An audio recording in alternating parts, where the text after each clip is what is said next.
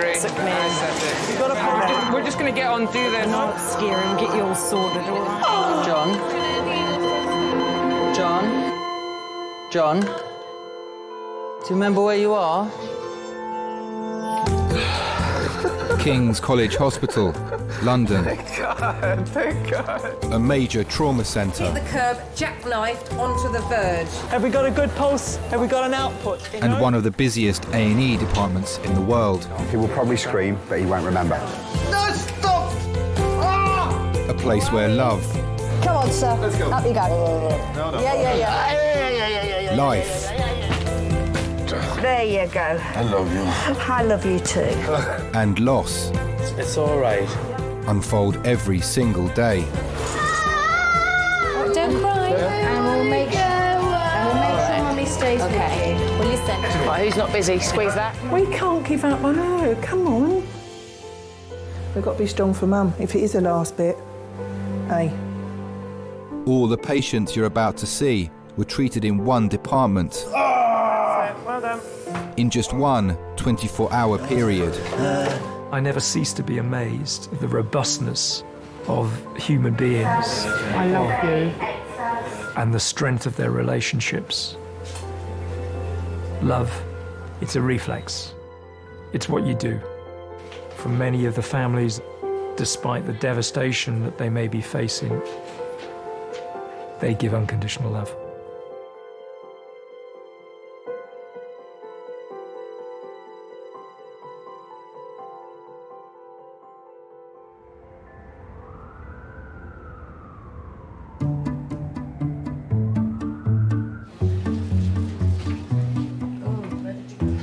What was I doing when it happened? American friggin' football, right? I've got to go home and keep it in a sling and keep it elevated all the time.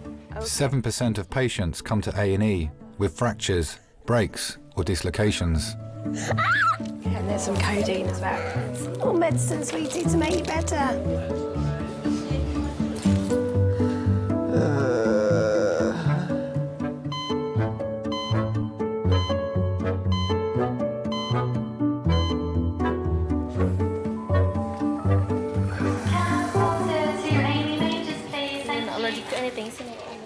Where were you playing American football?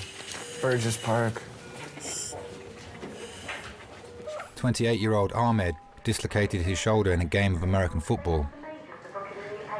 It's going to give you something to sickness first. Yeah. Apparently in London, you guys have a few parks, so the parks are pretty big, though. Where are you from? They're pretty big when you get to them, so... Canada. Whereabouts? Toronto, Niagara Falls region. T-dot. T-dot, yeah. I've been here this is my 3rd year now. Okay, you're studying? Studying pharmacy.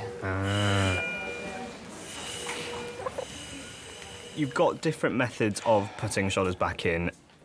You kind of have the discussion with your seniors or your colleagues beforehand, say, oh, I'm going to use the Cocker's method, I'm going to use the modified Milch method, or I'm going to use all these kind of methods. When in the end, it's kind of like, and then you just pop it back in. Yeah, I can feel it, I'm just talking about nothing. Right, you ready to have a go? Yeah. Okay, let's put this on that side. Have you got the collar and cuff? All right, I've got you.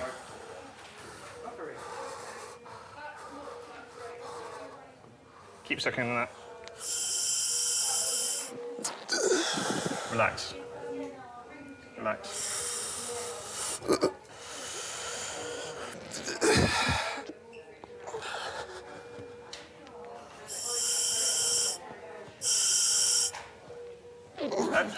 Keep taking nice big deep breaths on that. Relax.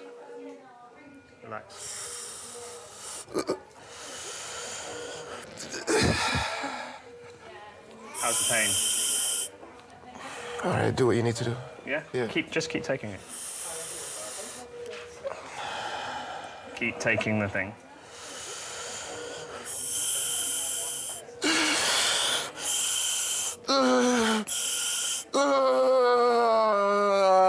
There we go.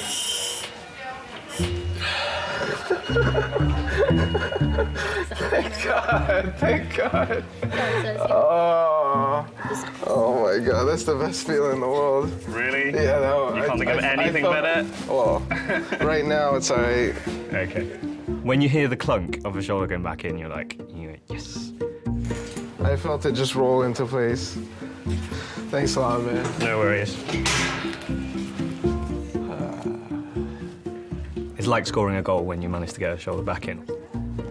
Or winning £10 on the lottery.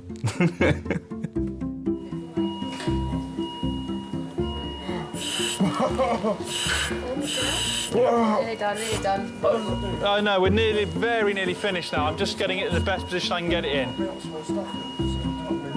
We often see patients come in walking for 3 days on broken ankles saying, oh, it's a bit stiff, doc.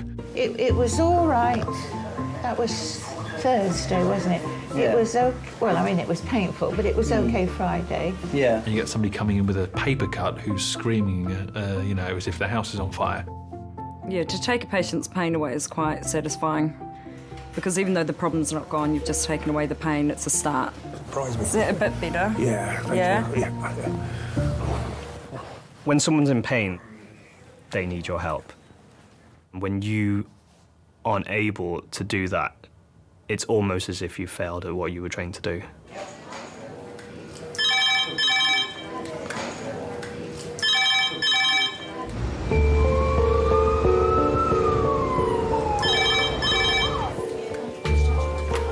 Hello, Kingsley. Yeah. Okay, so just you had morphine and... thank you, bye. The paramedics are bringing in a 24-year-old man. This is his third admission for chronic pain in the past 2 months. Red phone 9 minutes, red phone 9 minutes.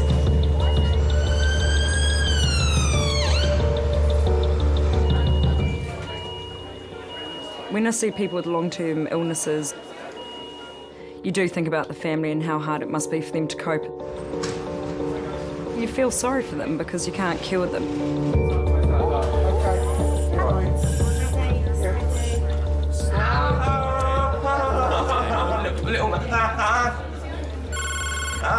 Hi Malcolm, it's Rubiel. I've got a 20-odd-year-old chap who I'm going to refer to the medic. He's got Betchett's disease and it's quite complicated.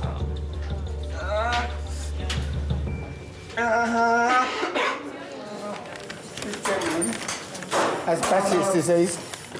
It's a syndrome. Pain all in his hips and down his legs.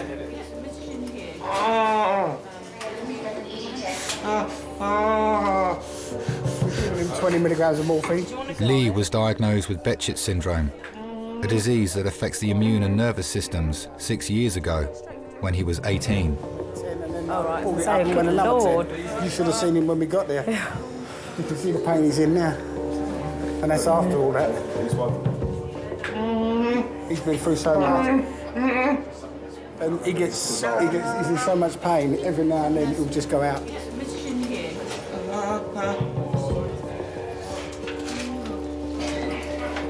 Can you two do something simple like go for a walk together? No. He can't even go to the shop downstairs because by the time he's done that, he's in agony. He would have been doing football, he would have been dancing a lot more. He would have been in the army.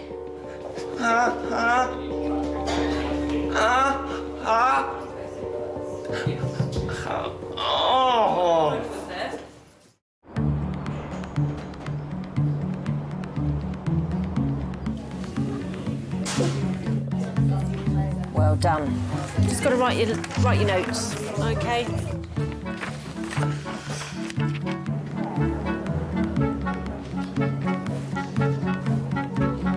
Danny, Neil, can you follow me? Hiya. Hi. Dad of one, Danny, has come in with a swollen toe. I'll take a seat. Yeah. Hi there, my name's Chris. I'm one of the doctors. What can we do for you? Well, I put my foot through my son's bucket just under 2 weeks ago now.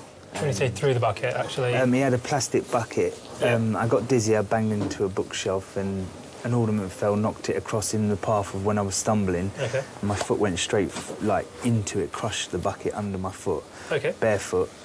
And for the first few days, the whole of my foot underneath was all swollen. Okay. But my big toe, which actually at the time, thinking about it, was the most pain I had. And have you seen your GP about it? No. OK, why not? Because I just thought, look, I just bruised it a little bit and it'll get better, but it hasn't. So what made you come in to the emergency department today? So you've had it for 2 weeks.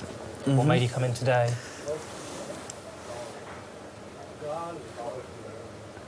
Well, I didn't really notice it before. It was just today when I actually put them down, I noticed it, so I thought I'd better come and get it checked. Can we have a look at the other one then?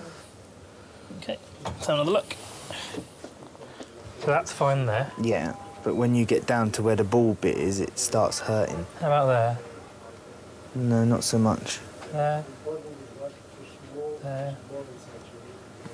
Sorry. So that's the worst bit there, is Yes. it? OK. It made it hurt up here, yeah. OK, let's get an X-ray of that. Men, in general, handle pain less well than women. Have you had any painkillers today? No, I haven't had nothing today, because I haven't had nothing to eat, so Would you I like haven't... Yeah, actually, I could... Well, no, because I haven't eaten, so I don't really want to. OK. I don't know if that's because we get mothered by our mums as little boys, whereas girls are left to get on with it. All right, the X-ray's fine. Yeah? Yeah, there's no fracture, no break, so it's just bruised. OK. So just simple painkillers. All right, thank you. Cool.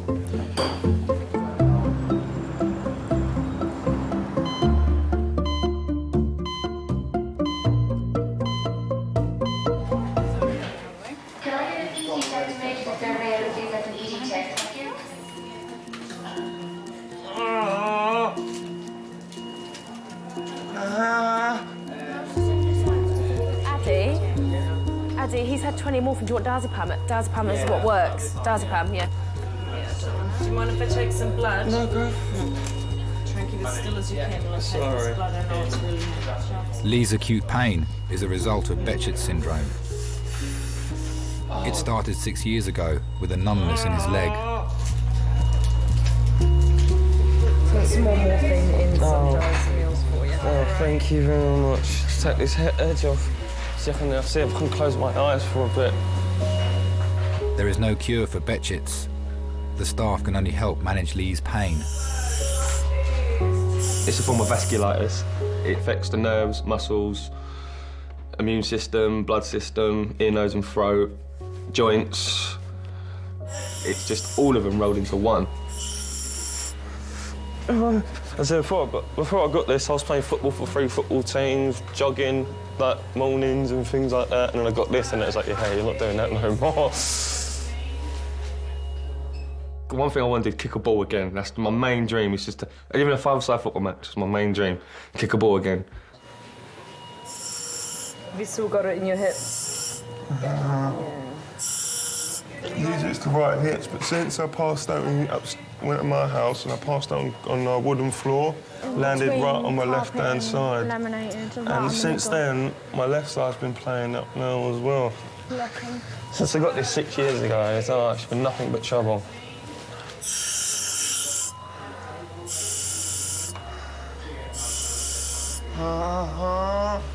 When I go past grass and smell like fresh cut grass, that's one thing that gets me still to this day. It just brings me back memories of back when I was playing before I had Betchett's. I love that smell. I could sit there and just smell fresh cut grass all day and just be happy.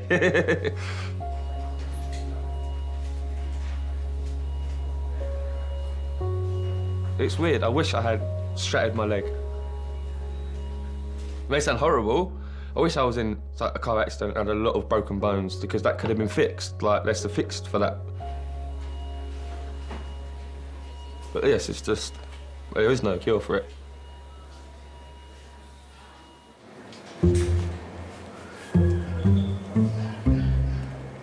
Man, I was more drunk last night than I have been in, like, several days.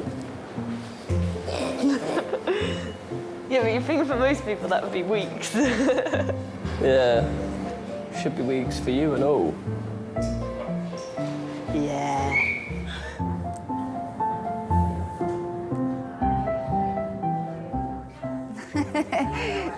You're chomping away like a monkey there. Very hungry. Kamladi has earache. She has come in with her husband Ravi. She was having a problem with her ears. So you had a pain in Somebody your said to put a stick of garlic in your ear, that will reduce the pain. Okay. One clove. Not the full one, only single one, yeah? Oh, yeah. You can see it, huh? Yeah. Okay. I'll go and speak to one of my seniors and then we can come back. Okay.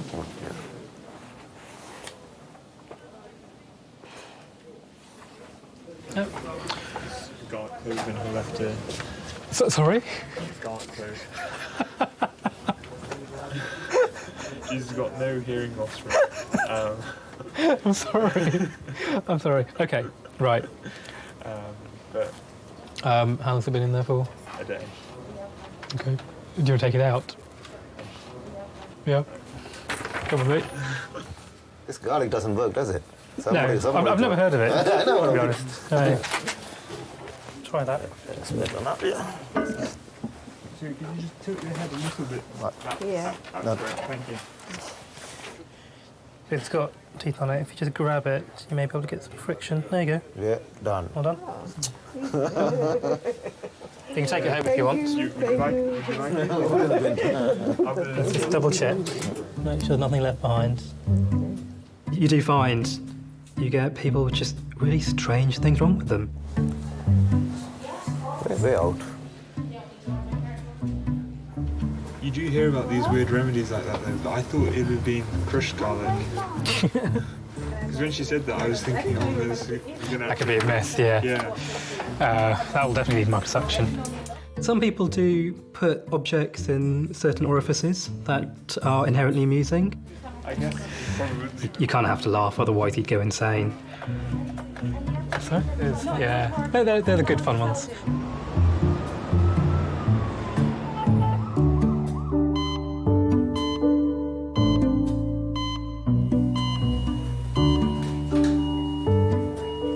Lee, darling, your mum's here. Do you want her to come in? Yes, please. Mum. Right,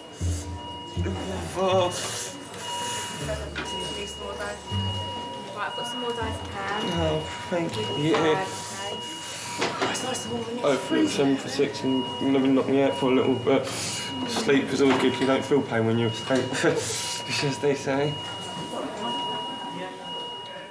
Lee, when he was younger, he used to be in a football team, do training, just started work as a doctor's PA. Yeah. Very outgoing, happy boy, always out. Please get my socks on, please. My feet are really cold, let's get socks on. You know how to do it, just roll. Oh God, I can't even get pronounced words properly, this is getting ridiculous. Row your boat? Yeah, rowboat, don't you done? Stream. Well, let's start kicking in a minute, mate. And then one day in work, he couldn't feel his legs. And we rushed him to King's, obviously, to try and find out what the problem was. Kept him in for about 3 weeks and eventually got to the point where we found out it was Betchett's. It's not cold feet.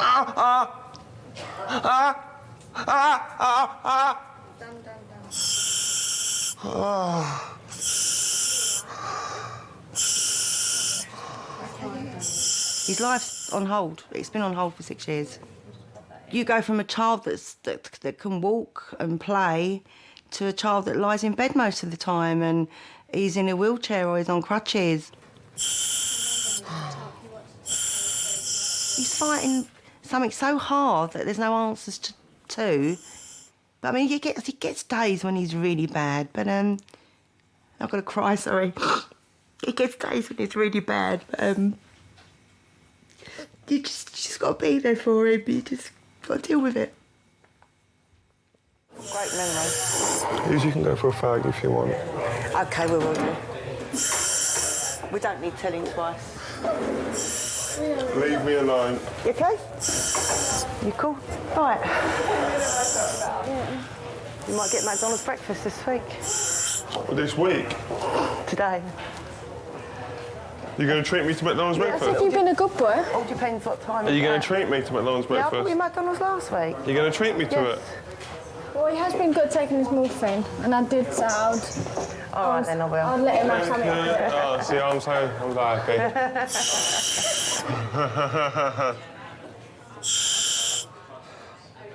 No, I said I was going to get him something for when he takes it.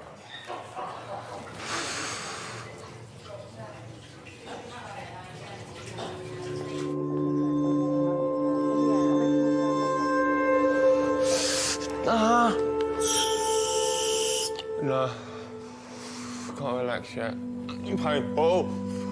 The weekend we decided to go up to Nick's. I'll wear heels.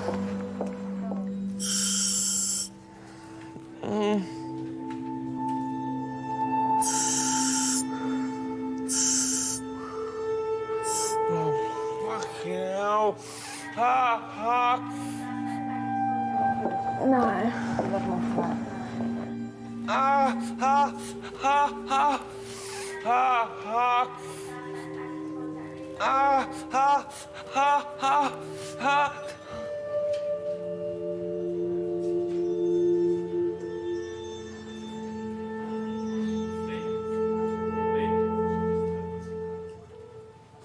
Lee? Lee? Lee? Are you alright?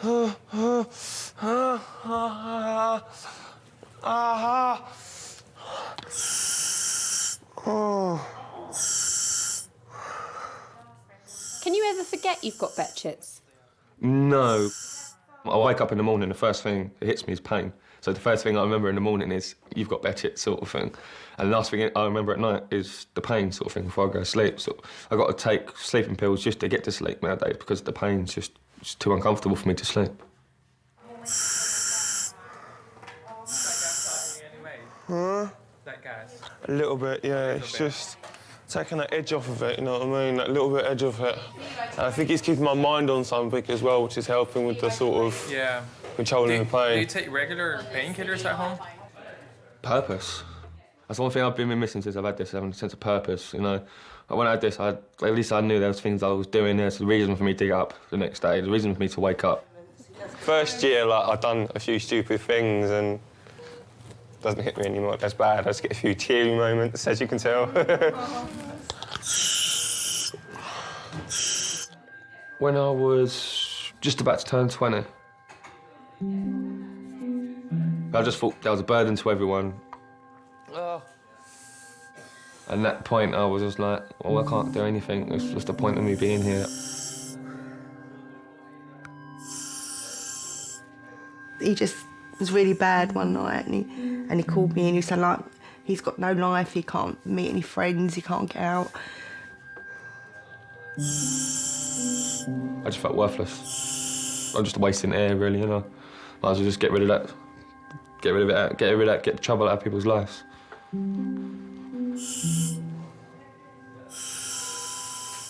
So we lived 3 floors up and I was sort of looking down at the window.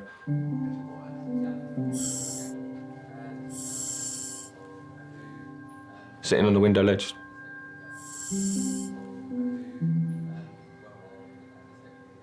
Just back to sort of lean forward and just go onto the concrete. Mum saw me at the window. She just dragged me in and went, that's it. It will take you to a shrink. Head back. And he's going to go sleep your head back, that's it. Back a bit. Make sense?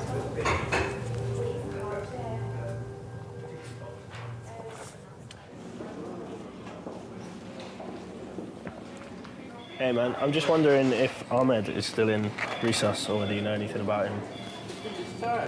Has he? Oh, they discharged him. That's cool. All right, thank you. That's great news. Ahmed's already gone home. They let him out just after... American football coach Jacob has brought in Andrea. That's unfair. I want to go home too. He was knocked unconscious in the same game as his teammate, who dislocated his shoulder. Head up, man. Eyes open. Let's not fall asleep.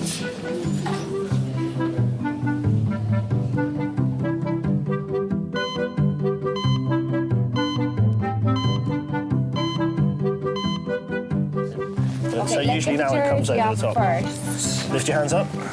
Hands up to heaven. Oh my God. Okay. I'm very sorry. What happened?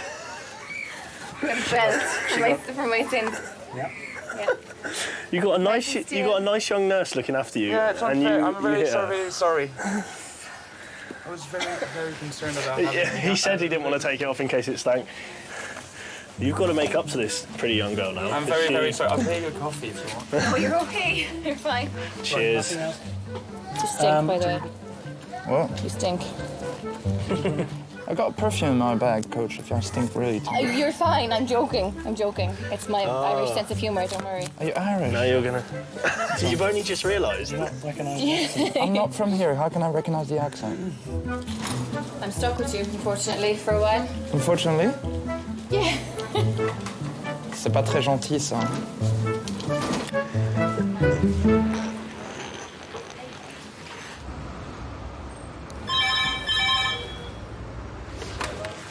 King's Recess. Yeah.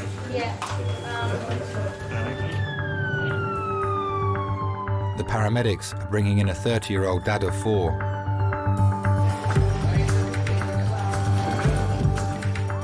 He was found unconscious at the bottom of a stairwell.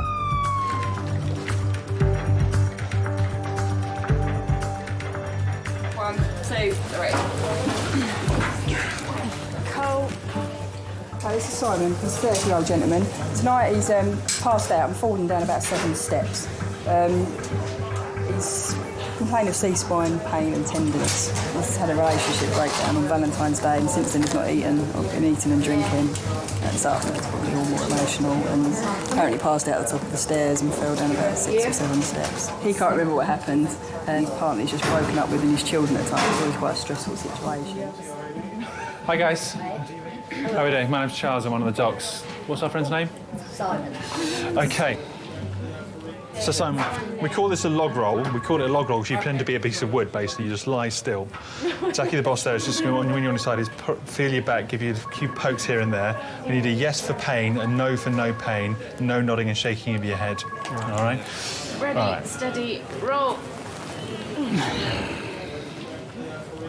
Sorry, Simon.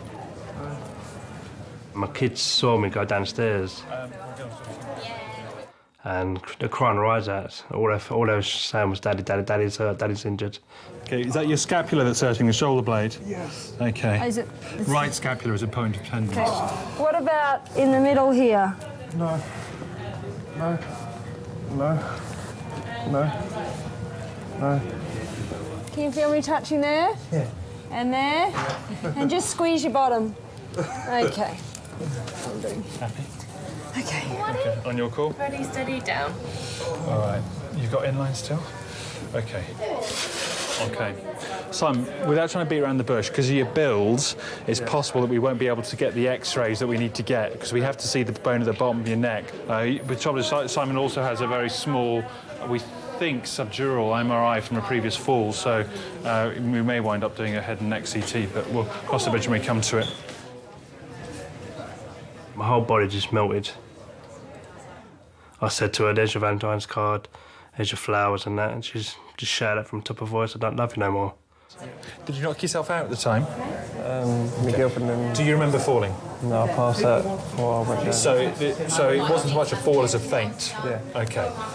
Your background health? Asthma, diabetes, kidney problems? I'm fine. Regular medications? Fine. All right, OK.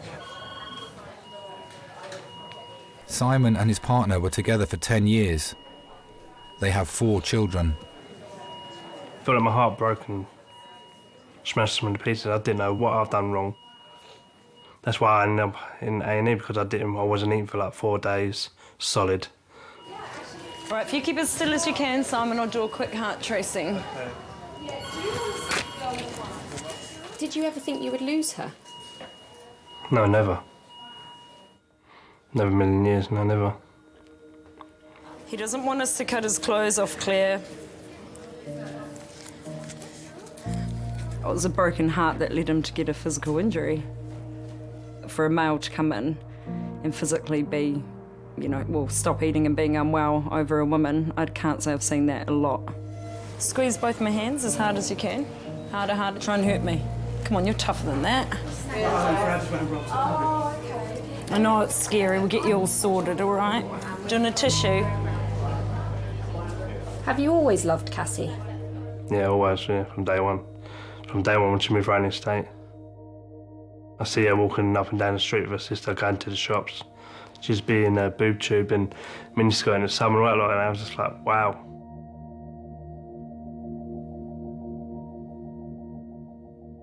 Do you want your sock No, back you on? got no, yeah, can you want something floor getting cold? Why'd you take your sock off? Because she had a really bad itch and I couldn't get to it.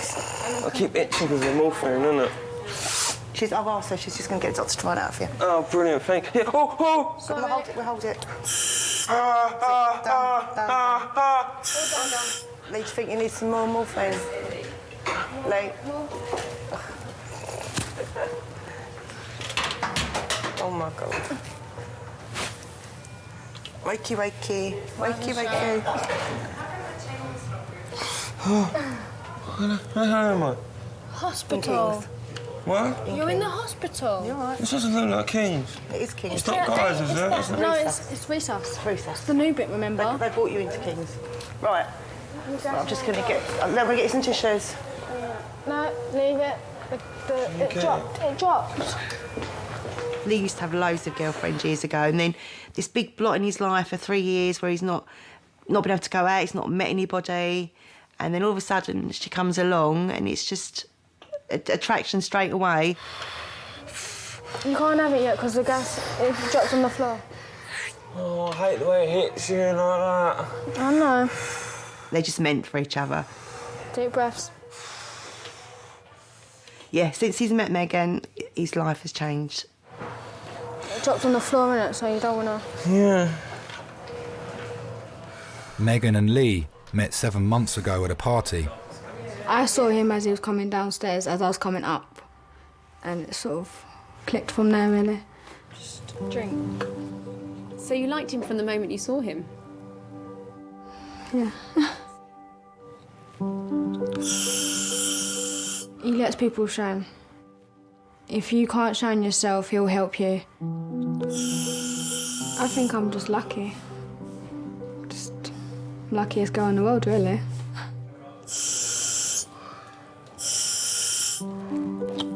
Where's the drink, babe?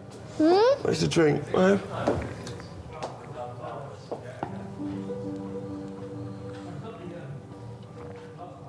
The first time I had an attack was about 2 weeks into our relationship, and she slept on this little tiny chair, just didn't want to leave me, did not want to leave my side, and I was like, wow, it's the one.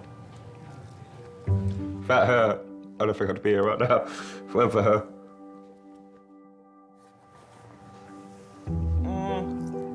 My head was getting back to a point where I was in a place where it was getting bad again. And she sort of just cut me at the right point. Oh, sorry. Really itchy, morphine. What my head was like before she came along, sort of thing. It's just, wow, that's how lucky I am to have her. That's how lucky I am to have her. Just so I keep thinking, lucky. Oh. Okay, so it's that.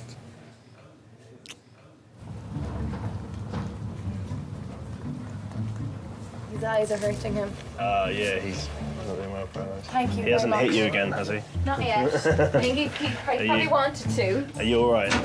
He didn't hurt you, did he? No, I'm fine. Good. You do stink, though, you know that?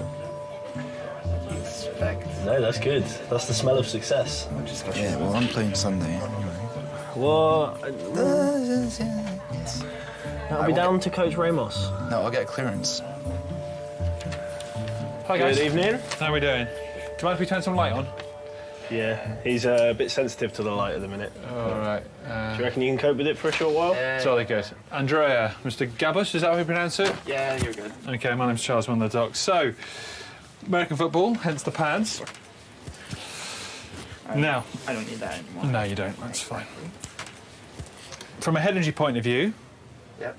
no imminent risk of concussion. OK, the slight light intolerance is a bit unusual, but I'm sure that'll settle. I'd avoid contact sport, unfortunately, until it settles down. To when?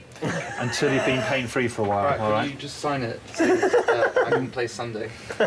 I can't sign anything to say you can or you can't. The advice would be not to play until the pain is resolved, all right? Okay. All right, hold fire there. We'll get you some painkillers and get you on your way, OK? So that's cool. That's great news. There you go. All's good. Yeah, I was faking it, probably. Thank you. I'm Take sure care. you'll see another Bye-bye. one of the teams sooner or later.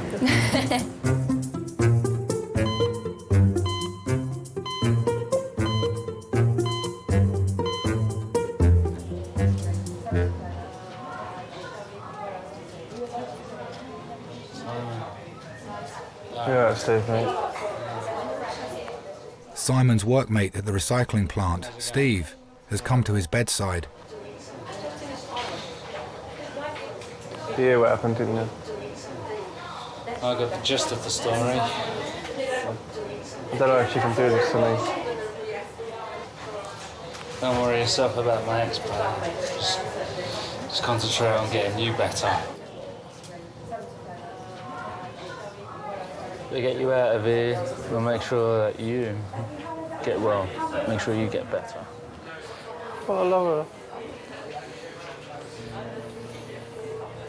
Take care of yourself, Simon. All right? I'll see you when you finish. All right, cheers. All right? I'll wait for you. All right. Yeah, literally just feel like that. Feel tiny. You think, hang on a minute, you know, big as I am, the world's crashing down on you, and you feel like a little mouse. You ain't as big as you are no more. As soon as that woman says that, it's game over. Yeah.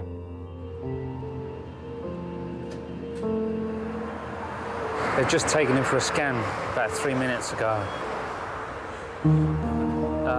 He's under a morphine drip at the moment as well.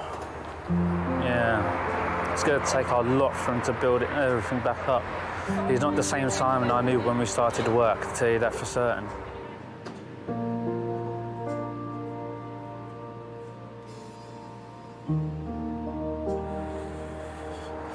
Trying to keep Simon's spirits up, but even that's bloody hard. Just have to see how everything goes. Ready? 1, 2, 3.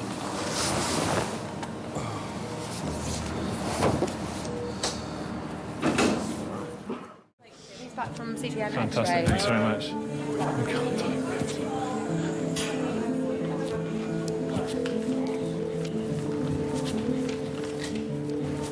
All right, Simon, your scan's fine. Let's get this for you, huh? So you let's take me off now. There we go. Now, I don't want you to start turning cartwheels or anything because you've been flat for a little while. Oh, man, that's better. OK, I'm just going to sit you up a little bit, all right? Simon's nan has come to take him home. I'm just going to sit you up a little bit, just let you relax, all right? And then I want to come back and re-examine your back a bit now that we know your neck's fine and see if I have to order any more x-rays or not. 20 mils Gaviscon, yeah? OK.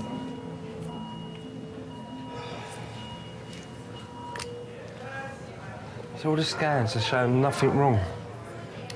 What's going on? Well, probably just fainted because you lack of food in his stomach.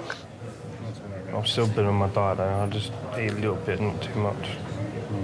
3 Brussels sprouts a day. That day. 3 Brussels sprouts, no thank you. I had 2 Brussels sprouts today and about 4 carrots.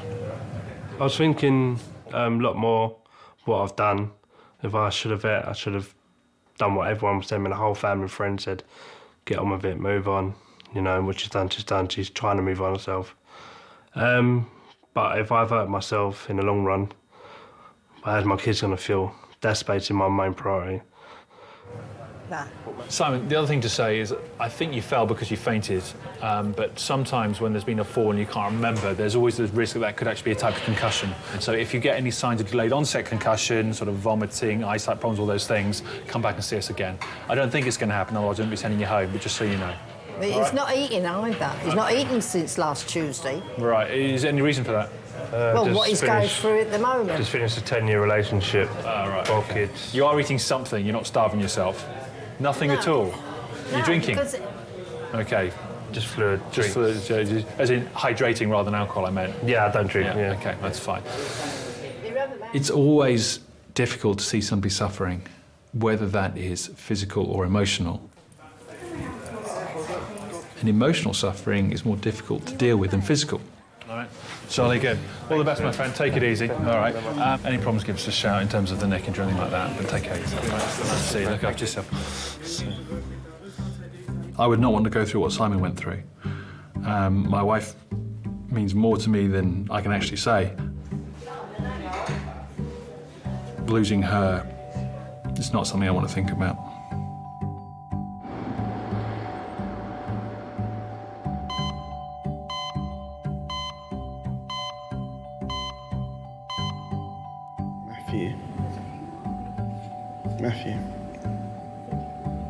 Matthew, yeah? Would you pay £711 for flight and hotel to New York? No, too expensive.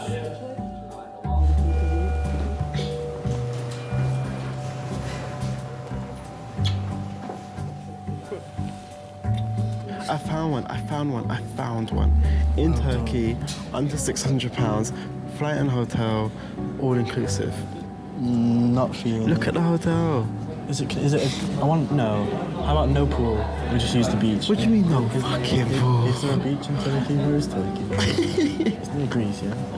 Is your pain getting any easier with this one? Yeah, a lot. The cause of Lee's Betchett's is unknown. Some sufferers grow out of it in middle age, but for many it's a lifelong condition.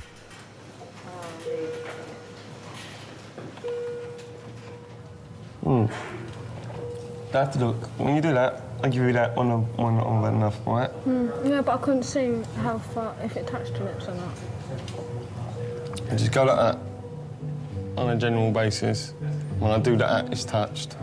When I do that again, it means I've had enough, all right? Means that, yeah? Let's try.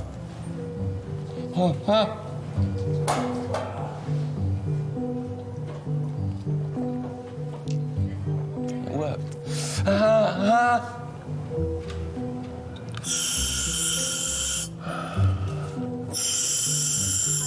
So how many times have you had to come to hospital with me now? My newly engaged fiancé. You don't have to keep saying it, you know. Yeah, but you're my newly engaged fiancé. Yeah. My beautiful fiancé. Do you like saying the word fiancé? I love it. Fiancé. I love saying it. I do. I love showing. I love showing her off. It's just one of those things. I love showing her off. I'm just happy. Gassina, why have you taken it off your finger? Please, man, annoying me. Put it on that one then. Okay. Do as you're told. I don't like it. It annoys me. Oh, shut up. Okay, I thought we were a couple already. Stop moving.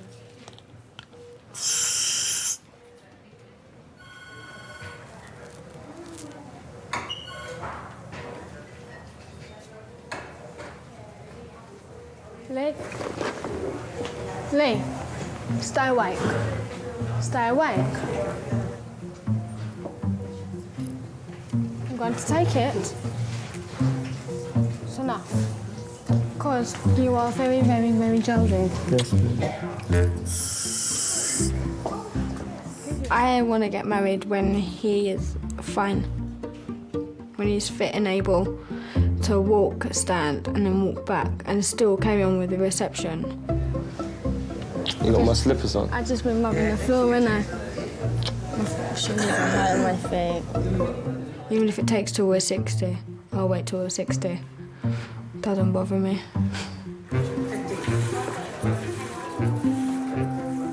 This is really hard. But I'm not going to lose this. It's not going to beat me. Nothing's going to beat me. It's only one thing that's going to beat me, and that's me missus.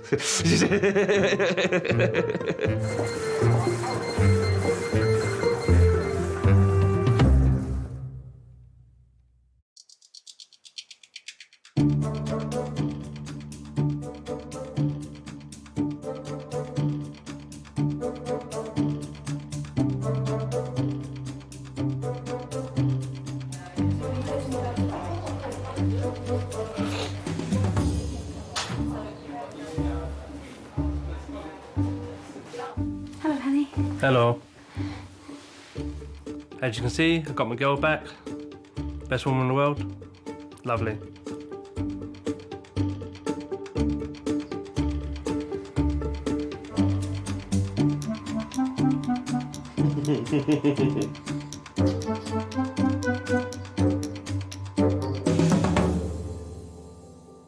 I just kind of, as I do, stumbled and fell, but how much you had to drink just for health reasons. People don't come for a laugh to the Emergencies, right? It's not like a comedy club. Well, I don't know. Sometimes it is. It hurt to lock my phone. There is a massive spectrum in the way you can die. It can be very peaceful and comfortable, and that's very difficult to recreate in an A&E department.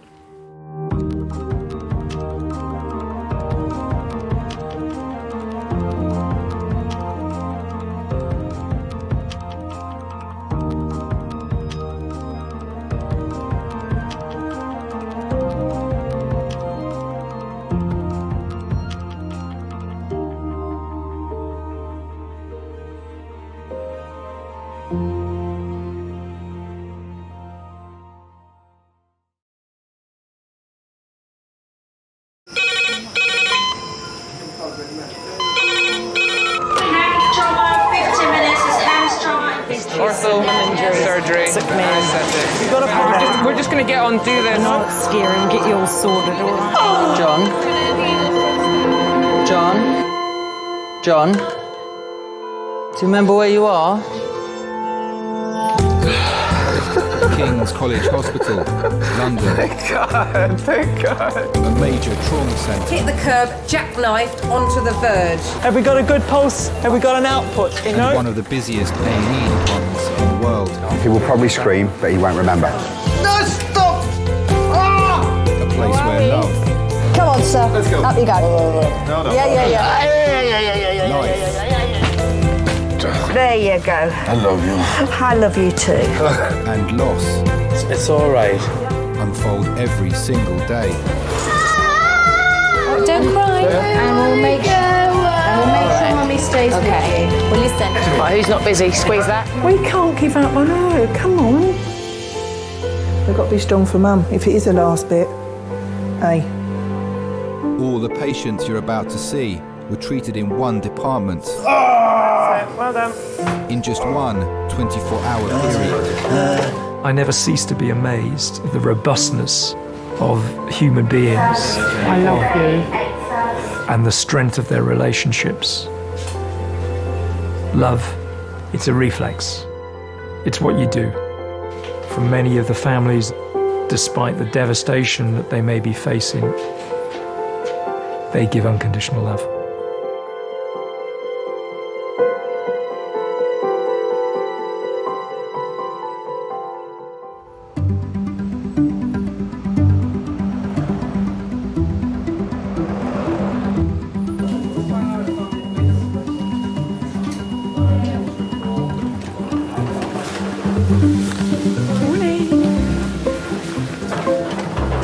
I've got trauma, I've got stroke.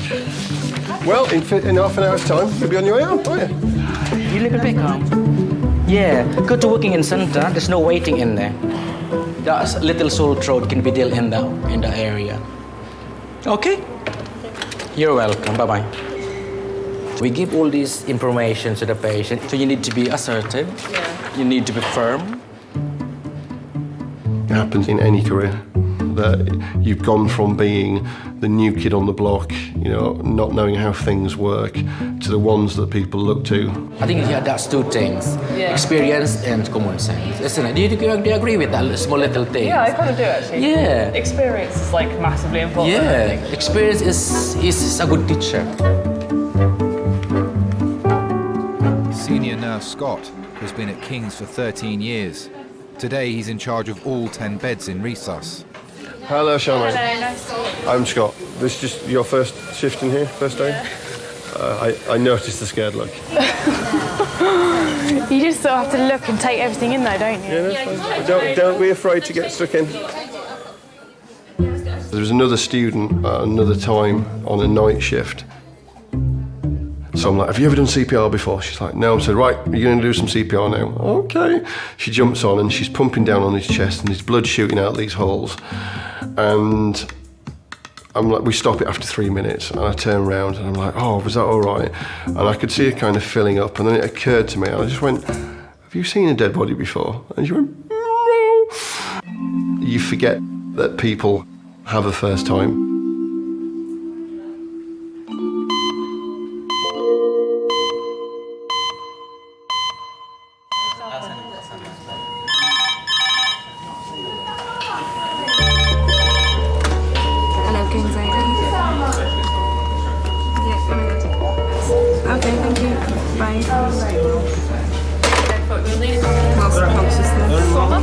Fall from about 3 metres, head injury, LOC, GCS now 15, facial injury, C1, C7 tenderness. Hello. Hello, pay attention. Get you oversleep.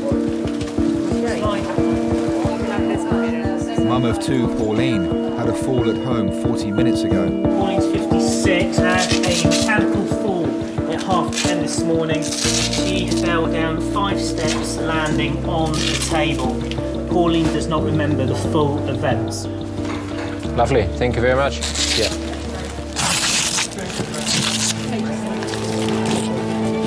Okay. For you.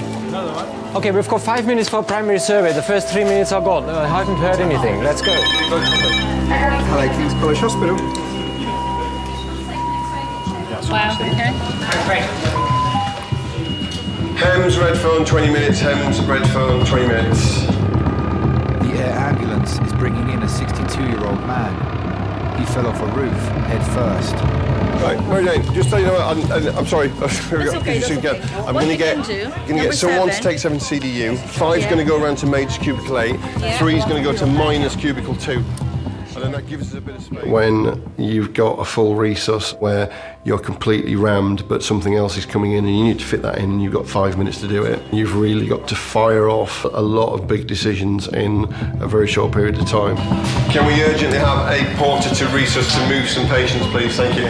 Excuse me, I want to go to the toilet. Where? Can I walk right now? No? No. There's 3 of you here that it's waiting. They're all going to fight for one bed. Okay, we'll have to split this trauma call off a little bit. How many orthopedic surgeons I've got? 2. Can I leave you with this one then? So what we definitely need is C-spine, CT head. Happy? I'll leave you to it for now. We'll do the other one. Right, surgery. It's here, it's here. Orthopedics. It's here. Anaesthetics. I'm standing for him. It's here. Yes. Do what I tell you, you'll be absolutely fine. Fine. Put some gloves on and an apron. You're helping. So that'll be Hems from the park. So Clem, just to give you an update, 60-year-old male has severe head, chest and abdominal injuries, is cardiovascularly unstable and intubated and ventilated. This is this patient, You're going now, are we? We are just going to take you next door. There's somebody quite sick coming in, so we have to make a space. Oh, it's okay, yeah. If you want to get hands on, do. If you just want to stand back and watch, I'm not forcing you to do anything you don't want to do. I want to get in there, but I don't want to get in people's way. You won't get in people's way because you'll be told to get out of the way. As soon as he rolls in through the door, he's attached to blood. So we could be looking at chest drains, we might even open his chest, or we could be looking at just, there's nothing we can do here. He might already be dead by the time he gets here.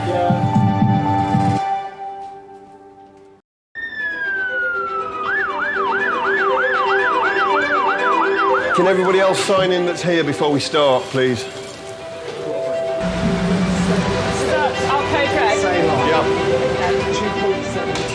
A 62-year-old man with life-threatening injuries has been flown in from Sussex.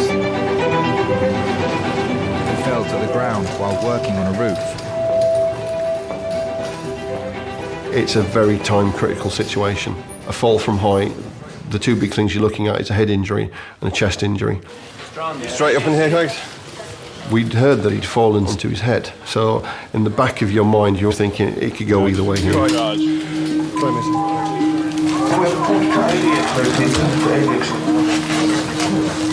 Okay, so it's on Mark's count. He's got the tube at the top. Okay, we'll go on ready, brace, lift. Ready, brace, lift. Coming out. Okay, we're all ears, thank you. Hi guys, this is David. He's approximately 60 years of age. David has had an unwitnessed fall 30 feet off a roof, landing on concrete. Injuries top to toe. He has a traumatic brain injury with a right parietal hematoma. He has chest injuries with suspicion of bilateral rib fractures and concerns of intra-abdominal bleeding. Okay, thank you very much. Okay, first of all, I want the blood connected in cardiothoracic surgeon, 2 chest drains in the thoracostomy. Primary survey, we've got 5 minutes. Come on then. Ventilation, Jenny. Blood is being connected, yeah? Peggy, that's me. Okay. Okay, chest drain, please. And just some 10 silk, please. Since arriving, David has been given 3 pints of blood. Good. Primary survey plan. Blood being taken, blood is coming up, chest drains in, and we should be ready to go for scan very shortly. Barbara, do we have any details for him, name-wise? What? Yeah, come on, so we've got David. David Okay. Okay. Are we almost ready to go to scan? From an airway point of view, yes, we got drugs. Okay, let's go. He went to work as normal. So he used to fit aerials and satellites up on the roofs. He gave me a kiss goodbye, and I always give him a kiss and say goodbye and, you know, have a good day and all that, and I didn't this particular day. I was always saying to him, it's about time you give up. But no, he wouldn't. He loved it.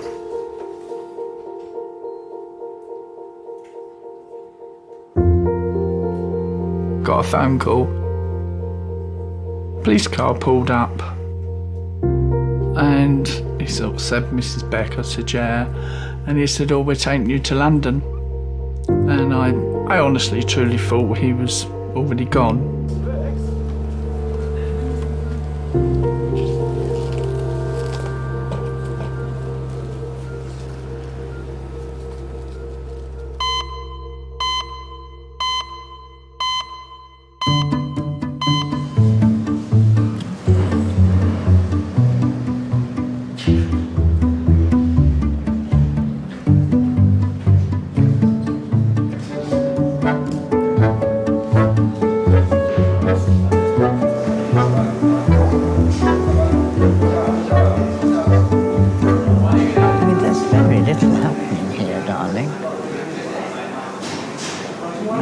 Very little happening. I mean, they're not busy, are they? No. That would be a young doctor arriving.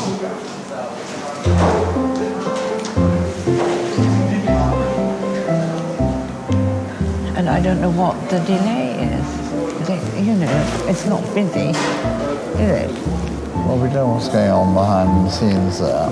Don't the people have to be here first? True. To go on behind the scenes? Certainly this can't be sorted out in the next couple of days or so. I'm going to be very handicapped.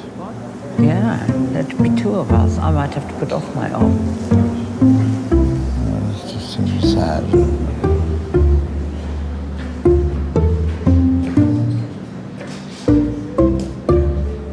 I haven't got a space or a nurse. You just wait there for 2 minutes. I'm getting both. Oh, lovely. Tess, number 6. Six. Tess, can you just take this new one? Status. Okay. Lovely. Thank you, Tess. Well, his CT is going to be delayed, isn't it? Unless we find out when it's where, because they're going to be chocker with these 2 now. The CT. 56-year-old Pauline's been given pain relief. She's now waiting for a CT scan to show the extent of damage to her spine and neck. Just arrived status. Just needs to go into CDU. Medics. Just arrived, gone to AAU. Yeah? Thank you. No, that's fine. I know.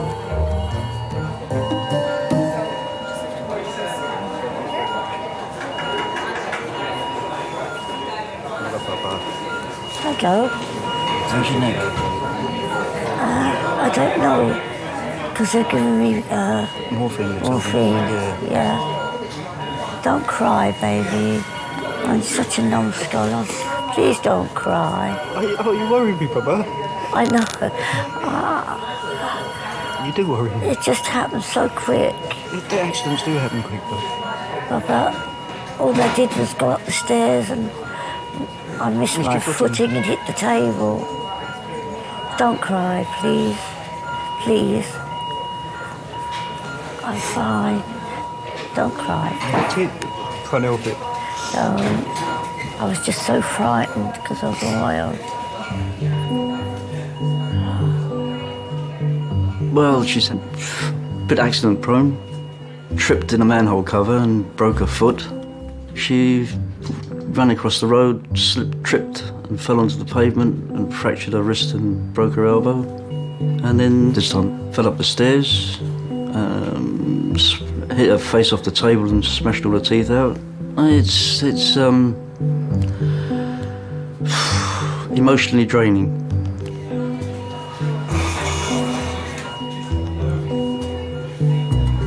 Well, I keep trying to tell her that, just slow down. You're getting old now, you're older, and just slow down and try and take things easy, rather than dashing across the road and falling over and falling up the stairs and, all the stuff that's happened to her. Yeah, it's been a bit scary. I hold her hand more often now when we go out. Have you seen the bottom teeth? No, I don't particularly want to. Oh, man. It's just my teeth. There's not many of them left.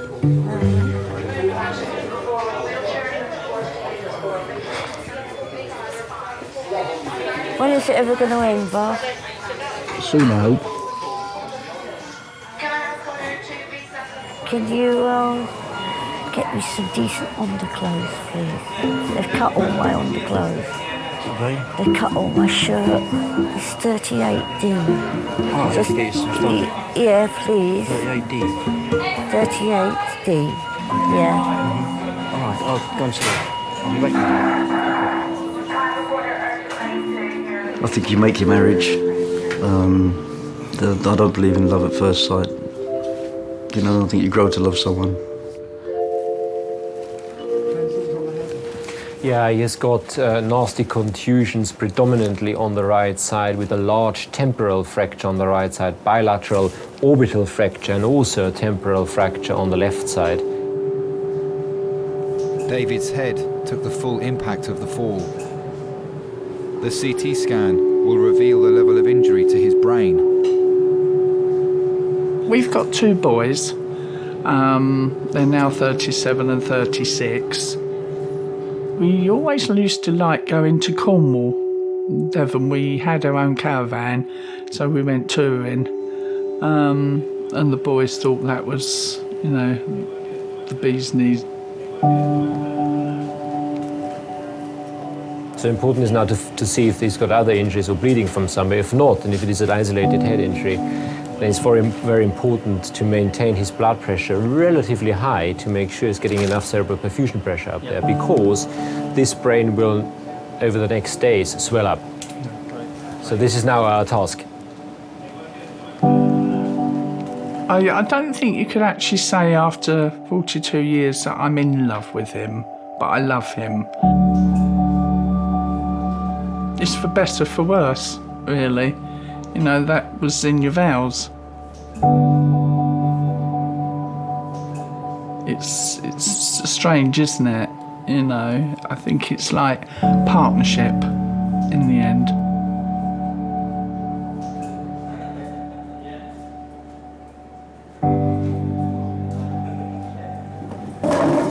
Right, you're going to roll you again. There you go. Madam, you can sit in one of this chair. Okay. Opera critic John injured his ankle while on a skiing holiday. Right, you're John Bakan, is that right? That's right. And how young are you now this time? I'm like 78. Right, good. Right, how can I help you today, mister? Well, I found the second morning running that my left ankle is so sore that I can hardly put any weight on it. Right, okay. Fall in love, don't forget we were in our 30s, you know. It wasn't romantic love, oh, here's the love of my life. It was just a very interesting man and very charming, very easy. He asked me to go to an opera, the English version of Wagner opera, and we've been going to music ever since. I've been married to John for 42 years. So we tried massaging it a bit with oil and did not make the difference it made yesterday morning. So you're being oil massage? Yeah. And pain relief? Yeah. Sorry, I didn't take any pain. Oh, right, okay, just the massage. Yeah. She wear the trousers, do you think? Yes, I think probably she wears 1.5 of the legs of a pair of trousers, yes, I'd say so. Do you have any medical problems, sir? Yes, I'm suffering from prostate cancer. That's been treated. It's got out a little bit of it onto the pubic bone. Yeah. So he's on female hormones. Okay. Casodex. Daily. Many men die with cancer rather than of cancer. And that seemed to me a fairly encouraging thing to keep in mind. And I never had any pain, so I've been lucky, perhaps. Just stay on the chair. Yeah. And someone... medicines, if you need to know them. Oh, we got simvastatin as well. We got blood pressure. We got cholesterol as well. The way I look at it. Cholesterol is under control. Good. Plus your diet, I think. You need to get your diet the done. Diet, we eat extremely well. You need to limit your level of oil, basically. The only thing he takes too much is fish is less oil. That's all right. My husband would say that I ruled the roost. In everyday matters, there's absolutely no doubt. You know, he's not interested enough, really. Right, sit you back to the waiting area. Okay. But with my husband, it's not a matter of let you do, really, is it? You know, you kind of accommodate one another, don't you?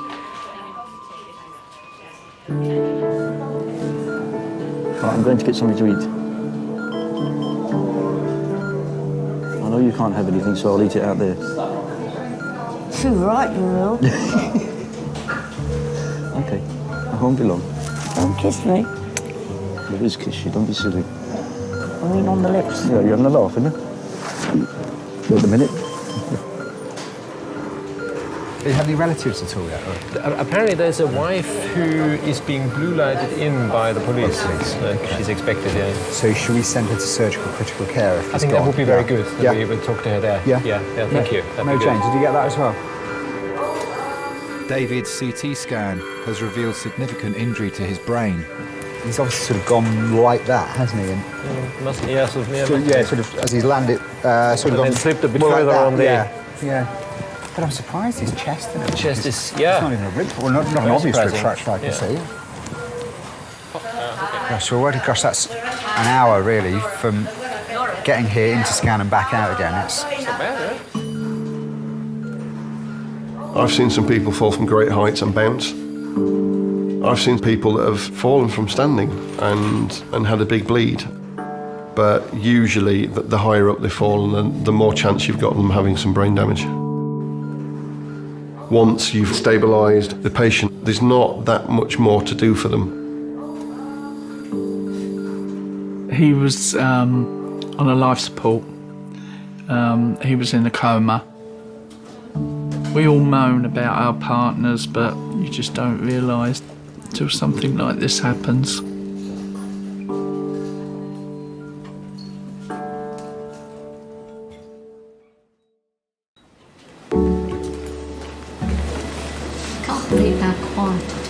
I can't believe how quiet it is. Yeah. The floor's a bit cold. Oh dear. So I can't get my shoes. I've got shoes here, I can't get on. all swollen. I put my coat on the floor. Getting chilly now.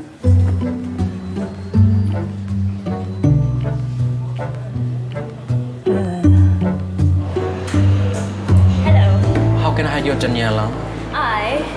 I'm going to Jamaica tomorrow. Oh. Say hello and goodbye. For how many? Like a month? Just for a week. With your girl boyfriend? I hope so. Enjoy your holiday. All right, enjoy. Oh, I love it, that Daniela. It's one of the FY2 dogs. This is quite sweet. You got a boyfriend? No. Really? Yeah, good girl. Continue with your studies and the rest will follow. Sounds good. Yes. Hello. Oh, yeah. How can I help? But I'll be next, nurse. You know? You're next, yeah.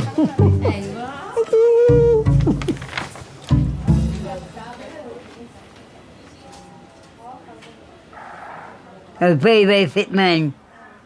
Just finished with the army in 1952, April 52. And it was, I went down to get a job, you know, at the Labour Exchange, and they turned around and said, "We ain't got no job for you." I thought, that's tasty. I said, you know, I've been out there for 2 years, right, doing your bit and pieces, whatever it was you had to do. I said, when I come back, there's no work for me. I said, tell you what, don't bother. I said, I'll go and get my own work. And I took to window cleaning like a duck to water. I was really fast. You don't stand going like this, clean the window. Come, finished, next job. And that was it, you know.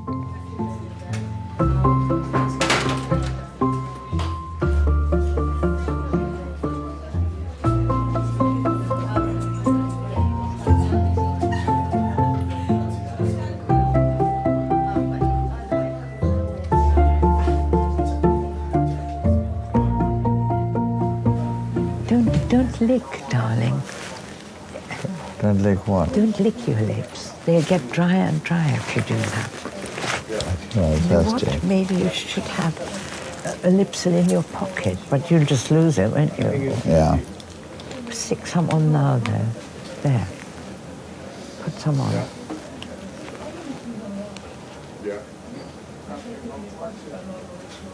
See? That's better, isn't it?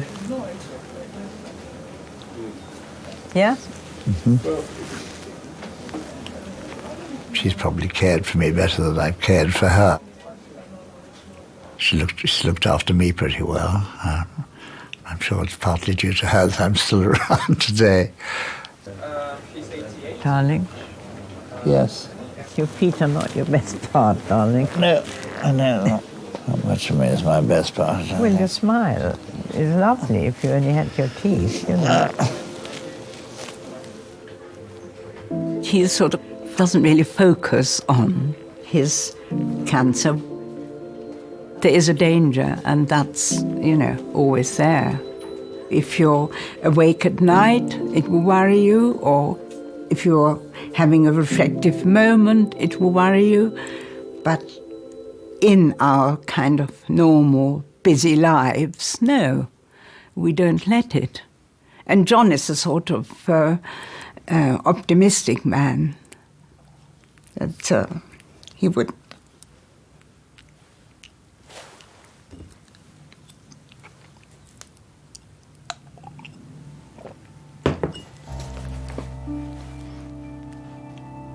So it's more around your ankle.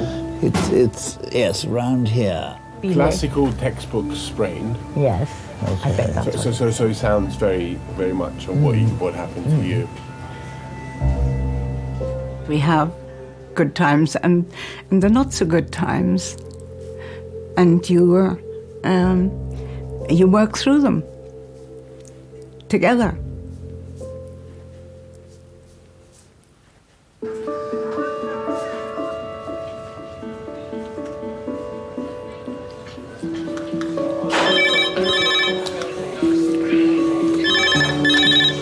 King's A&E. We're getting a little bit full now. Go ahead. Charmaine, do you want to start putting these on? Red hair, yeah? Yep. then black underneath, isn't it? That's it. It's 10. Lovely. Thank you. And another one. Okay, go on.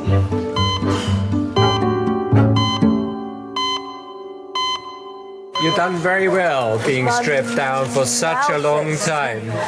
It's this that's given me. Oh, right, yes, it's very dry. There's a bit of crusted blood around there. Well, The results from tooth has gone Pauline's there. CT scan are back. Did you say it was Just one crack in the bone. Right. It's a bit further up, a bit higher up than the coccyx bone. Right. We call it the lumbar region. All right. Lumbar spine. Yeah? Yeah. And there's no specific treatment for that apart from taking painkillers, really. Yeah. Right. Yeah. Should we have another look at the back then? Would that be right? Let me... They found another fracture. Yeah. So I've got a bit of a bad track record. I've just got to take things a bit easier. It's not fair on John, you know, because he tends to worry about everything I do. I'm just a bit stiff. All right. I class myself as being very lucky. And I often think I put him through too much. And I don't think it's fair. He's an angel. I wouldn't be without him.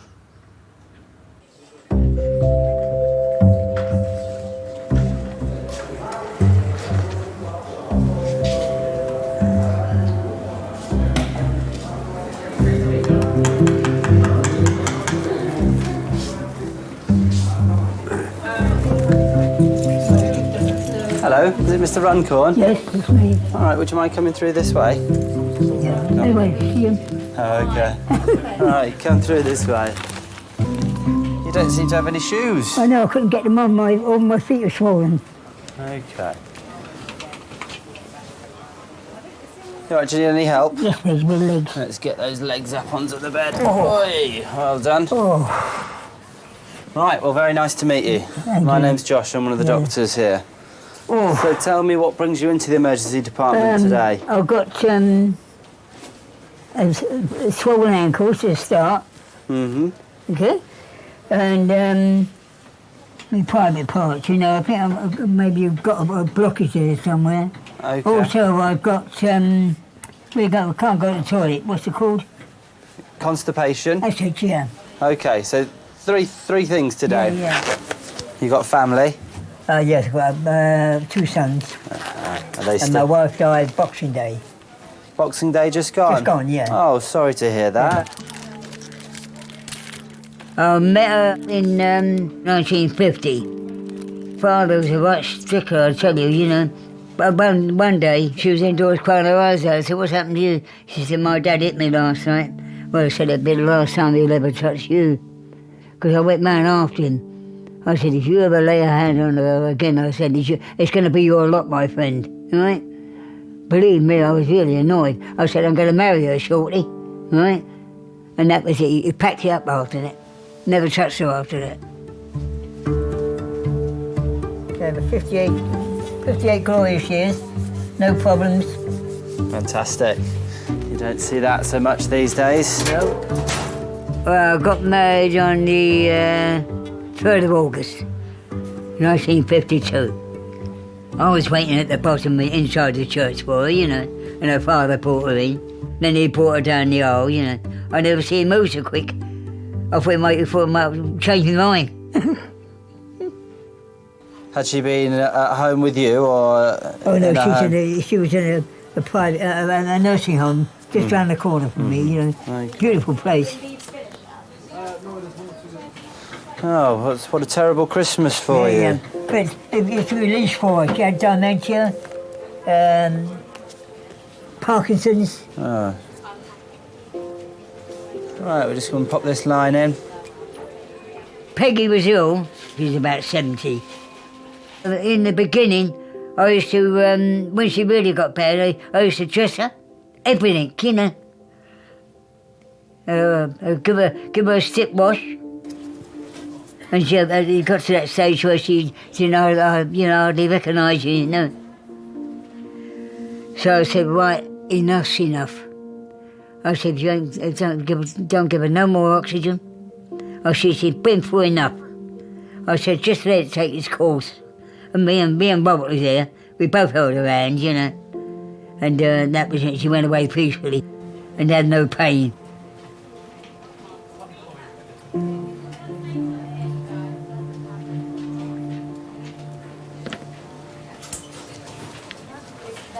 Who does all your cooking for you? I do it. You do it yourself? Yeah. How's your chefing skills? That's all right.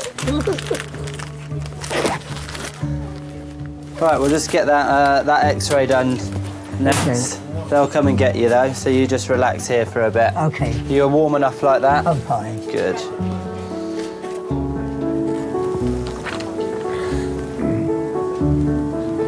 Thank you. And that's your water. Yeah.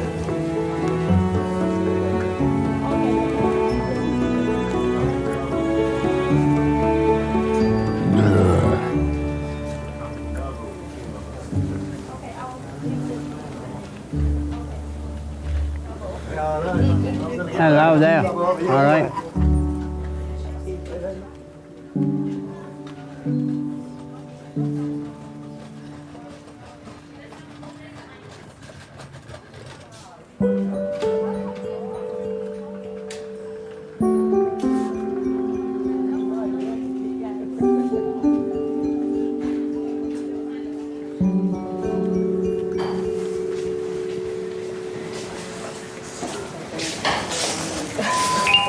Yes.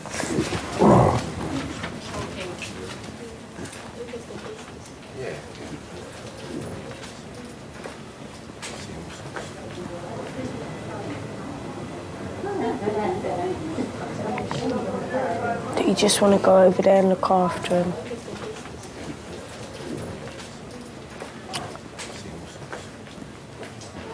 Old man. I know, I hate leaving him in the room. I want to go talk to him.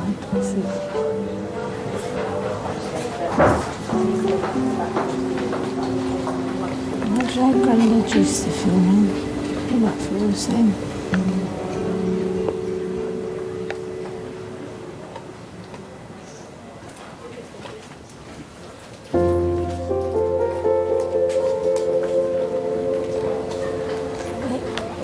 It really hurts, man.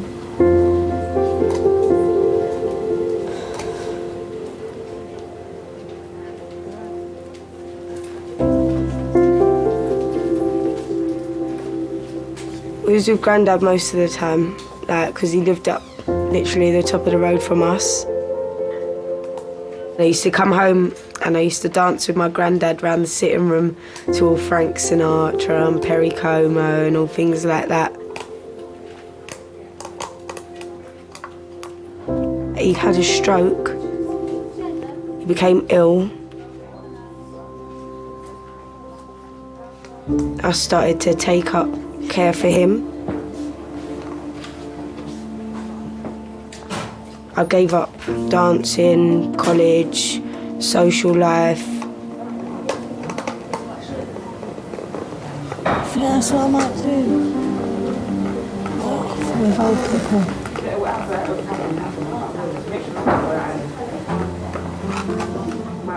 Don't think you'd have the patience.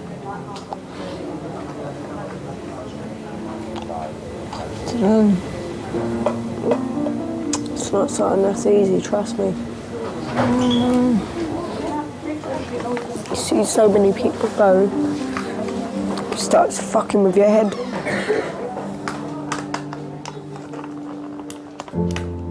Doing care work, it's not really the life of a teenager, is it? But that was my life. Just had to kind of deal with it, and I enjoyed it, so I didn't really... Didn't feel like you missed out? Nah. I feel like I'm missing out now my granddad's gone, because I don't really have that routine no more of I've got to do this and I've got to do that, and it's like I ain't got that smile no more to look at when I come home, and I miss it.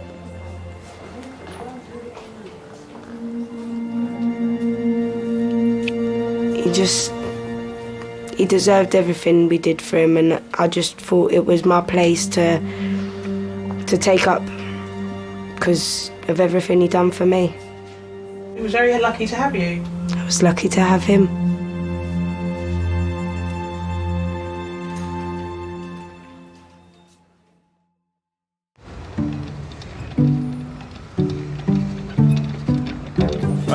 Is this the trauma one? The fall down the stairs. It's up in 5, but I'm not sure if the bay's ready yet. Oh, we've had a bit of everything close. Are you right? Cardiac arrest. We think like a full reset. Which is... A lot of the sisters are amazing. Their knowledge is just... It's not a patch on But anything. then I just think, sometimes, am I ever going to get to that level? Like, obviously you will. Traumas are reasonably simple to look after. If you're trained right, it's exciting, it's gory, it's the stories you take home. But if you want to be a proper A&E nurse, you know, show me how to look after a really good chest pain, sort out an asthmatic, being able to manage a good miners area, sit out and triage for 12 hours and triage 140 people and get it right all the time. Good A&E nurse is an all-rounder. Thanks for a lovely birthday. Yeah. Make sure you come back for a second one.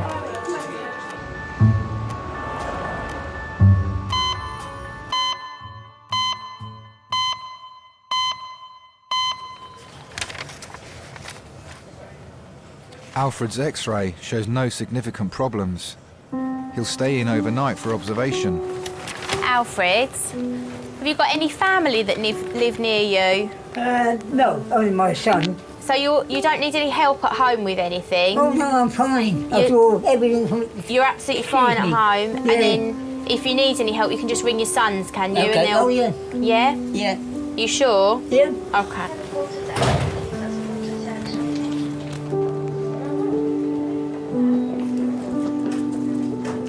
Can cook, sew, iron, all the jobs that a woman can do. Yeah. The times I've heard some things, oh, I wish I had you for a husband. Oh, I wish I had you. But you can't have me, I'm spoken for.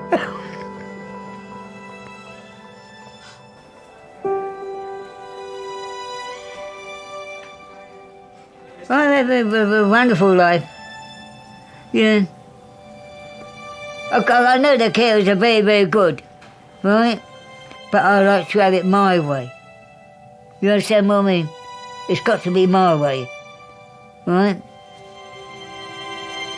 If we just wait on the chair there, I'll see if a porter can come. Okay. And then we'll take... Yeah. You're walking quicker than me, though.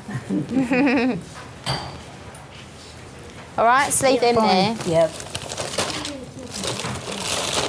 And I've got a couple of paracetamol for you up here. There you go.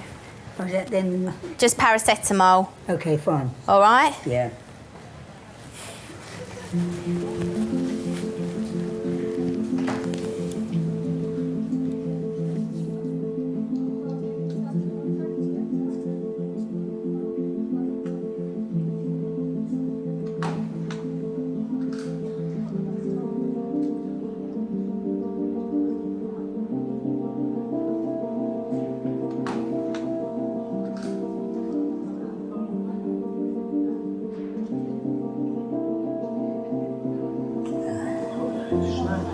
Sorry? Oh, Didn't say nothing, darling.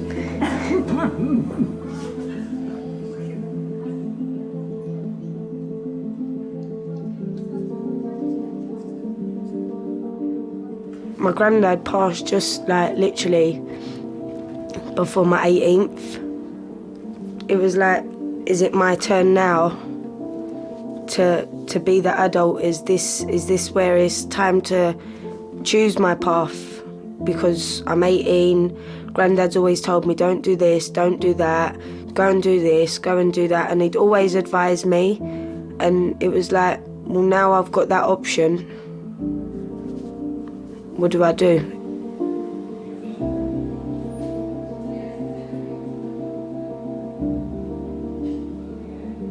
I learned quite a lot from my granddad. I think I got a very old soul. We're off. Okay.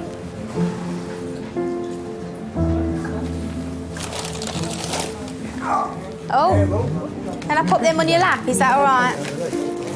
All right. Yeah. So much stuff, isn't there?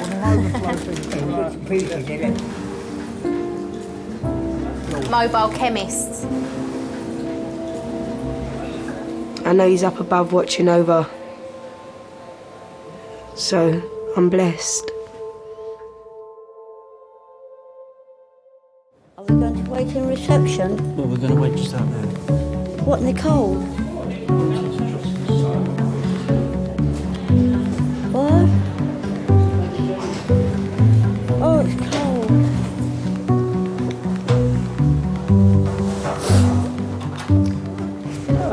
So just like the party, I'll be the last one here. For fuck's sake.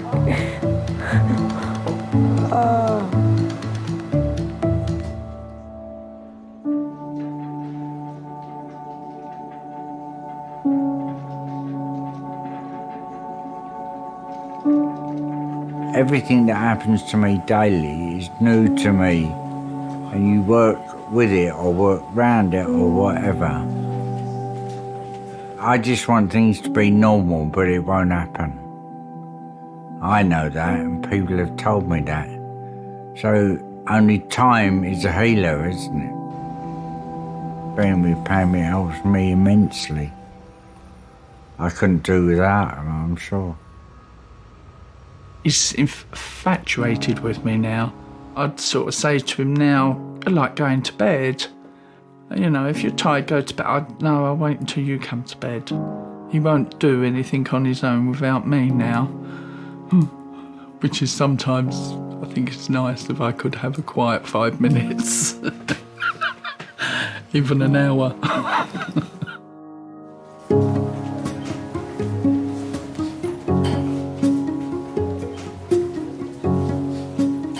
At Camberwell, I do private jobs as well, as regards cleaning. I've been going there 30 years. They think the world of me and don't want to get rid of me. I threaten to leave them, really. You're not going anywhere, you're not going nowhere. But I've had enough, you're not going anywhere.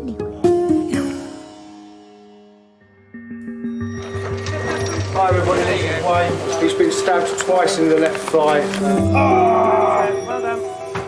As a parent, all you want is for your children to be happy and healthy. May not even be back tonight. You have one tumour and then you're told it's gone, and then it comes back.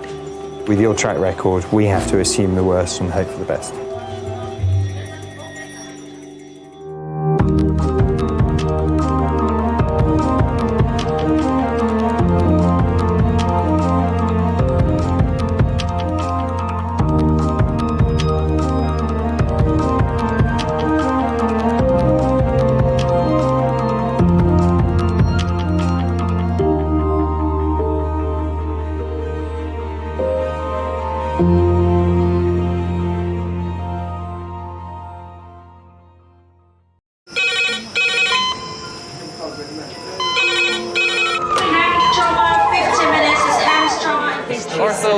Surgery. We're just going to get on, do this. Not scare him, get you all sorted, all right? John? Do you remember where you are? King's College Hospital, London.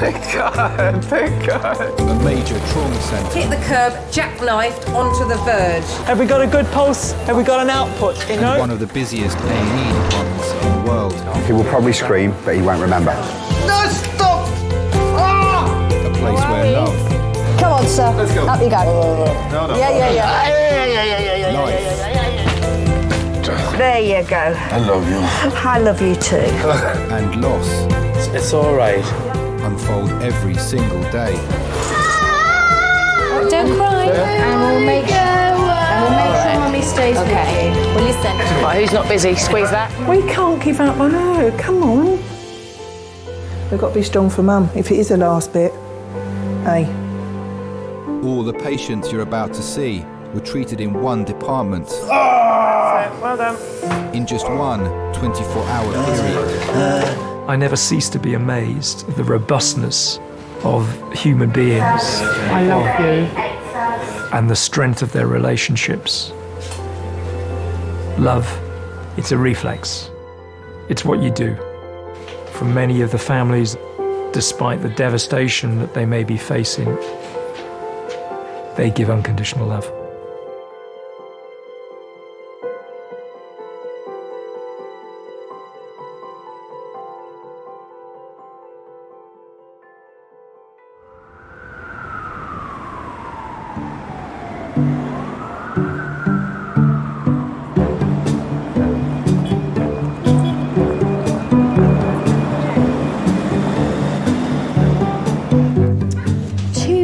For me, says the chimpanzee.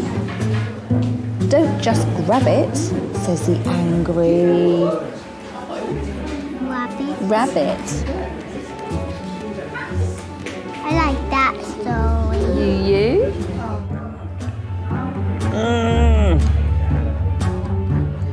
It hurt to lock my phone. It's ridiculous. I need some pills. Hiya. I'm in A&E with Billy. She had an accident in school and got rushed to hospital by ambulance. She's got a massive contusion on her head. They said she lost consciousness. I mean, hopefully they'll let us out and it'll be, you know, we'll be tucking into a bottle of wine in a couple of hours.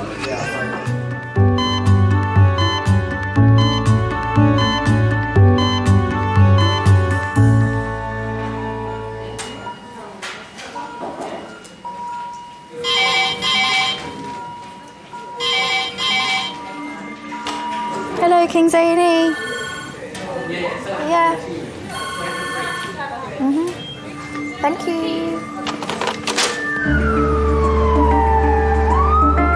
Adult red phone, 10 minutes. That's adult red phone, 10 minutes. Laura is the nurse in charge of resus today. Her first patient is a 94-year-old man with breathing difficulties. Hold on. This is Dougie. He is 94. Georgia said today he had a sudden onset of DIB about 7 o'clock when she went up to give him his nap. He's had 5 milligrams of salbutamol and oxygen. Sat at about 92 now. Cool. And that's his ECG. Okay, for the pain. Douglas has come in with his youngest daughter. His emphysema and bronchitis have been deteriorating since this morning. Started on amoxil and prednisolone. Okay, let's get some blood out of you, sir. All right, so big old needle coming up.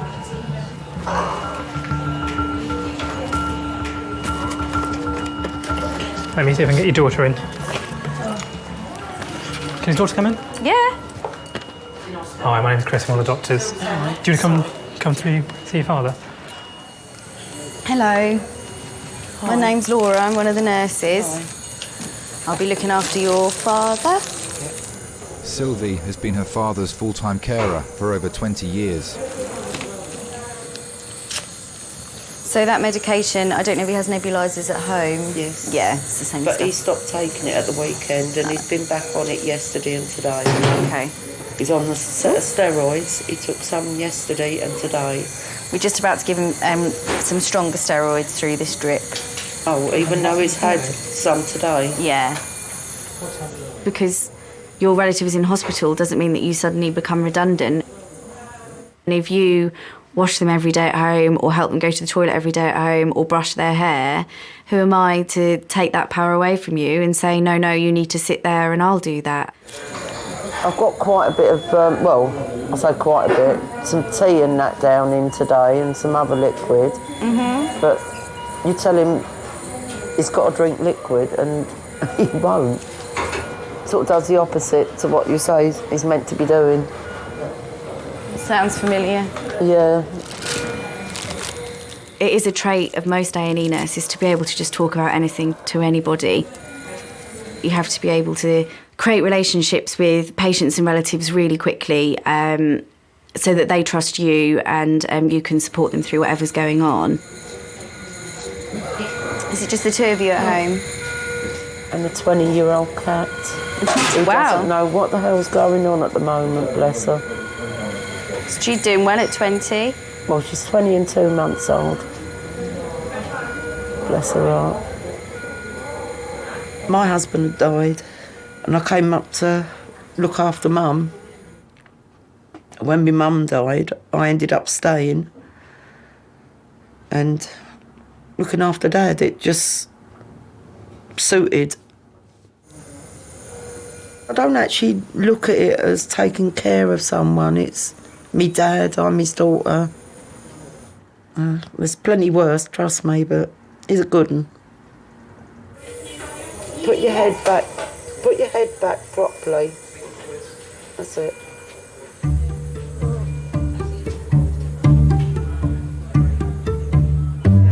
I don't like to go on the bed. Well, hopefully we can go home in a while and I'll give you some chocky. But my head is not hurting anymore. Doctor's going to come and have a look at you just to make sure that he's happy with the lump.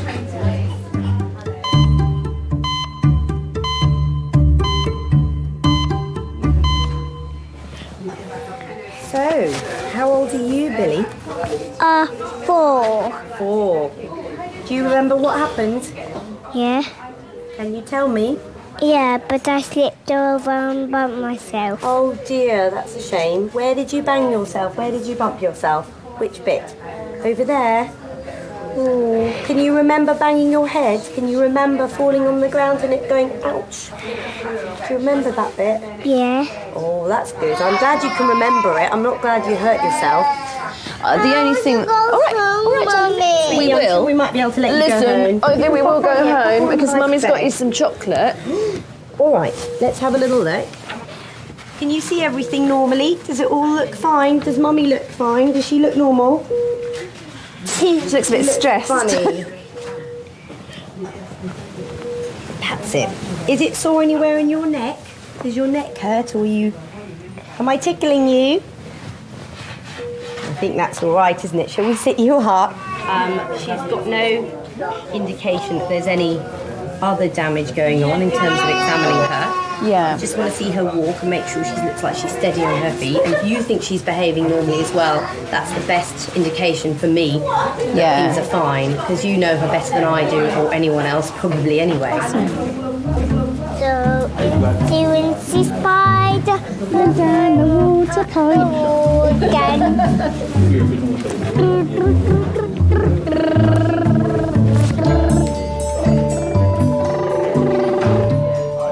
Right, come on then.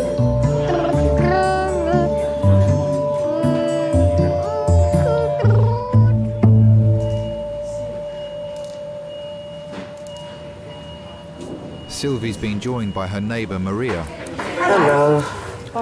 and older sister Heather. You alright? Where's glasses? In the bag. It's all right, he had a mask on just now, just left it on. I love my dad. Too much for words. He's our centrepiece. Yeah. You alright? You're still here then? Sense of humour. I think them words were made for him. He'd do silly things where couldn't go on holiday, didn't have the money for that. So he'd take us on a long bus ride. And we're literally going round in circles. But we really thought we'd been on a good trip, you know. End up back up Crystal Palace at grounds in the end, and it's walking distance. I thought you might have gone home being fed up and waiting for me to come back. I'm going to see if I can find him a pillow to make him a bit more comfortable. Yeah. Douglas is a highly decorated Second World War veteran who served in an elite commando unit. These things are like gold dust, you know. Dad's a very brave man, and definitely as they get older, they go to the garden party at Buckingham Palace. Thank you. Yeah? Okay. And he had a good old conversation with the Princess Royal when he went, and I just think to myself, oh gosh, I hope he didn't tell her any jokes.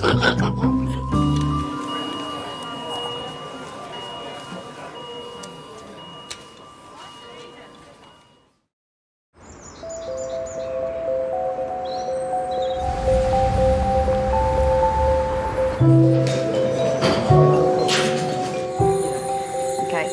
I'm going to give you some antibiotics into your drip and then some fluid so you don't feel quite so dry. One of my best friends sent me a card years ago that said on the front, "Nurses are angels in comfortable shoes." I've still got that at home. I thought it was quite funny. It made me smile. Okay. Right. If you see someone vulnerable, whether it's a baby or an adult who is unwell, you want to look after them and reassure them. I'll just be whizzing back and forth, getting him different medicines. Did you have instant pain? Did Yes. you yeah. Turn your hand over. Laura is the senior nurse in Miners today. I never really got on with resus and trauma because that's working with death and dying a lot. And I knew I couldn't do that forever. So it's all across here. All yeah. there, and my finger is numb. My little It is, little that finger. one. Not that numb. It's not that numb. It's like if you move it, It hurts. Yeah. There's always something a week that I haven't seen in 8.5 years at King's. Why did you trip over? What happened? I think I tripped over the wedge shoe. It is wedged, isn't it? I had a guy that slipped on a banana skin last week because he'd just left it on the living room floor. Why would you leave it on the living room floor? I don't know. But anyway, he slipped on a banana skin. I just kind of, as I do, stumbled and fell. But How much you had to drink just for health reasons? I like the characters. I think that's the best. It's not always the injury of the patient, it's the character of the patient that you enjoy. So have a seat, Midge, and Sit Midge's in the friend, corner. Midge's mate. Yeah, I'll be fine, I'll just stay. Yes, lovely, thanks. Let me just draw the curtain. So my name's Laura, I'm one of the nurse practitioners. How can I help you? Pretty much hit a Tell her the punching whole bag like story, thing. yeah. An arcade game where you hit it. Oh, okay, yep. This morning it's all swelled up and So I this can't morning really you do did it? I did it yesterday, Did it but yesterday. overnight it just seemed to have swelled up and Did it hurt at the time? Yeah, and pretty much. He didn't make much of a fuss after it happened. He said it hurt, and Must have whacked it really hard. Yeah, Are you yeah. trying to beat your personal best? He got the highest score. You got a top score though. It's all worth it. Do you want some painkillers? Yes, please. Do you have any today? No. Nothing. Okay. Get your painkillers. Let me order the X-ray. Now, what kind of stuff do you want? Do you want some codeine? You all right with codeine and paracetamol? Codeine, yes. Does that work for you? Okay, let me get those. What does A&A stand for?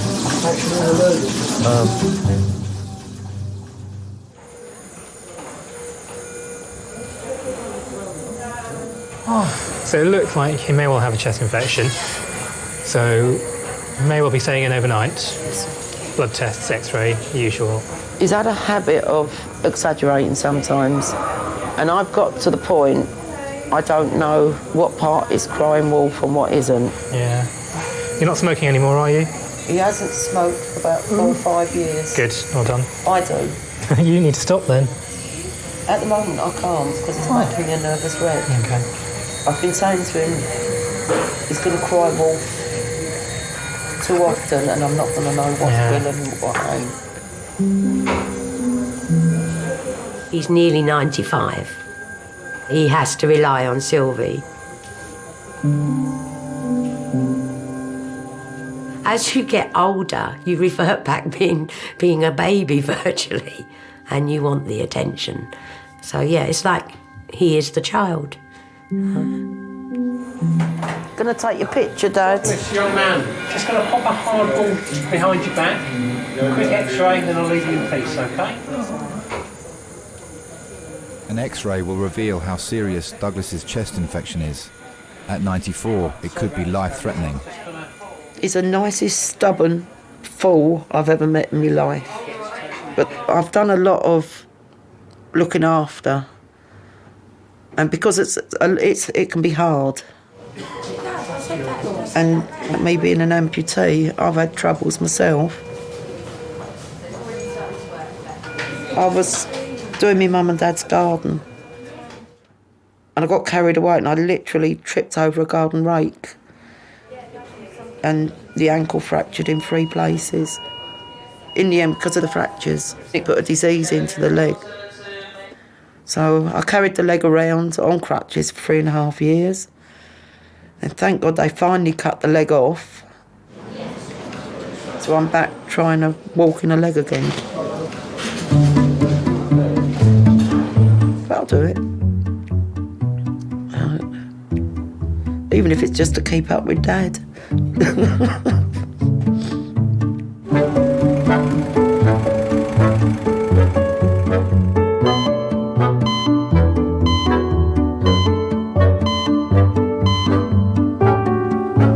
What's your first name, John? Not Stephen. Oh, sorry. You look like a John, see, Steve. Sorry about that, mate. 69-year-old Steve has fallen off a chair and injured his shoulder. He's come into A&E with his partner and daughter. Can we go home? Oh, Carol, all right, no, he'll be right here, right? He'll do everything he wants. When I first met him, he was wearing a wig. And it wasn't until I was dancing with him and he was rocking and rolling and he was just twisted around and I could see the two flaps of the hair going up and I just melted. I couldn't stop laughing. And when I came home that night, I threw it down the toilet. I said, that's it. You're bald, that's it. There you go. Thank you very much.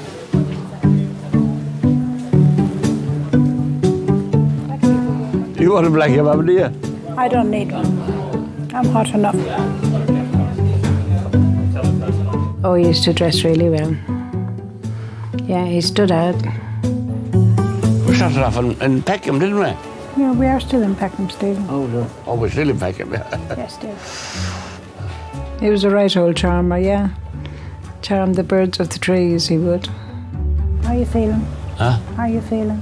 All right, fucking Want a awful. drink of water, right? No, I got a funny. Huh? I got a funny, like a headache. You got a bad headache? No, I didn't. I want a headache. I got a headache. What am I here for, Annie? What am I here for?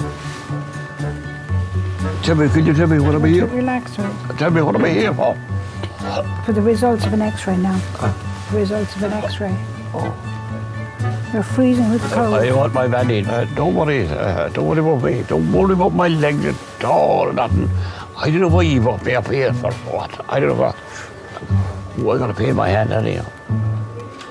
Big pain. Una was a widow with 2 young children when she met Steve 38 years ago. A lot of men would run for the hills. He didn't. I always said the door was open and if you ever want to go through it, let me know. Don't cheat on me. If you cheat on me, you're a dead man. He was a very good father to them. They called him Dad. Where's the little doctor? Oh, there he is. Hi. Hi, Stephen. I've just gone through with your X-ray. There is the small fracture on your shoulder. Yeah. The bone on this side, actually like here, has like broken into 3 small pieces as such. That's the reason why you're having so much pain. If you leave it like that, there are chances that it might cause problem in the future. I don't want you to have any further problem with your shoulder. Oh, you know I'm too fucking old now, anyhow. So I just put the sling on so that you can just keep your hand supported if it's possible for you, okay? I'll just show you the X-ray. Can you come with me?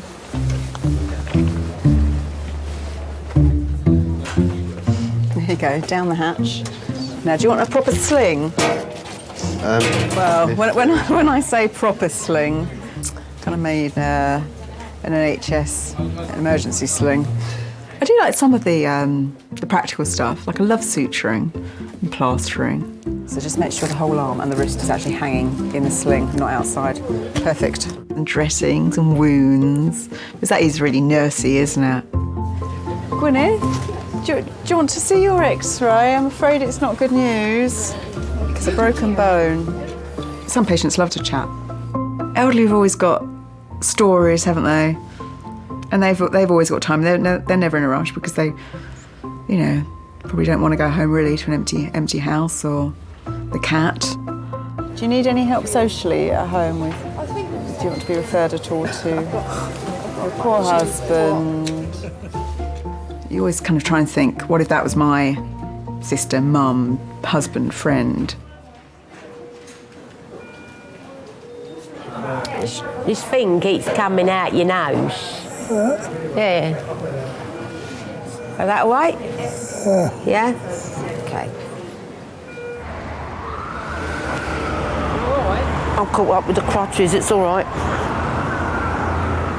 It is like having a child, isn't it? And he's been playing me like a fiddle quite a bit. Every now and again, he'll exaggerate because he doesn't want to do something. And I thought he was putting some of it on. And normally I get it spot on. And I didn't this time.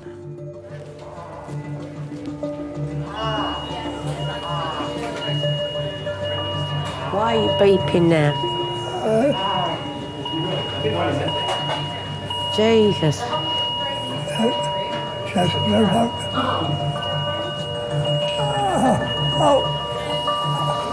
You right? Okay. Are you feeling all right?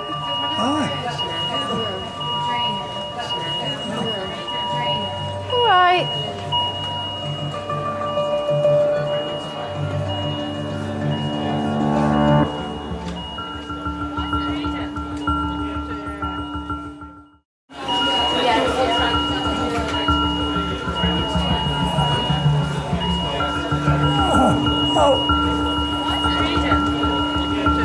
His heart rate's gone very high.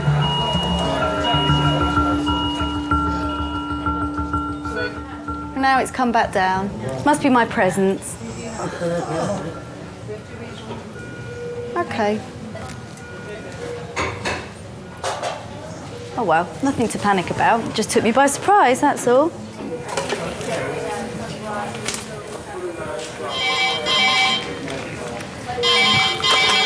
Hello, King's A&E. Yeah. Adult red phone, 5 minutes. That's adult red phone, 5 minutes. Laura's next patient is a 97-year-old man with life-threatening problems.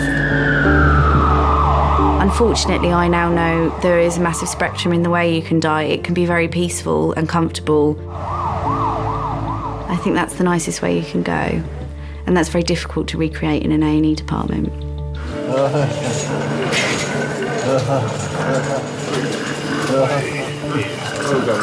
This is 97-year-old Hector. He's from the nursing home down the road. It says here he's got pseudo-obstruction, anal stricture, prostate cancer, and he's blind in the left eye. Okay, what was his name again? Hector. Hector's airway is in danger of collapsing and his blood pressure is dangerously high. Hector? Do you know where we are?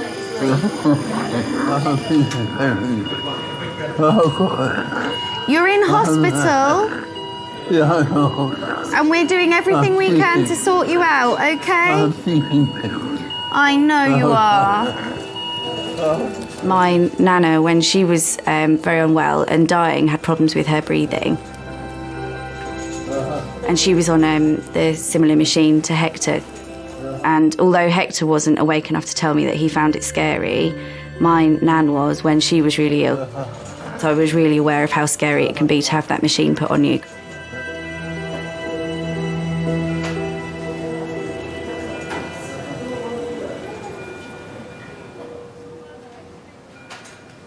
Hi, like I said, my name is Dr. Rao. I'm one of the medical registrars here. Can you hear me? Douglas's X-ray has revealed that his condition needs close monitoring. And how are you related, sorry? Daughters. Okay. You don't mind if your daughters hang around when I'm speaking to you, is that all right? It'd be best because he won't hear much of what you say. He's a bit nut and jack. Right. What brought you into the hospital? Couple of weeks. I've been a bit upsy-dumpsy. And I've been hallucinating. And things like that. Now, it's the first I've heard about the hallucinating, because he's not mentioned that at home. Okay, now, I've had a look at the X-ray. It appears that you've got a nasty pneumonia on your left side, okay? Yeah, you've got some changes in relation to your bronchitis and emphysema. but the pneumonia part is new. So what I'm going to do is, basically you need to definitely come to the hospital and stay with us, okay? Has he got this because I've not looked after him? You have looked after him, don't do that. You've done nothing wrong, don't you dare. I don't think you should feel bad. I don't see any reason why you should feel guilty.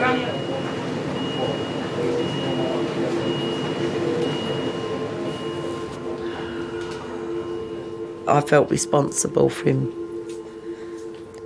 He relies on me, and I just feel I let him down.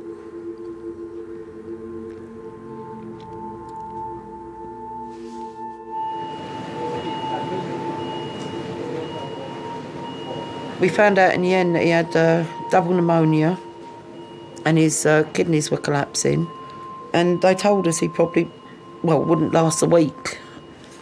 It was like all my nightmares coming through at once.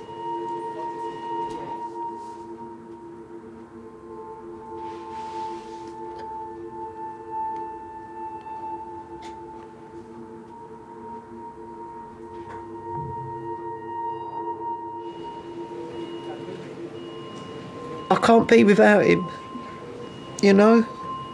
There's just something about him. Everyone says, oh, their dad's this and their dad's that. But they ain't met him, you know? I don't let him know.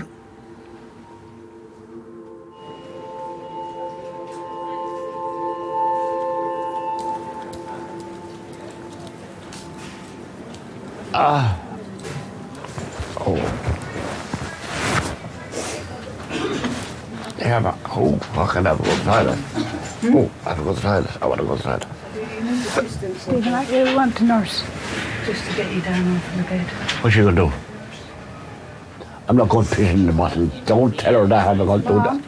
Excuse me. Hello. I need a nurse. He wants to go to the toilet. Nurse is right there. I'm so busy looking after him. I forget you. You forget about yourself, you know. It's just like if you have a child, you don't think about you. That child is number one, isn't it? Yeah, you don't want to do it. I don't want a bottle. No, I don't want it. I want to walk. Yeah, I want to go to the toilet. I would just want to go to the toilet. Are you sure? I'm not dead yet. No, we need that in the sling. You need what? Your arm in the sling. I can put a new one. Oh. Yeah, I'm all right, mate. I think I am, anyway. Are you going to fall? No, I won't fall. I won't fall, mate. I won't fall, mate. No way will I fall. Come on now, come on. Oh. Put your arm on. Steve worked as a plumber until 4 years ago, when he was hit by a motorbike while crossing the road. Yes, you will. Oh. Which way's the toilet? It's behind the wall. You come with me. Where is it? Oh. The accident took everything away from him. He hasn't got a car now because he can't drive it. And he's woke. Yeah. He's still got multiple fractures in the back. And the 11 pins on his legs and plates. Just wait, you take your time, don't go on your own. Okay.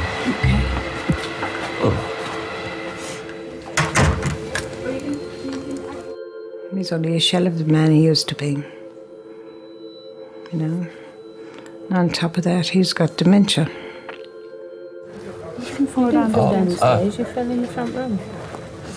Oh, the front room, yeah, but I just slipped over the fucking... I know what I do, I know what it is. I don't want it.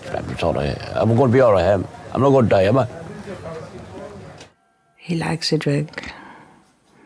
He likes wine, red wine. Yes. I give him a bottle a day. It used to be 2 bottles, but I had to stop that. It was too much. Your bones can't take you falling over. I know, Cam. So stop drinking. Now, some days I miss out because I can't remember whether he had it or not. And I say, yeah, you did.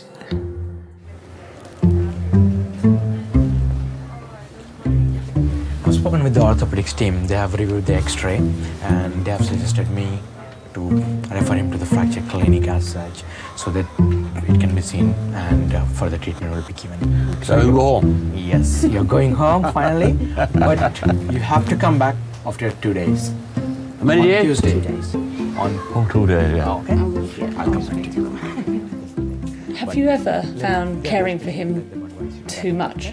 No, not really. I'll look after him as long as I can. What can you do? Stick him in a home? No. No, that's not an option. See you, mate. Look after yourself. Ta-ra.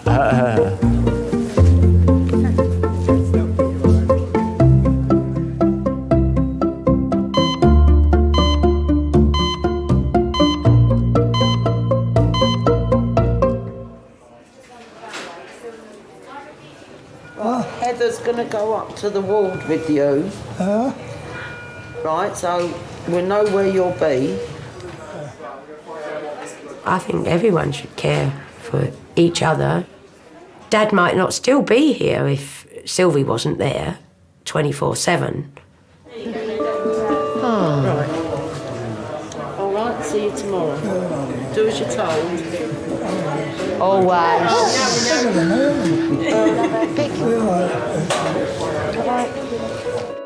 There's an awful lot of people who are in my position have got nobody at all. But over and above that, they'd be extremely lucky to get somebody like Sylv.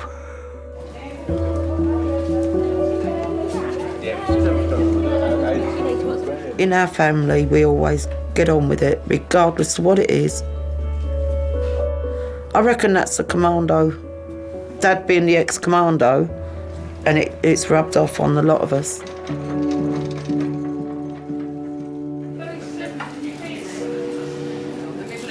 I'm just taking the mask off, sir. What's wrong? I want her to one word as well.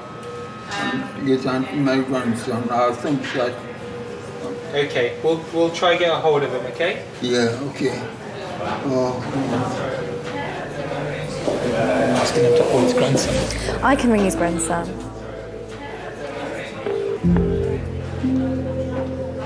Anybody who's alone when they come in and they're very unwell, you are aware of that added vulnerability.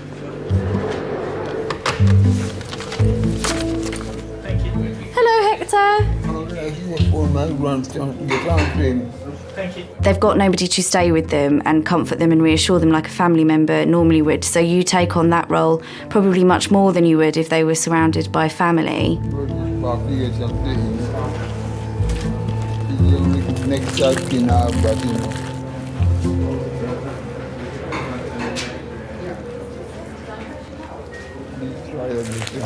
I will.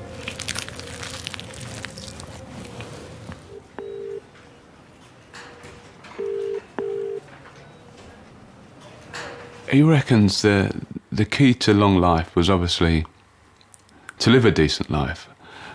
He said, make sure you eat your porridge. Would you like to lie on this side? Yeah, for a while. And do you know what? I've been eating it, and I'm on it. And I'm telling you, I've noticed since I've been eating porridge that my memory's getting a lot better. If you put this hand over there, you can pull yourself over. Or is it easier just to shuffle? He was a foreman at a sugarcane factory in Jamaica, and so he was a working guy and part of the Windies that come over back in the 50s, 60s. You know, he certainly made England his home. But he did say, I've got to confess to you, Glenn, when West Indies play England, I want the West Indians to win. Hector's blood pressure has come down and he's breathing more evenly again.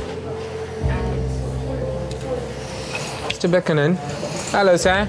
Yeah. Hi, my name is Dr. Rao. I'm one of the medical registrars here. Just let me have a quick listen to your chest, sir. All right? Yeah. still got a few crackles, but not. He has, no. Okay, and just reduce blood sounds. Okay, Hector. Yes. What we think has happened is that we think that you had a minor heart attack. Okay, and that's why the blood flow through your lungs has slowed down considerably. Yeah. I think that's what made you very breathless, and that's what sort of created all this scenario before you came into the hospital. Despite our maximum treatment, if things don't improve, things have improved dramatically. I'm not expecting them to go downhill, okay? But just in the event, if things go downhill, has somebody at any point of time discussed as to what needs to be done, like try and jump and try and restart your heart? Have you thought anything about that? No. Okay. No. No, okay. sir. Well, if I say that we will do whatever is possible, but if it comes to an extent where things have gone quite downhill, okay, and if your heart stops or breathing stops, and it's not the best idea for us to try and jump and restart your heart, do you agree with that? Yeah, I understand. So what I'll do is I'll put you on for active treatment, and I'll also make a decision that should things go downhill, then we won't try and jump and restart your heart at that point of time. Is that okay? Yes. Is that reasonable? Yes. Good man. Okay. Right, Hector, You've been brilliant. We'll pop this mask back on for a little while, okay? Yeah. I don't think he was ever frightened of death. I don't think he knew he was loved. Yeah? I think he knew his life was coming to an end.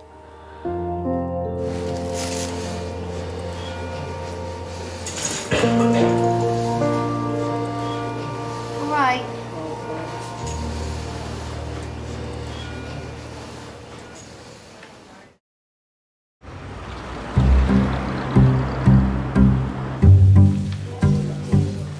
I was going to see what I had in the freezer to cook you something for tomorrow night. Oh no, I'm going out tomorrow. Oh, you are? Oh, I don't need to worry then. When you go out to dinner like that, you like a glass of wine, don't you? Well, I do. That's what I was going to ask Chris to bring over, a box of that wine. Mine's getting a bit low. They did an X-ray. I've got this for you. What's this? Just crutches. What? So what? Say that again? Do I get one or two? Crutches suck. My blood didn't look very red, it looked... I suppose it's getting a bit old and stale. It's been pumping around there for a long time.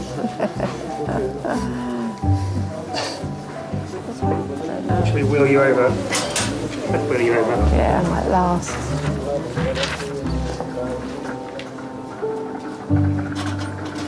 "93-year-old Peggy has come in with her son after falling and hurting her leg. Peggy? Hi there, I'm Charlotte, I'm one of the nurses. I'm just going to come and clean your leg up, okay? Yeah. So how did this happen? I was getting in a taxi. In a taxi? Yeah, and I hit my leg. I fell and I hit my leg on the thing that came out. Not very pretty. Well, you made a good job of that, didn't you? I certainly did. Didn't want to waste your time. Are you allergic to anything? No. Only nurses washing your leg.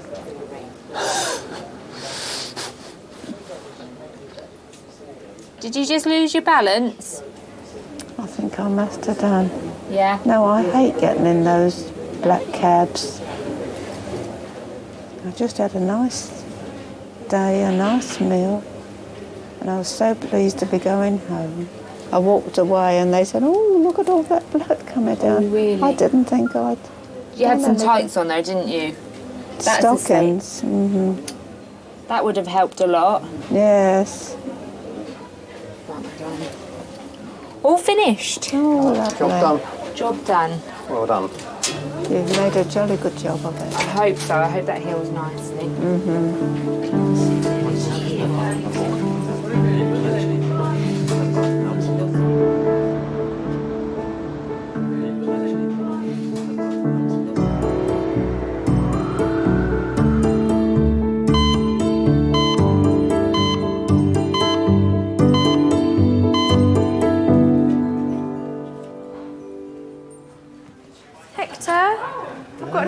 pillow for you.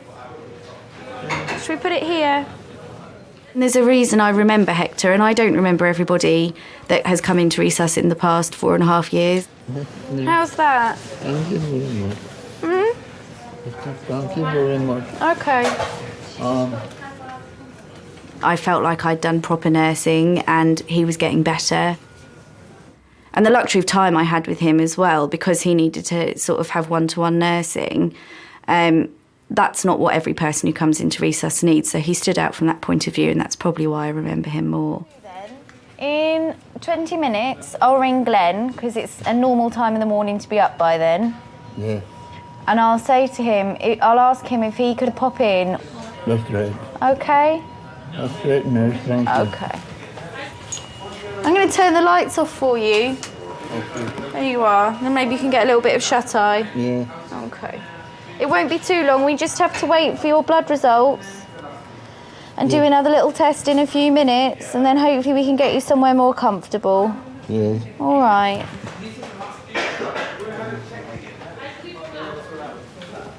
He does, doesn't he? He looks so much better. Hello, is this Glenn? Good morning. I don't want to alarm you. This is one of the nurses from King's College Hospital, Emergency Department. We've got your granddad in with us. Yeah. So he was brought into us last night. It seems like he's had a heart attack. He came in and he was incredibly poorly, but he's a lot better now, sitting up and talking and asking us to call you. Okay, no problem. All right, thank you very much. Okay, bye. He was awake, taking the kids to school.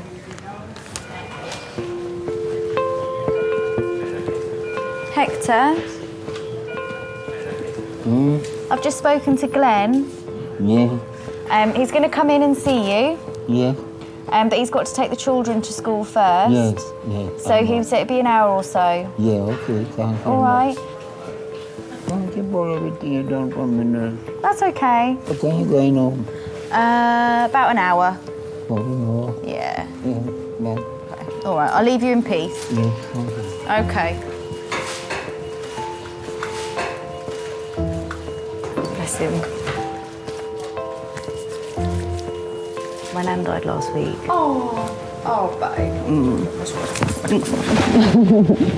Difficult. Like, it's all just a bit much. And then I can't remember any sleep, and my coffee table's broken.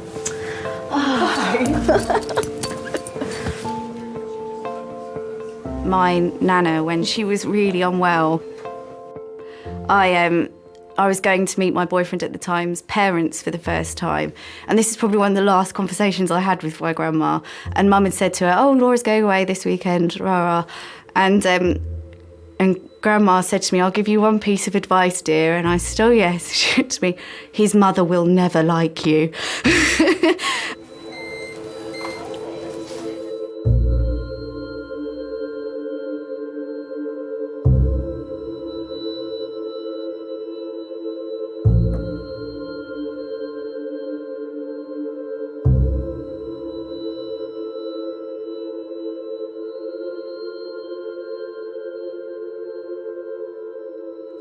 I've got 4 children still. I've got 17 grandchildren and 19 great-grandchildren. I'm dead chuffed for them all.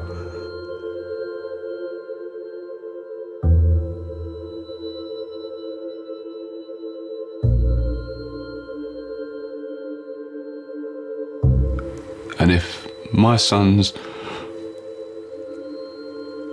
half the man he was, I'd still be happy.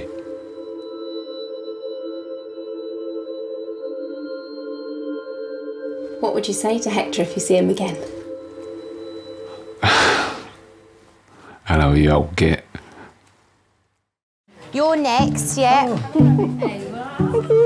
Unwitnessed fall off a roof. He has a traumatic brain injury. There's very little happening. I mean, they're not busy, are they? No. I'm getting a little bit full now. How's your chefing skills? It's all right. Do you just want to go over there and look after him? The old man.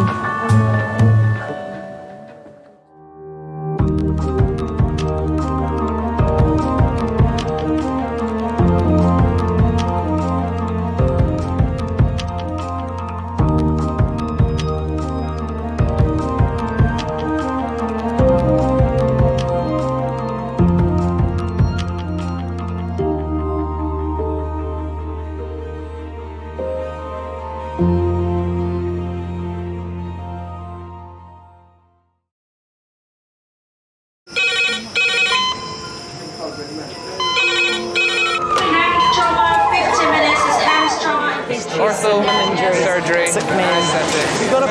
We're just going to get on through this. Not scare him, get you all sorted, all right? John? Do you remember where you are?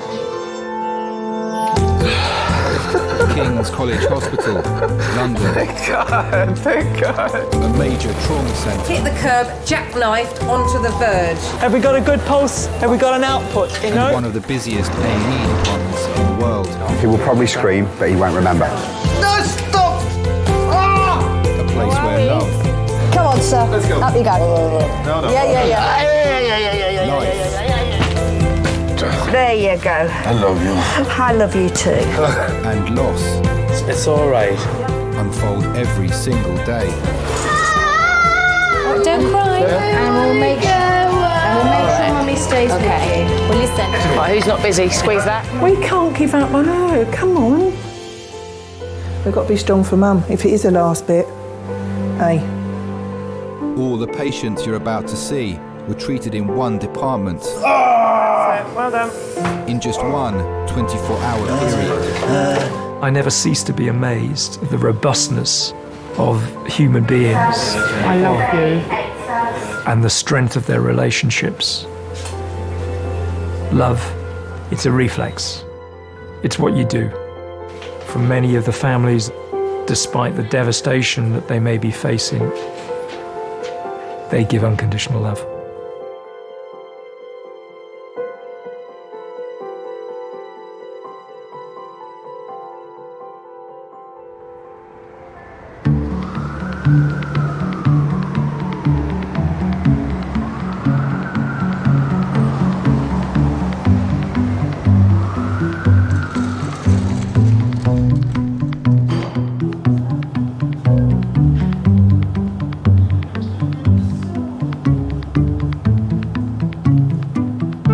Is that for your car window? Is that for your car window? You crack it, you know that? You pour hot water onto a car window. You have to scrape the ice off.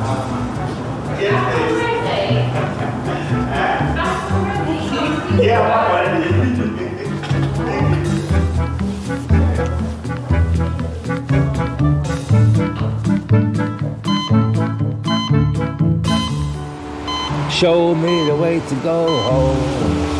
I'm tired and I want to go to bed. I'm not tired, I want something to eat. I'm hungry.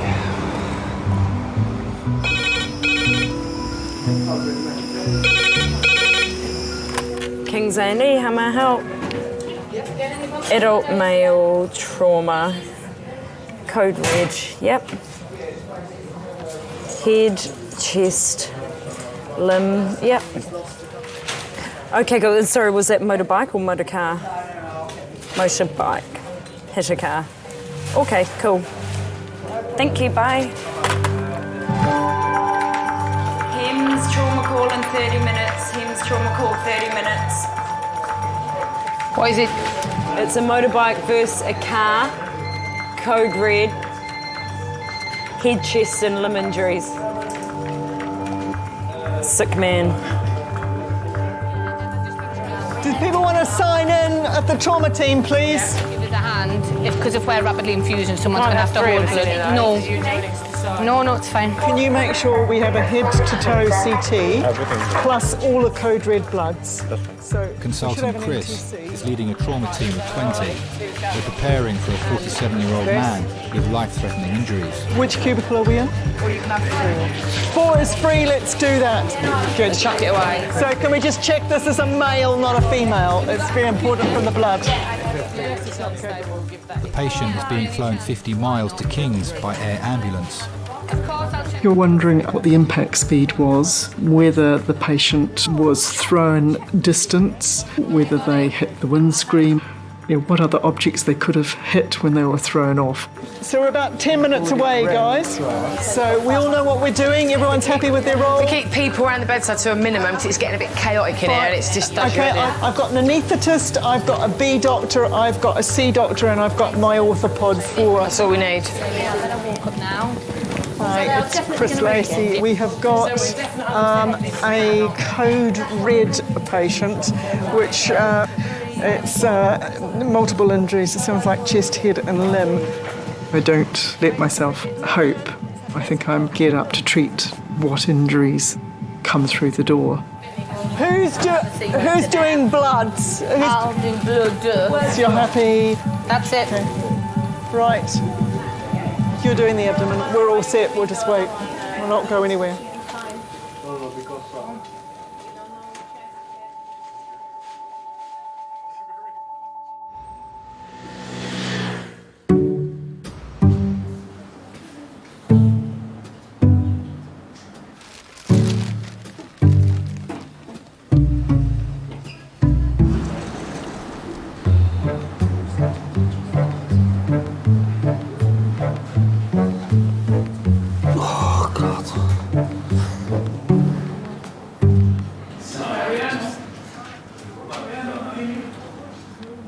What's he say?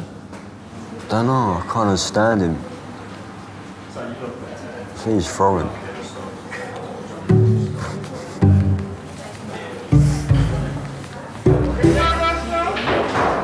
Couldn't understand her either.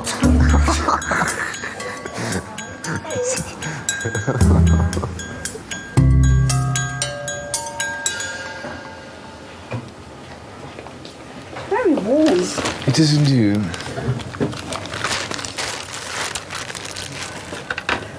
You're gonna put that in my hand? Yeah. Jesus Christ, don't let me see, don't let me look, please. I won't let you look. I've not even done anything yet, and you. He's excited with me. 69-year-old Steve has come in with a fishbone in his finger. Right. God, please take your time with me, please. I will. He needs to be injected with anaesthetic before it can be removed. And then what I'm going to do is put a little injection that side and that side. It's a little bit... Two injections? Yeah. It's a little uncomfortable, okay? But once it's done, it's done. Well done.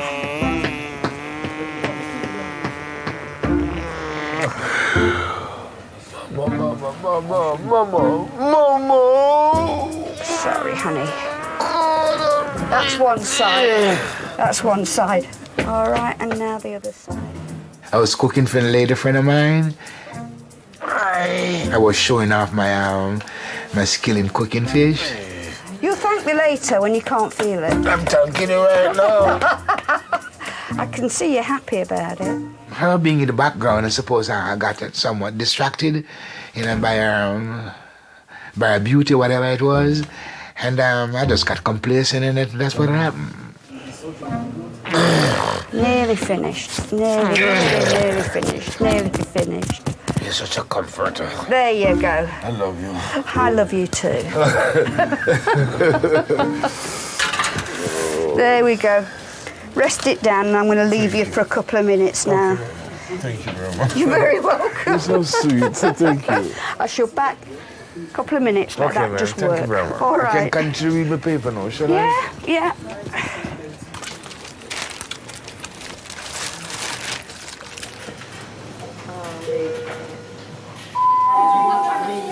Can I get 2 porters to majors for a wire transfer, please? It's 35 minutes since the team last heard from the helicopter medics carrying the code red trauma patient. Oh, come on. You always worry if there's a long time. We all know with trauma that the best outcomes are with those that are treated early on. There we go. They're in the park. If they don't come, you worry, has something happened en route? Have they had to stop to do something? Has something gone wrong? Yeah, 5 minutes away. Okay, so I've got an A, B, C, D. I'll be like...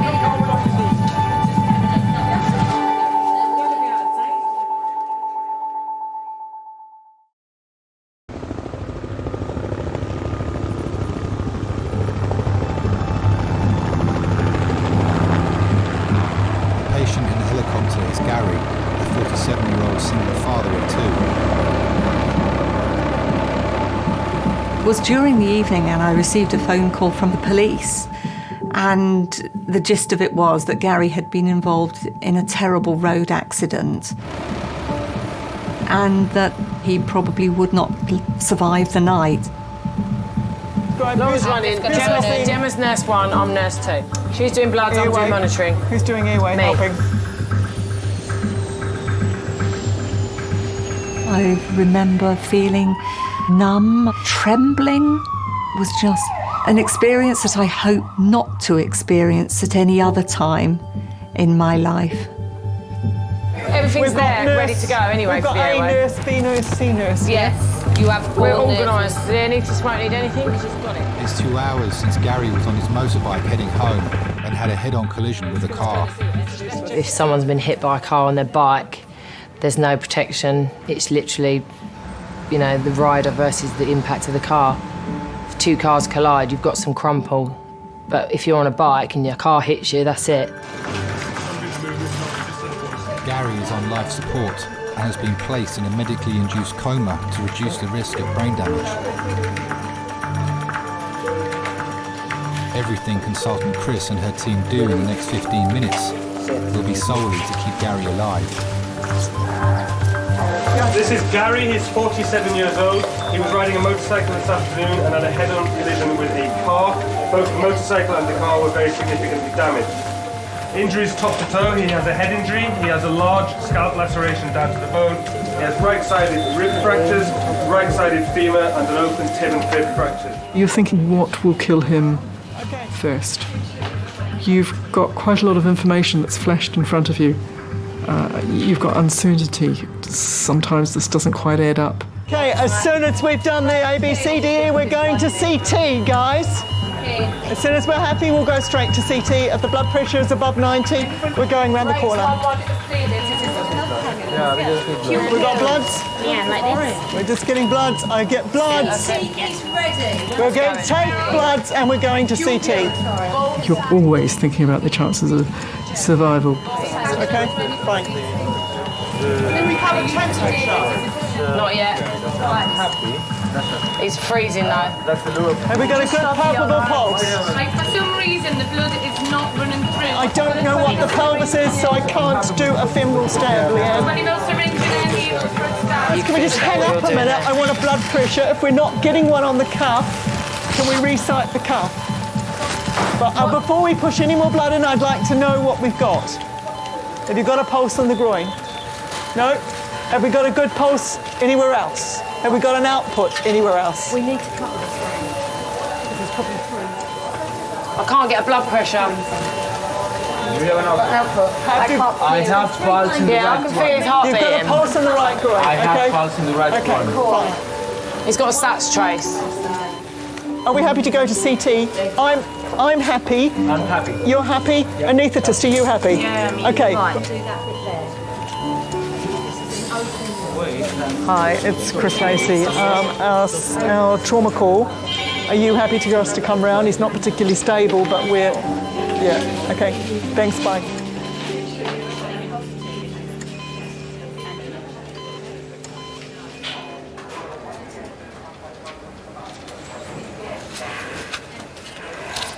Probably don't want to look at this.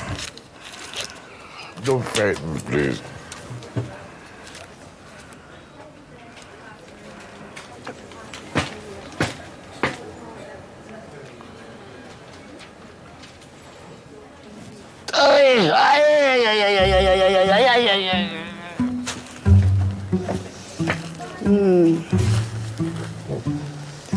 It should have worked by now. I could give you a bit more local anaesthetic. Oh, God, please, whatever. Yeah.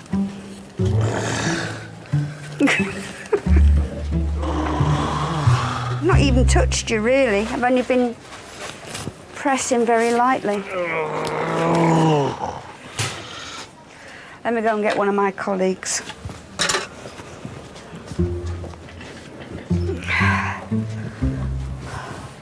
First day back and my first failure. I was looking forward to that too because it's really juicy. So, but he's in so much pain when I try. I've given him loads of lignocaine, but it's just got no effect on him. Managed to use a paper, but touch it, it jumps out the seat, so... I'd love to get married again. I don't want to face life by myself like this. I would like to get married again, yes. And I'm married to a wonderful woman. But I lost that. I let my wife down. Above all, I let myself down. Life is about change. Life is about growth. And I would like to think I have changed. I think I'm more mature now. I think I'm more relaxed now. I think I have more respect now. And I think I would deal with married life much different from before.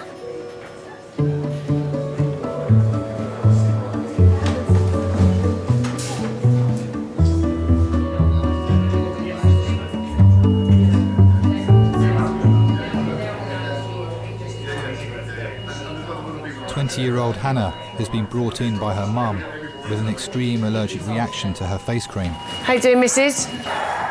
All right? Yeah, my face is just very tight now. Still sore? No, it's not sore. It's just very dry and uncomfortable. I'm going to get some kind of, see if we can get some creams, but it's just really excoriated around here, isn't it? What can we put on that, like? And I don't know if it's Vaseline still or... Because the face was so swollen, obviously you think about the airway, if there's swelling inside the face and in the throat and things like that, and her tongue. So until you know that her airway is safe, you would always put a patient with that amount of facial swelling that's clearly having a reaction to something in resus. Okay. I don't want to put anything on it because I don't want to make it worse. I just want to think we should leave it alone at the moment, yeah? I know it's sore, but just try and hang in there. If once the swelling goes down, it won't be so bad. We've just got to wait for that medicine to work. I'm allergic to wheat and soybean, nuts, eggs, cow's milk, tree pollen and grass pollen, hair dye, and then a whole bunch of chemicals that are in things like washing up liquid, cosmetics. How you doing? Your eyes are opening. Yeah. They are, aren't they? When a patient first comes into A&E, it's a guessing game. It's like Sherlock Holmes trying to work out what's going on. What did they say? That you are allergic to oat. I am. Oat in this. Oh. Oh, at least we know what it is. No. Right, give that a good wipe and get all that off. It's just baby wipes. I'm sure you're hopefully not allergic to those. We'll rinse it off with water afterwards, okay? Oh, that stings like...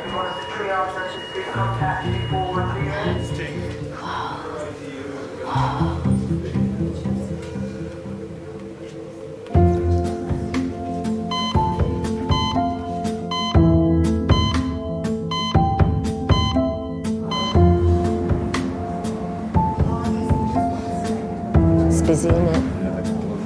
Do you want a sweet? We'll have a polo, yeah, please.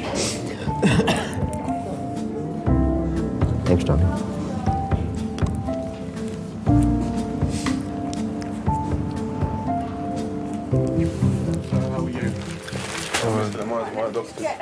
How did you manage to get a Fishbone. I was scaling a fish. If you're scaling a fish, how can you get a fishbone in it? I think that's a very nonsensical question to ask, but I'm not going to rebuke you. I'm going to try to answer that question to the best of my own answer. I'm giving you an answer. How can I manage to get a fishbone in my finger? It's very, very simple. Like you get a fishbone in your throat. While you're scaling? It all depends how the bone, how tall the bone is, and what type of fish I was scaling. Right. It happened. It happened. I can give you a plausible reason as to how it happened, but it does happen. It happened, okay. That's the best answer I can render. You go in? I think it's a fishbone, sir, because yes. Do you feel me touching your hair? No, no, sir. Do you feel that? No, sir. Do you feel here? No, sir. I'm sorry for my being boisterous a while ago, you're not sir. boisterous. You're fine. Very sorry for to be rude. You're not boisterous at all. Thank you. Is this painful for you? No, sir. No.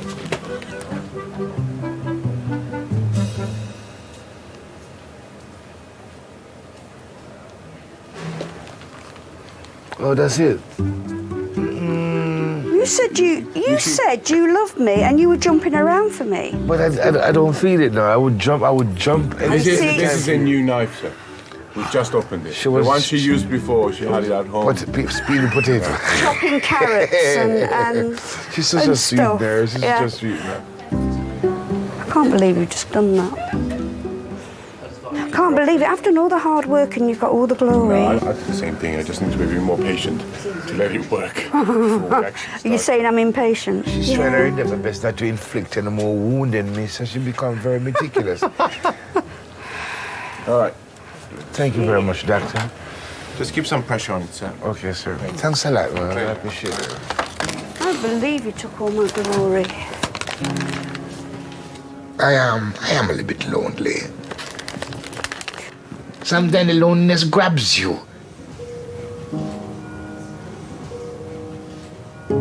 I regret not being the father I would love to be able to be. I regret not being the husband I ought to be. I regret not being loyal and loving and caring as I have gotten from my family.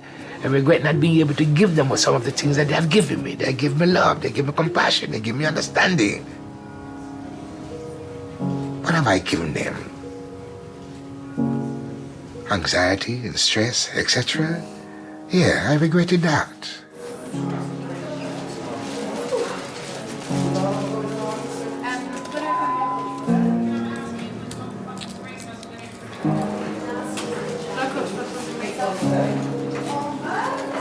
Ready, steady, go. So ready, steady, go.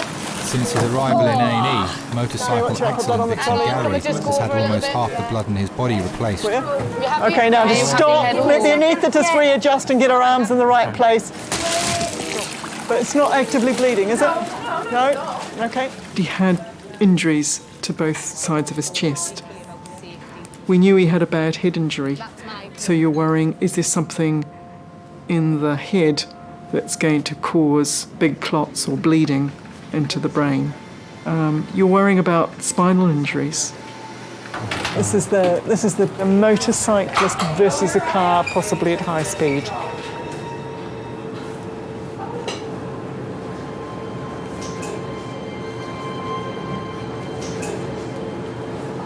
None of us actually know what's around the corner. I didn't spend a lot of time with Gary before. And with hindsight, you would think, gosh, I wish I'd done things differently, wish I'd made more efforts.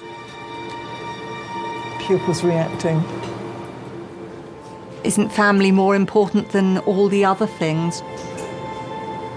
Shouldn't we make more time to do things with people who are important to us, so we don't have regrets at some stage?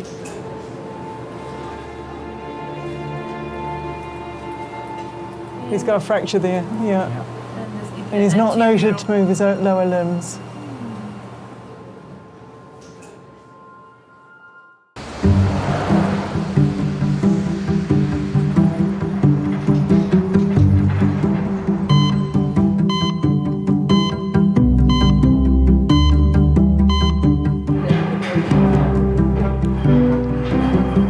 This is not going well. This is not going well.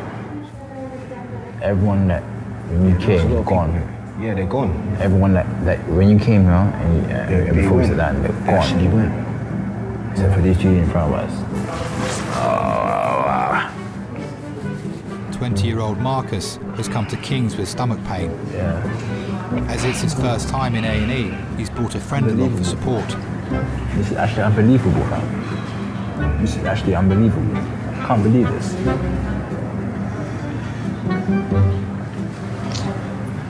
That much of pain. So I need to take painkillers then. No, I'm just gonna walk.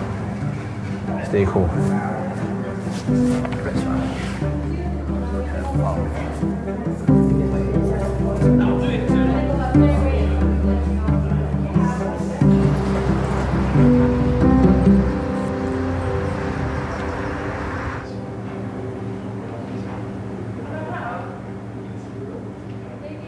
It's an RTC, motorcyclist versus car, brought to us from Hampshire by Surrey and Sussex Hymns. Gary's scans reveal his injuries are no longer immediately life-threatening. Not noted to be moving his lower limbs, but moving upper limbs on scene. Chris's worry now is that he may be paralysed.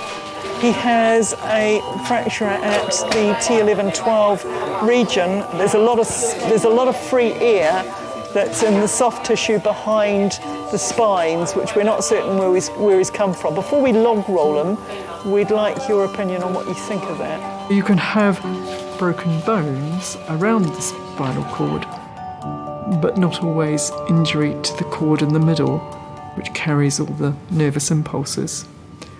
And so it's important for us to understand fairly quickly how much damage there is. Spine has a T11 fracture, which neurosurgery are coming down to have a look at. I just spoke to the on-scene doctor who said he did not notice him moving his legs. Gary was very much a family man. Immediately before the accident, sadly, he'd separated from his wife, but he was a pretty hands-on dad, actually. He doted on his children. He'd go out to the garage and, he would tinker a bit or fix the children's go-kart or little motorbike, for his son. He'd always liked to tinker. He was great fun. I can't say he should never have got on a bike, to be honest, because where do you draw the line? With hindsight, he might not have made that trip, but he wouldn't have lived his life differently.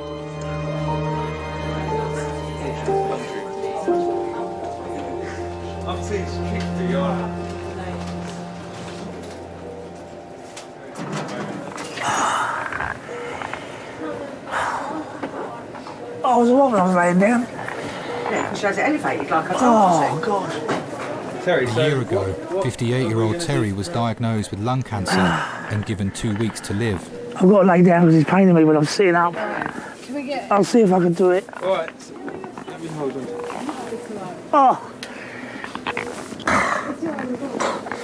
Oh. Do you want to be sat up some more? I think that. Let me just. Oh, now I'm getting a pain in my leg every side. Oh. And I'm going to miss Judge Judy. Well, you got it taped. What are you worried about? You got it 10 days taped, didn't you? Yeah. I ain't got the energy to do anything. What are you muttering about? I said I ain't got the energy to do anything. Feel yourself lucky. At least you can shut your eyes and go to sleep laying and with your feet up. I smoke more now since I've been ill than I ever did because it's boredom, innit? When I first was diagnosed, I thought it was just getting old and walking to the station. I found it harder every day, getting out of breath, and I just put it down to too many fags and getting old. Then I went to my doctors and sent me to the hospital and they did diagnose cancer. Yeah, a bit of a shock. Oh, God. Oh! What's the problem today? What do you think the problem is? Does I look well? Huh? Pains in my feet are swollen up and pain. Smile. My foot's all swelled up and painful and everything. And Only the feet. well, I've got lung cancer. That's originally why I was in, and chemotherapy. I mean, I think it's a question of all the medication I've been on, the steroids. You're on chemotherapy. Finished it now. You finish it now. Yeah, there's no more they can do. When was It's the all last finished. one done? 4 weeks ago. 4 weeks ago. There's no more they can do. It's over. Finished. Terry's not a person you can sit and go, oh, I do feel sorry for you. He's just not that type of a person. You say to him, well, you know you've got it. You know how far it's progressed. You know how to deal with it now. And if you can't deal with it on your own, I'm here to deal with it with you. But I'm not going to sit there and wallow in self-pity with you. We are going to fight whatever it is, that comes along. And this is what we've done. Terry's a fighter. He's not giving in on anything. Any chance for a cup of tea? After this. I'm going to keep on till I get one.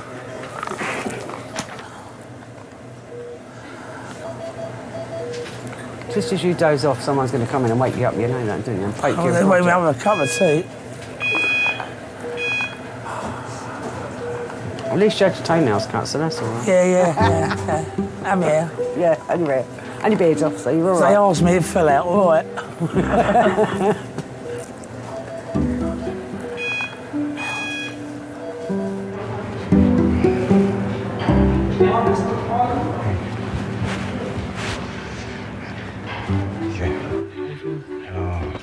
Pain. Stomach. I'll have a quick thing at the time. Yeah. I'll have a listen to your chest as well. Yeah. In abdominal pain, we usually check the back passage as well. All right, that's fine. Yeah? Have you had that examination before? No. Okay. No, But, I haven't been tested. Okay. At all. It usually involves inserting one finger into the back passage to check if there's any problems in the back passage. Okay. That's fine. Okay. Okay, that's fine. That's fine. That's fine.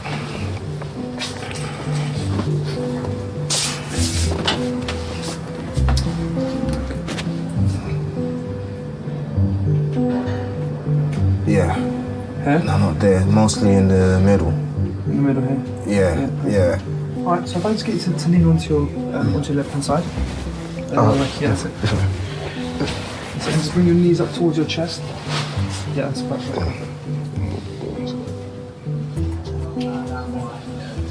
You okay now? Yeah. Oh.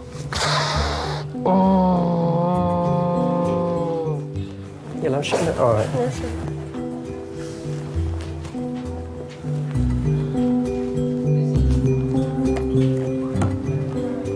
Wait a minute, leave it there.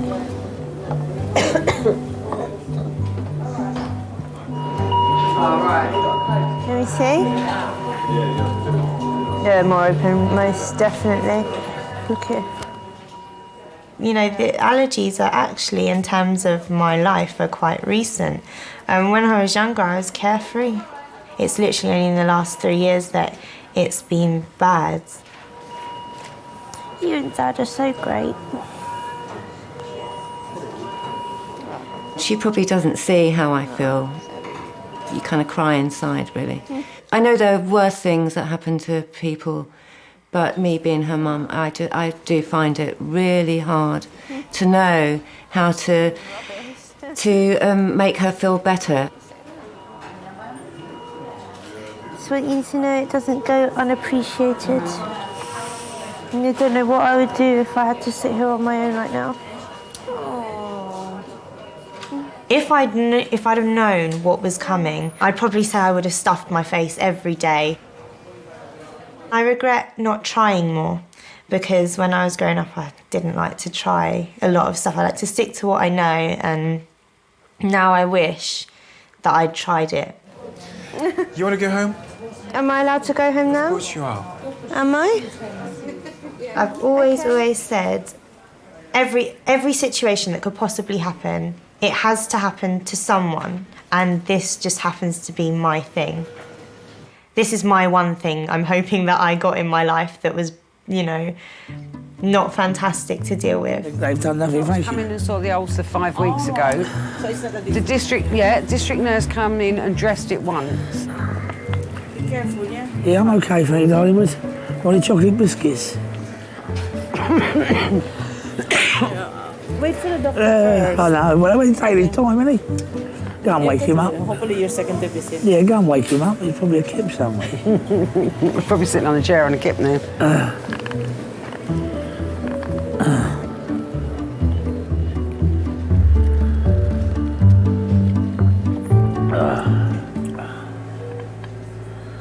That was disgusting. You drank it anyway. Wet and warm, isn't it? Yep. Wet and warm. His brother died last year and I looked after his brother. I shouldn't have done that. No, you shouldn't have done, should you? No. His brother said to me, if anything happens to me, Terry won't handle it. Make sure he's all right. And you know, you look after him.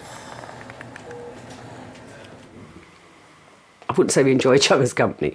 We tolerate each other. But we get on.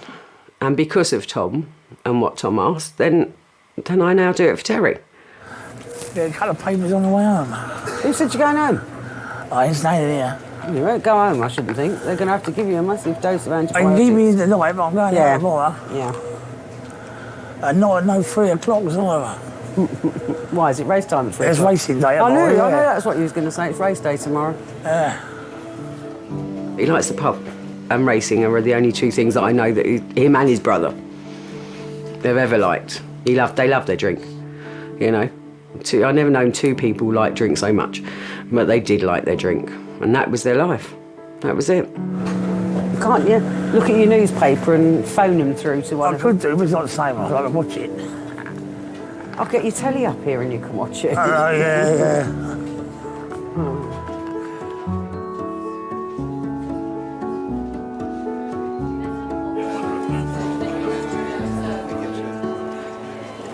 Okay, I've got neurosurgery here with me. Okay, so you say the facet joints are widened at that T11. Okay, and the canal at the we can't tell. I agree. It's just, we won't know. We won't know.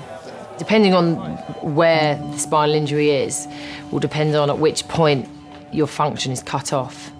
And the area that he had fractures would be sort of lower limbs. You need to know for sure, and you can't know for sure until you wake somebody up. It's grim. It doesn't happen a lot, but it's grim. Nothing else we need to do. We're just going by our playing when you're ready. Yeah. When that's written up, the notes are done. The trauma team have done all they can, and Gary will be taken to intensive I'd be care. happier if I had a temperature. His family is being informed We couldn't get and are on round it their because it way. was too cold. He's stable at the moment and he's been seen by a number of different specialists. He's going to go to our intensive care unit. At the moment, we have had our CT scan, which has shown us a number of injuries, none of them which are immediately life-threatening. So I can put your mind at rest there. I think you never want to break bad news over the phone if you can possibly avoid it. But by the same token, you don't want to lie or deceive or lead on a relative. He'll need some further imaging tonight, which is an MRI, which is to look at his spine, to his lower back. So he's had lots of pipes and tubes going into him, but he's doing very well, and he's very stable. Okay. All right. So he's in good hands. Very shortly he'll go round to a ward called surgical critical care. I suppose if I hadn't been expecting that maybe he had died, this would have been bad news that he was so badly injured. But because I'd been expecting to hear, perhaps, that he had died, this was good news. So the fact that he had all these horrendous injuries, but he was alive and there was hope, was wonderful.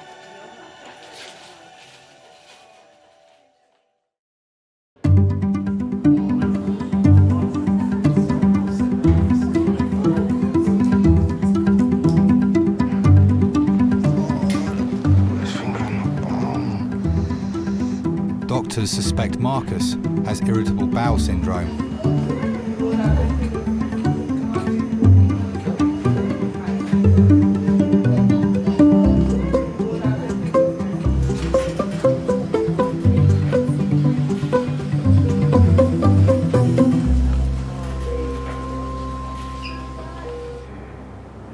When I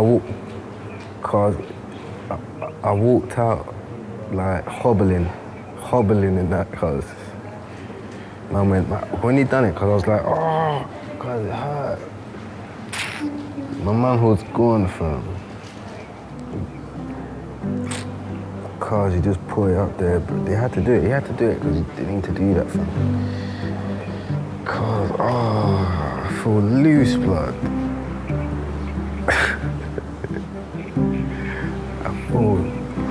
I feel loose.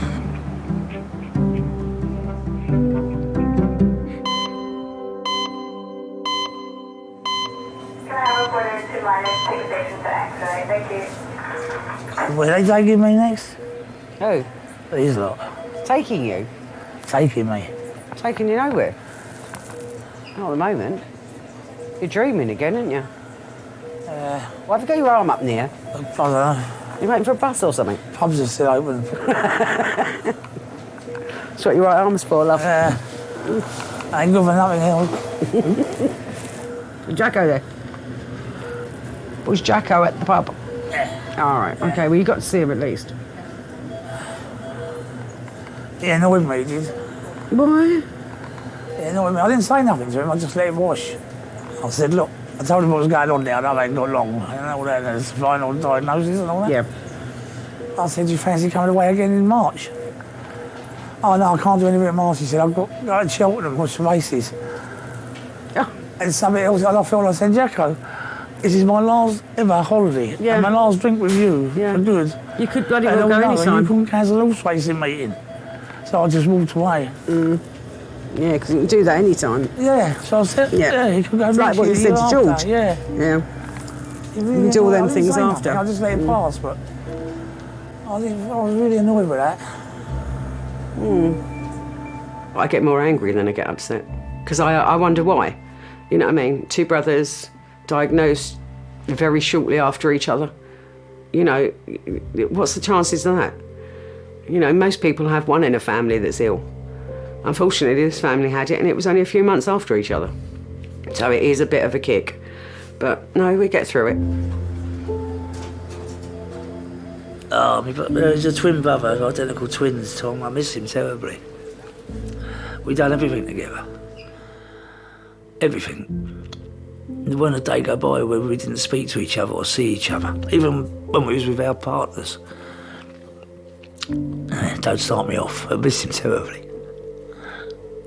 57 he was.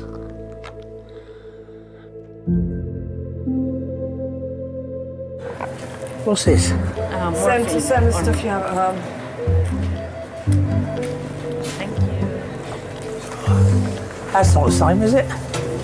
Yeah. Tastes different. No, yeah, same stuff. Sometimes in a way it makes it not so bad when I think about it. I think to myself, well, at least I can join Tom. Not going to be on my own, you know what I mean? I've got me brother.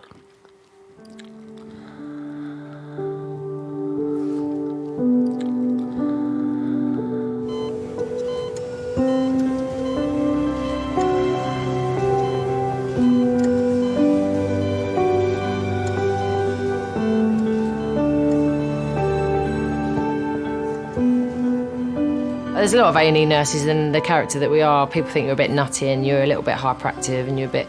But I think when you do that job every day and you realise how short your life can be, literally nothing's taken for granted. You know, you can end just like that. You're not going to waste a day, are you? You're just going to do it.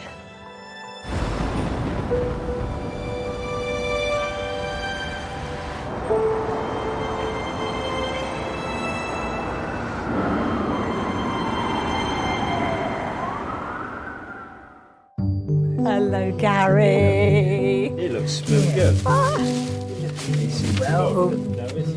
You're looking great. It's good to see you. He brought all sorts of stuff with us. It wasn't for some weeks that actually made the diagnosis and told him, Gary, you're not going to walk. This was the one where the car went over the top of us. Oh, Gary. But this is the one where they got the bar. That's it. He was explaining. The bar goes all the way down. Yeah. And that, and he had it. I'd talk to my husband on the way home and I'd just cry, you know, with the sadness, you know, everything that had happened and how different his life was going to be. It was just a very, very sad time. I won't never make any stupid mistakes like that before. Good. That's 100%.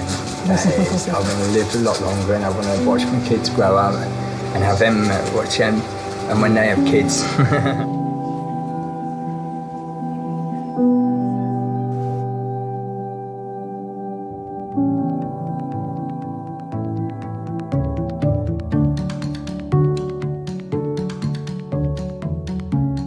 Find me a wheelchair so I can get to that shop. I'm starving, and thirsty. If you can push me, you're all right.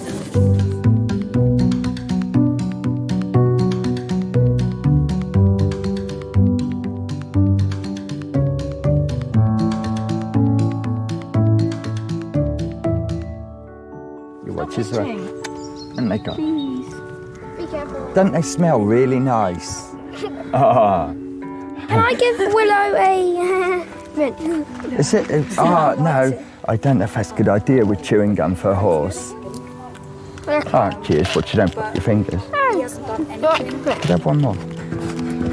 Good job. Oh, nice one, Jem. You're doing really well. Just go careful, sweetheart. I can do a double one. They're saying you can have an electric wheelchair. If I did have an electric wheelchair, I'd want something which has got some oomph in it so you could so I can pull wheelies on it and have a bit of fun with the kids. I know. How old am I? 48? Or is it 5 years old? Yeah, see, you know you are. I love you. That's well impressive, Jem.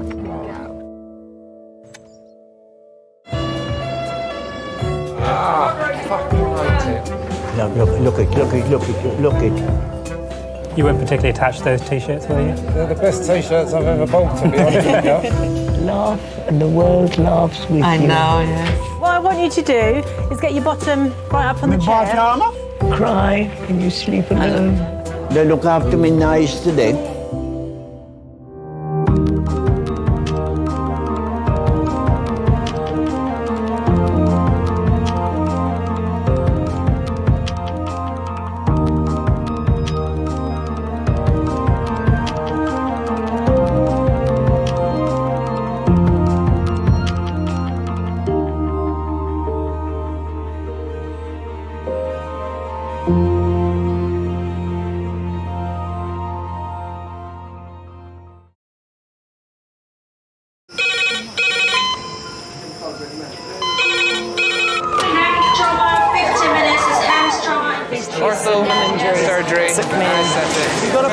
We're just going to get on, do this. Not scare him, get you all sorted, all right?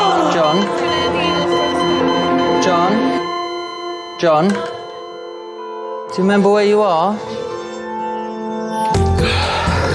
King's College Hospital, London. Thank God. A major trauma centre. Hit the curb, jackknifed onto the verge. Have we got a good pulse? Have we got an output? You know? And one of the busiest A&E departments in the world.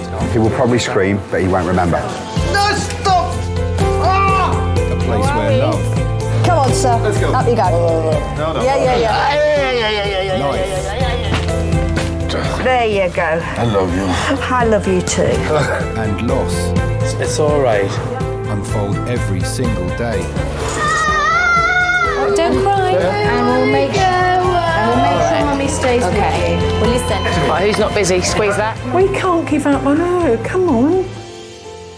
We've got to be strong for Mum, if it is the last bit. Hey.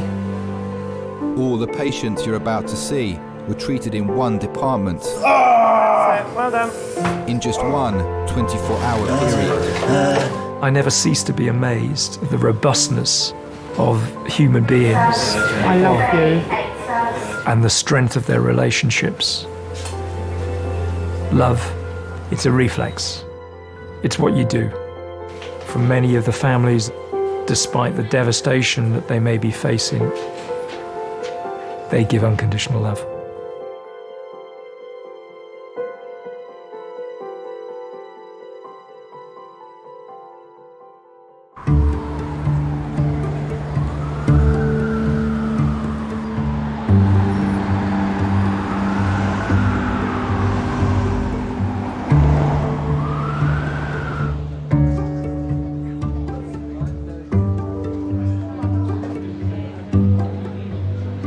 They should give you free meals in A&E, really.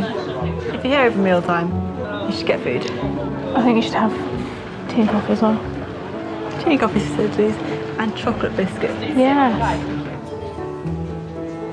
One of the best countries in this world. And all kind of stinking people.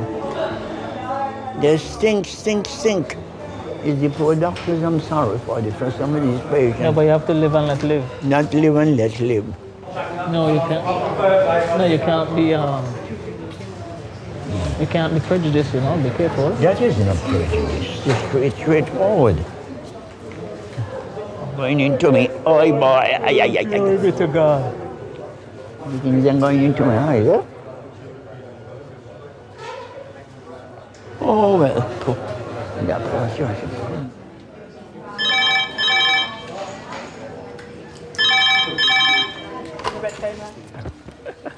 Afternoon, King's College. 383.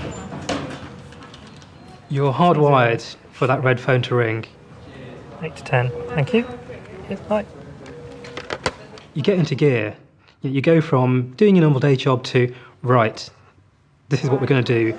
I've got to get this sorted out. I need these people. I need these drugs. And you prepare yourself. It's like going into battle. Adult trauma in 5 minutes. A 32-year-old scaffolder has been struck on the head by a 6-metre scaffolding tube. Oh my God, I was so scared the first time I ever worked in recess because being new to the team and not knowing everyone, it's hard when you first start, especially. It's a scary place to be. You're on the front line, you have to know everything about everything.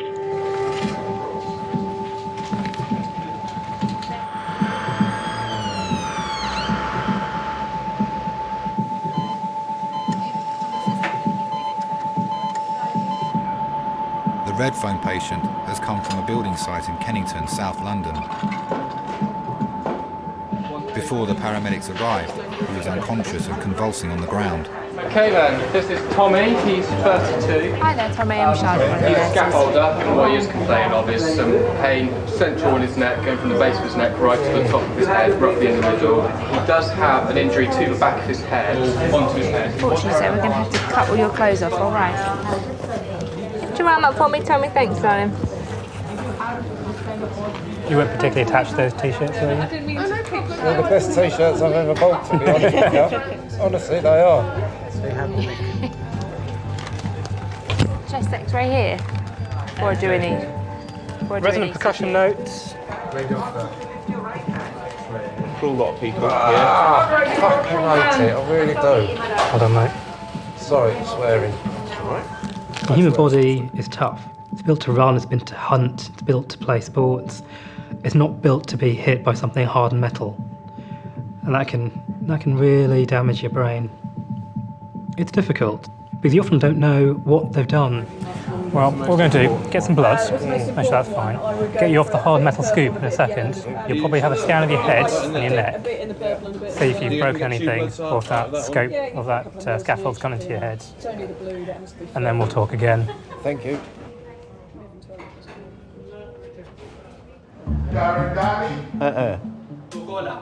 Boya? Look at that. You hear him? 85-year-old Hilton suffers from diabetes and is worried about his swollen legs.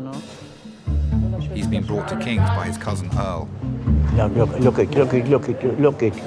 Oh.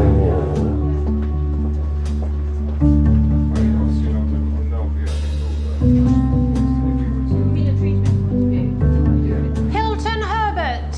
Yes. Go on. Yes, come in. Oh, God. All right, girl. Yes, madam. Hello. And how are you?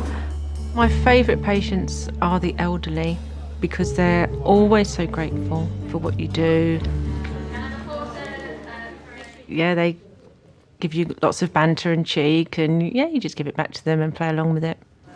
Okay, what I want you to do is get your bottom right up on the chair. Bottom? Yes, your bottom. Oh, my God. I'm a man 85. You don't inspect my bottom. I'm not inspecting it. I want you to sit on it on the chair. Oh, you must respect it, but I respect you. You're a pretty little nice nurse. Okay, so shuffle your bottom back and then swing your legs up. Yes. All right, and then you can tell me all about it. My name's Nancy. Yeah. All right? Yeah. What have you come in to see us for today? I come in to see you because my foot swollen. Your foot's swollen? Yeah, I have my foot is swollen, and I won't trouble you all, my dear, if I didn't want it. I'm 85 years of age, and I'm proud of that. Oh, so you should be. Yes. I grew up in the Caribbean. Life was hard. When the war was over, My intention was to come to England and do better and to help my family and things. Yeah. So is this the one that you were worried about? Yes. Yeah. And that too. And how long have you had diabetes? Oh, since 1977. Okay, and are you on insulin? Yes. Yeah. But it's controlled. Yeah? It's well controlled. Everything And is how under often control. do you check your sugars? Once a day. Once a day. And have you checked them today? Today? And are they all right? I was ashamed. It's 3.9 today. 3.9. Excellent. 3.9. Okay. And how do you feel in yourself? Do you feel well? Unwell? I feel well, but it's only that day. I could hardly walk sometimes. Yeah, okay. What I'm going to do, I'm just going to go and check our computer and see if we've got the blood results test. And I just want to do a little swab of your leg, see if there's any bacteria growing there. Yes, yes, all please, right, yes, and then I'll be please. back to see you. Thank you very much. All right. No.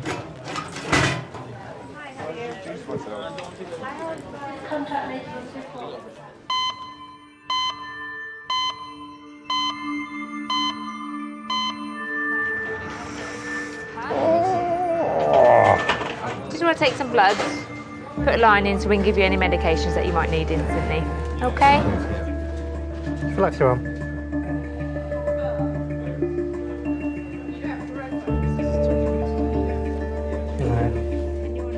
When a patient comes in shivering, 9 times out of 10, it's shock. The body is traumatised about what's happened. So the patient thinks they're cold, but really it's just a state of shock. Going to roll you onto your side, take the other scoop out. Going to have a feel down your neck, down your backbone. If it hurts, say yes. If it doesn't hurt, say no. Okay? When we get to the bottom end, we're going to have to feel your rectum. What? Your tail end, your bum hole. What about it? You're going to have a feel. No, you won't. I need to. Need to make sure all the nerves going from your brain down your spine to your legs are working. I can feel my toes. I'll tell you, that's all right. Can I have a feel on the outside without putting a finger in? How about that? Compromise. Yeah. Unfortunately, they're very specific nerves that go to very specific places, and we can't. Feeling your toes isn't the same. No, you've got to get rid of all the girls then, right? The girls will be on that side. I'll be on this side. With your bum being on this side. The girls will be on the other side. You need to be Okay.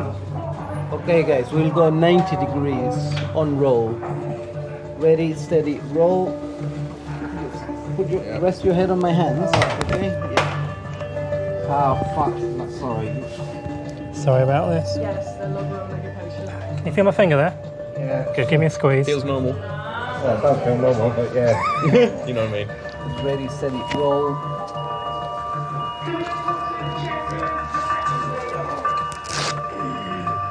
Let's get you warmed up now, okay?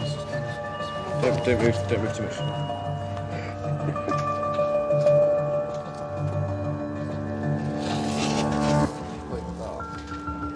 I take my head down. So you can't move. But we worry that after a tumble like that, you may have fractured your skull, you may have fractured your spine and your neck. You're quite sore though. I know you said it's bruised, but it's difficult to know, is it bruised or is it broken? I appreciate you, look. So painkillers, x-rays, scan of your head, see where we go. Thank you. What's your name again? It's Chris. Chris. No problems.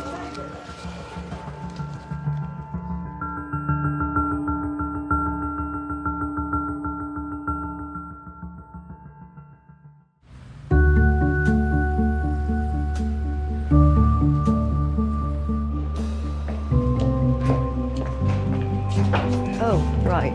Thank you. Okay. That's it at the end. And I'll just go and get that coffee for you. Thank you. And there's your coat. Thank you. Okay, I'll just turn that.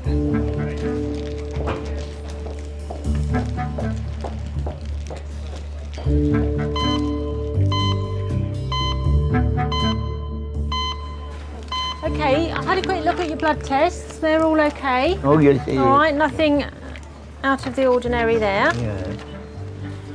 You get them quite quickly. Yes. Mm-hmm. Wonders of technology. Yeah, oh my God. Do you live on your own, or do you have anyone with you? Uh-huh. He lives on his own. And who does all your cooking and shopping and everything? Me? You do it all yourself? Yeah. I still have my appetite and everything. I want to take my little rum, you know.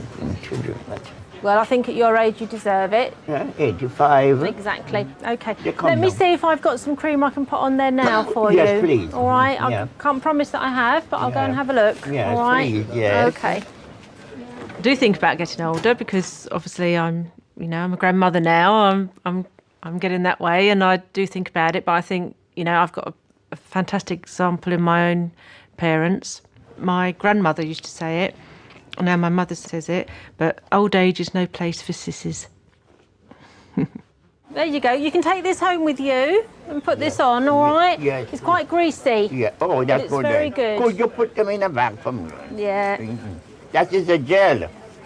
It's an ointment. Ointment? Yeah. What's the name of it? It's called 50-50. It's 50-50. liquid paraffin. Oh, liquid paraffin. Oh, yes. Yeah. It's 50% liquid paraffin and 50% soft paraffin. There you go. You can take that one home with you. Could I put it in a little rice at home? But as I get older and Hilton older. was saying, can he cook this with some rice?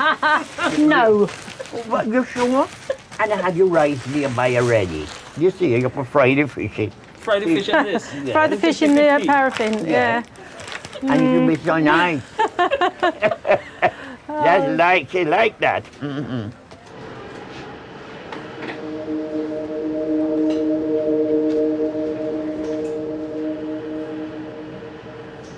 It's 45 minutes since scaffolder Thomas arrived in resus. Doctors are concerned he may have injured his skull or his brain.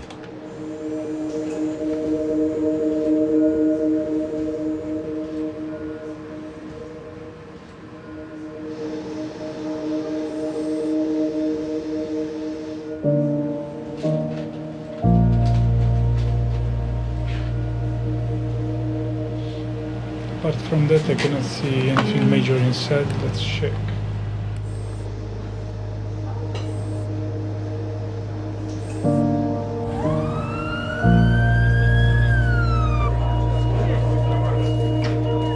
Hey, parked. Get you the painkillers and antiseptics. Hello. Oh, yeah. Hiya. Thomas is waiting for the results of his Hey. CT scan. Yeah, he's bringing your medication. All right. Nice accent. I like. Are you Spanish? No, I'm Portuguese, but I speak Portuguese. Spanish. And you? ¿Cómo estás? Bien, gracias. Have you all changed shifts? No, we've just been with other people. Just because he's busy, I've got so. a headache badly. I've got some painkiller for you. Thank you. What's your date of birth? I do know some Portuguese, but I've forgotten. It's all right, don't worry. Just say your date of birth. 13th of April, Yeah? 1979. Very good. I was born on Good Friday, which is quite rare for April. All right.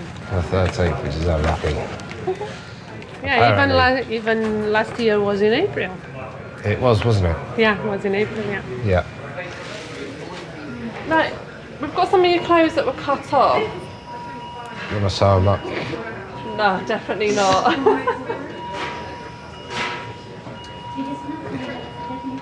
Maybe someone would, not me. No, I haven't got anyone. I can have a quick look through them and see if there's anything in pockets. Do you want them in the bin? Yeah, chuck them in the bin. I will show you what I'm doing. Well, I haven't got anything to go home with. So there's no Mrs. Herbert then? Huh? No Mrs. Hilton? No. No. Strictly Herbert on its own. Some of the women, them is too bad. You can't be worried. Yeah. You could have a fling. The women in these islands, they're worse than the German soldiers. Really? Oh, blimey. I wouldn't have you. No, don't hit them so hard. Oh. The woman in these Present islands, company accepted, I hope. they're worse than the German soldiers. Oh my goodness me. So now it's no cause for alarm, eh? No cause for alarm. I feel as young as ever, yeah. I'm quite happy. Never married yet. I don't want nobody to have me pin down to them. Yeah.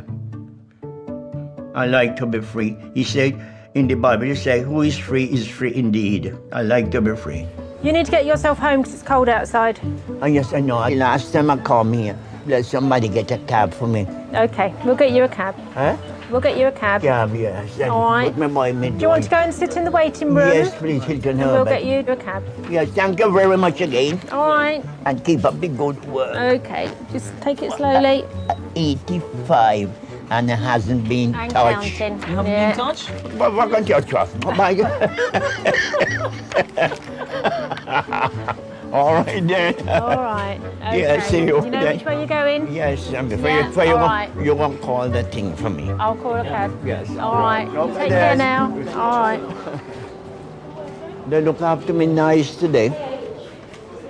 It's because I've had migraines and a lot of medication. I get migraine. I used to get migraine. So what did you do? I'm not quite certain what how. But you haven't got them now, have you? No, I don't have them now. I tell you, once you go into menopause, Yes. that's tough. Yes. And how do you feel now? What? You feel well now, don't you? Touch wood. Yeah, touch wood, me too. I've never felt so well in my life. Touch wood. Touch wood.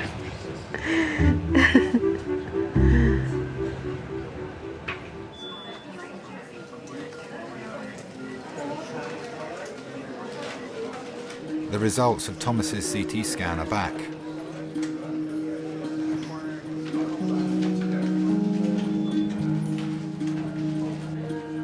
Hello. How are you? My name is Cyril. I'm one of the A&E consultants. Cyril? Yeah. Nice name. I've got some good news. The CT of your head and your neck is normal. Thank you. There's nothing broken and your brain looks absolutely intact. Thank you very much. Absolutely fine on the X-ray and the CT. We're gonna remove that. Can I take it off? Yeah, I'm gonna take it off for you. Have you got any pain in your neck? Pain? Yeah, pain. It's not painful. Oh, just at the back, but if my CT scan's fine, then it's just bruising, then don't worry about it. We'll see. Huh? We'll see. What I'm just going to ask you to do, to start with, is just to stay very still, yeah? I'm going to remove that and make sure that we haven't missed anything on your neck. Yeah? So you don't move your head until I ask you to do it.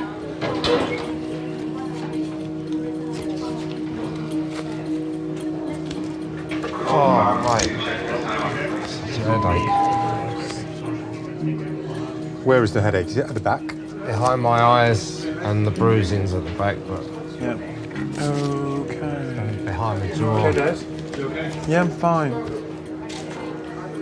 And Thomas is going to be fine too. Pardon? Yeah, I was just talking to myself. Right, just don't move your head a moment. Okay. How is it? Bruised. You feel it's bruised. Could you turn your head to the right for me? It's always a relief when you get good news. You do get something in the back of your mind wondering, you know, like, is there some sort of, like, because, you know, you worry about sort of maybe a blood clot or something, you know, that could hit you and switch you off. Because it's a head injury, it goes through your mind, you know. The feeling in your legs, in your arms is normal, yeah? Normal, yeah. Cool, no pins and needles, no. Could you turn your, to the left now?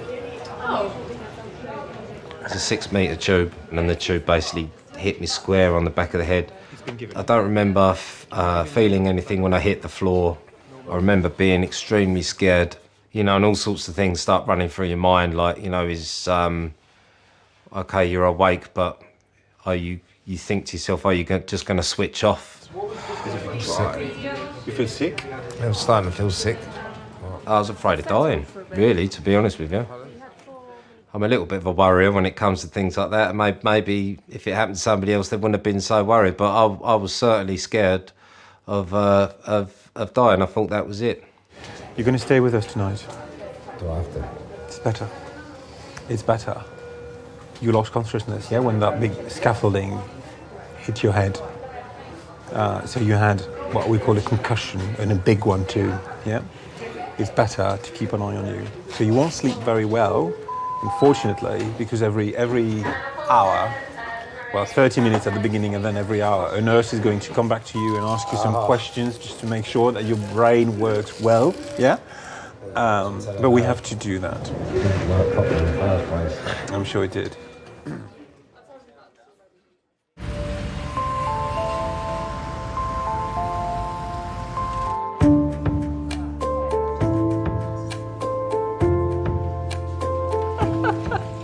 So you better let me have the other jokes.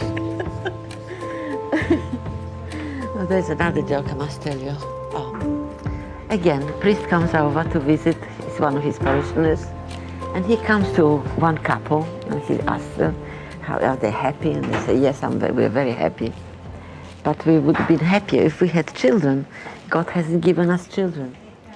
So he says, oh, never mind, I'll pray for you. I'm going to Rome and I'll put a candle up for you. I'll light a candle in Rome. Years go by, at least 10 years, and he happens to meet this lady again.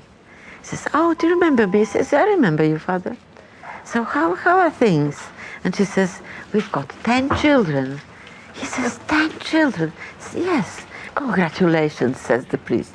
Can I see your husband so I can congratulate him? She says, no, he's gone to Rome to blow out the candle. Is that good? It's brilliant. I had a nosebleed. I couldn't stop it. So in sheer desperation, I rang up 3 nines and I said, listen, should I be having your services or not? They said, yes, we'll come because you live on your own. So they came over and they brought me to King's. And when they brought me to King's, the nosebleed stopped. And they told me, sit there and we'll keep an eye on you. I remember half a crown. Yes, I remember half a crown. Yeah, of course. Yeah. It's a long time ago. Yes, we came here in 47, which means I am from Poland. Oh. My husband also. We came here in 47. I came back to England in 1951. So where did you come from? Oh, I'm more than the 4th generation to be born in India. Oh, I see. I've never been to India. Oh. Beautiful. Yes. Yeah. We came from Bengal. My father was Commissioner of Excise in Bengal. Right. But did you have servants as well? Oh yes, yes, you have to have servants. Yes. You've got to have servants because you've got to. Yeah. There was not that's the way of life. Yes. You had to be looked after. But quite. Yes. Reaching out to someone to me is very important because I was all my life working with people, being a lecturer, teacher. So I miss it if I'm on my own and I don't talk, just listen to the radio and watch television. I must have a contact with the person.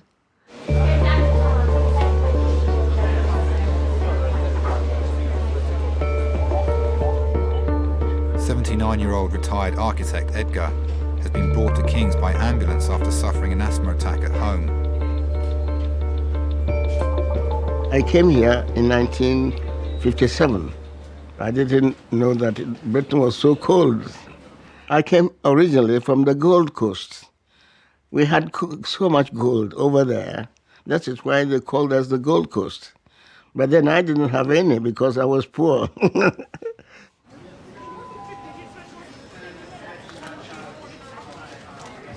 Me again. I've come to torment you some more. How are you feeling?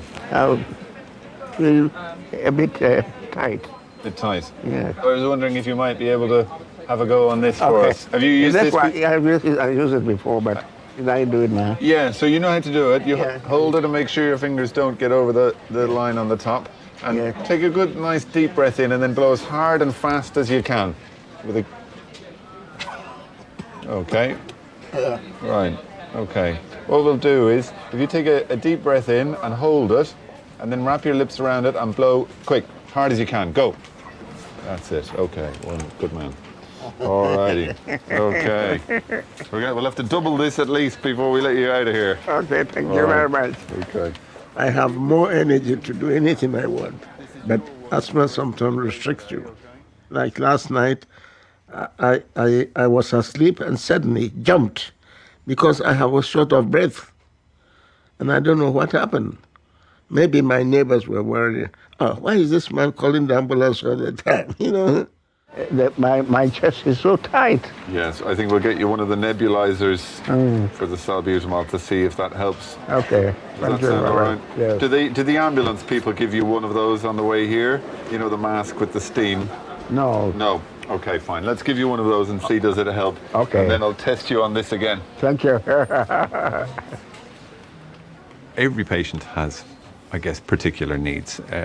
Older patients, they need more time to say what it is that they want to say. And it's their own time. They've earned that time to take to say what they have to say. Sometimes they're very stoical and they won't complain at all. And they actually won't tell you what the problem is when they're there with you. They don't, because they don't want to admit that there's a problem, or they don't need help.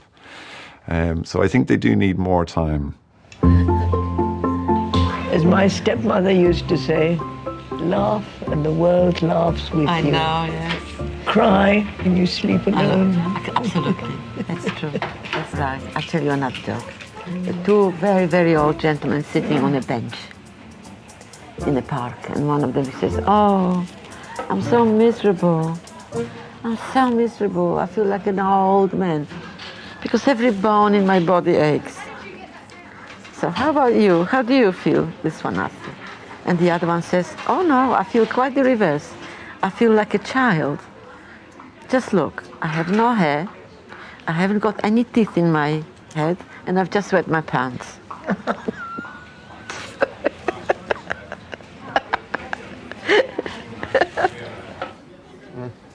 How are you feeling?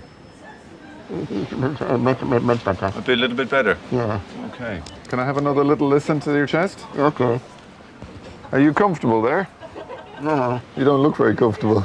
Sorry, let me take this off for you for a moment. Yes, yeah. Shall we sit you up a little bit? You don't look comfortable at all, I have to say. I think. Yeah, 1 second now. That's it. Mind your fingers. That help you feel a bit better sitting up like that? I think so. But it's terrible. I feel tight as well. Still tight. I don't know. Is this how you always feel when your asthma is troubling you? No, asthma, it hasn't been, I haven't been having it for a long time. Okay. It's only when my wife passed away, it's affected me. Really? She died on the 18th of Christmas. Of December? December. Just before Christmas. I don't know. Life is so hard. Oh, she was the most beautiful girl I met in London. She was a student nurse. And what charmed me was her eyes. She has fantastic eyes. It's like the eyes of the pharaohs.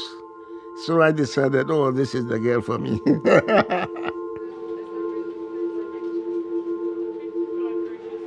And is anyone helping you? I'm living alone at the moment.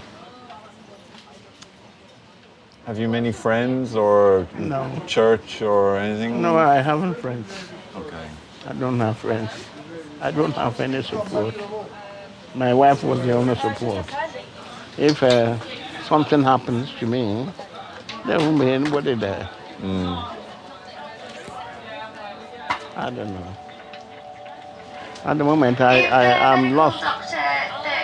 I'm lost.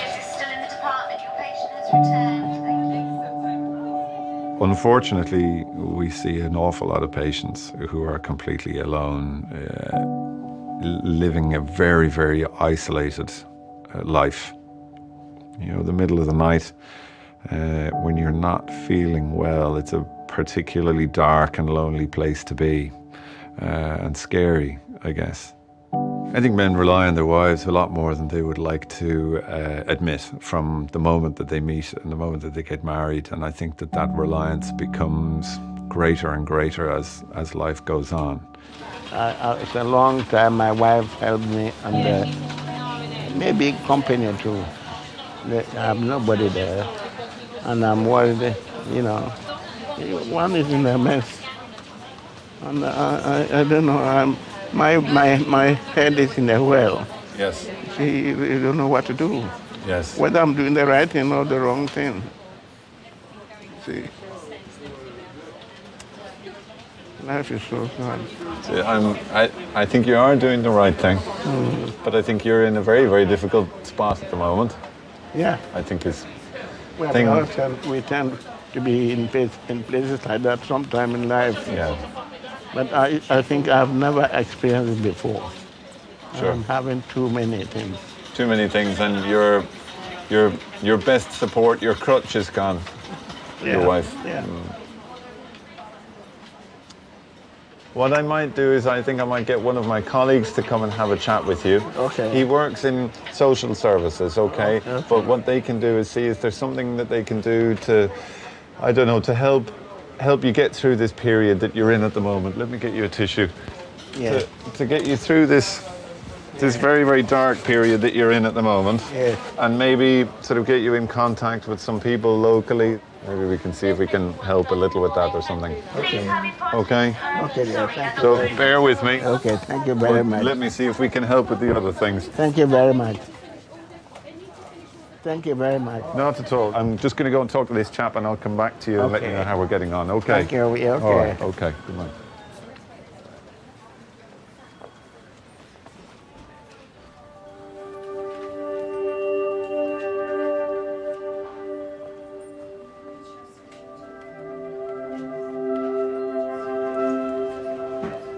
Your dad is here. Oh, mate. Oh, got a headache and a half, eh? Oh, no. Oh. Only just come over. I know, I don't remember anything. Oh. Oh, dear. I've got a stomach. Yeah, that's all right. But I'm tired, That's a actually. four, aren't they? You know? Are they single women here? Get your face on a nice girlfriend. Oh, you just relax. I'll tell you what happened. Yeah, he said something. You're setting out, and one of the stands come over. Well, I just remember waking up thinking I was dying, you know what I mean? I know it's like because your body goes into shock as well. When I had that car crash, exactly the same. I know what it's like. I've been in bloody hospital loads. Got hit by that car, didn't I, when I was 8? Well, stop making a habit of it, will you? Have you got any money on you and all that? They reckon just tonight, staying tonight, have good sleep and everything. They've sedated you a little bit as well, I think. It brings you together, doesn't it? You know, you just kind of, you realise, it puts things into perspective. You realise who you realise some people are not so lucky to have their family around. Well, my dad thinks he's just dropping off a toothbrush and a deodorant. He's going to make sure I'm all right and just go home. But, you know, he doesn't realise that I'm sitting there and I'm grateful to have my dad there, or anyone, family-wise, or even friends, you know. There's a lot of people in this world that haven't got anything, anyone.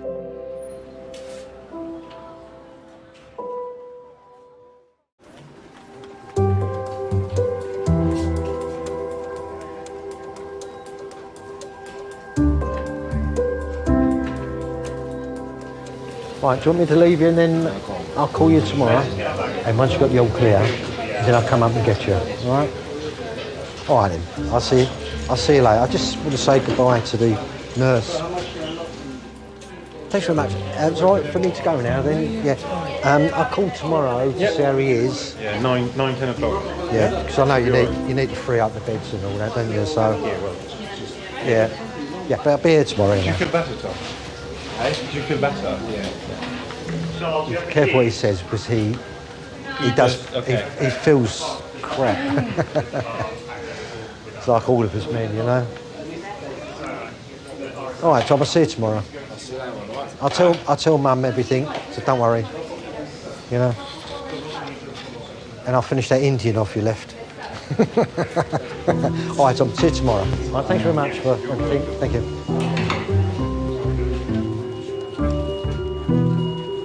I didn't do very well at school. For someone like me, you leave school, what you're going to do? You're going to be a plumber, a bricklayer, chippy, or my uncle's got his own scaffold firm, so it just kind of went from there. I just kind of slipped into it, really.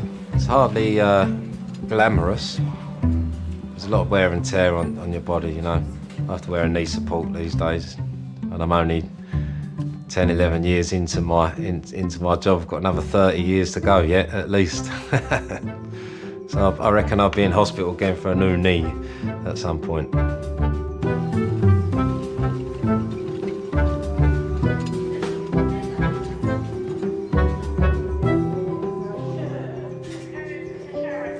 My husband was a colonel in the Polish army.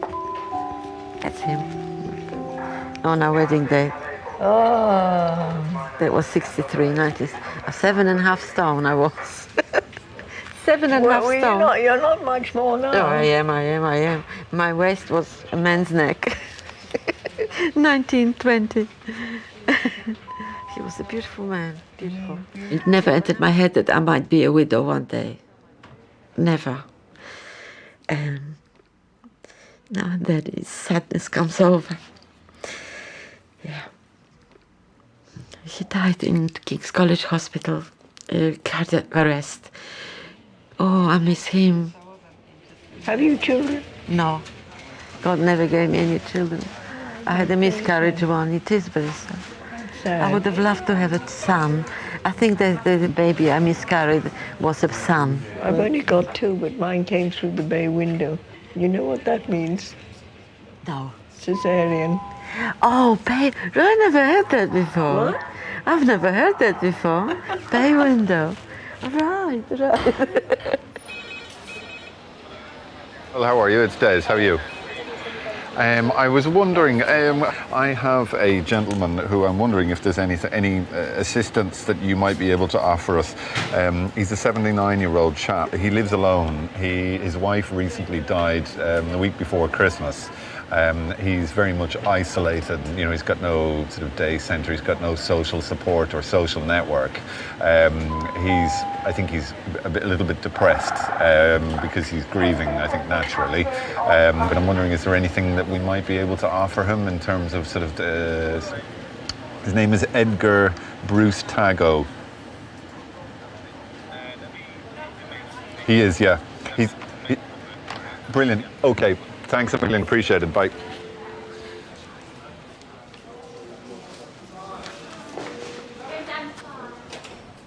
Hello. Lucy, a Red Cross volunteer, has come to visit Edgar. Because we've got some volunteers down in Bromley, which nearby the place where you live, and I thought I've got a very nice lady. She's called Mary, and if you would like to, she can come to see you maybe on Thursday, because she's available on Mary. Thursday. Yeah, and she's really lovely. She used to be nurse as well. Oh, I see. She likes to see people and basically... Maybe she even knows my wife. Oh, is it? Because she's worked for 28 years there. Wow. She was a midwife there. Edgar, as I said, I would... Oh. I always feel sad. But life must go on. We live together, we help each other. And now she's gone. You see? That's how I feel. It's a lot to take in. Yes. There is a phenomenon called broken heart syndrome. And I think that once your partner and your anchor is gone, then why are we here? I find it difficult to know that there is an aspect of my patient's care that I can't sort out, because that's why I'm here, is to sort out these issues. But sure, I'd love to wave my magic wand and make absolutely everything fantastic, but life's not like that. And I don't want to live with anybody else. No. No. I don't want to live anybody who is looking after me. I don't want to live. No. If my husband goes, then I have to be alone. You want to be alone? Well, no, my daughter, I don't want to live with my daughter. No. It's not fair to her. Right. Well, she might, yeah. No.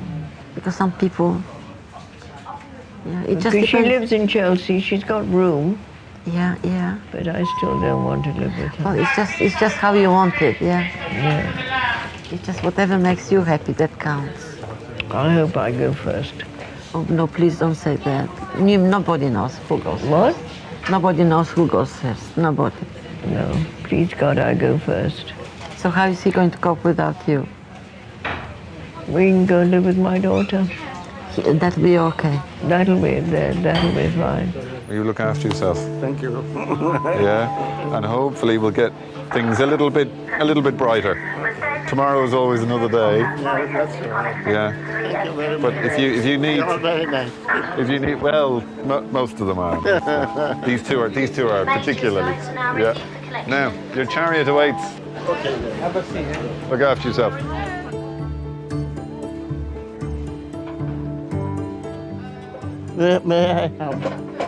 May I have one tissue because I'm crying, you see? Hold that box. Yeah, no, a little bit. I'll have only a little bit. Leave some for somebody else. Good man. You got Yeah. enough? Yeah, that's enough. I live with my wife for 45 years. But I'm now looking. And I hope, all being well, I might find another one. But then I will be possibly too old. Thank you. Bye-bye. She was so lovely. And that's life, isn't it? We have to carry on, whether we like it or not. And I'm still here. When God wants me, He will have me.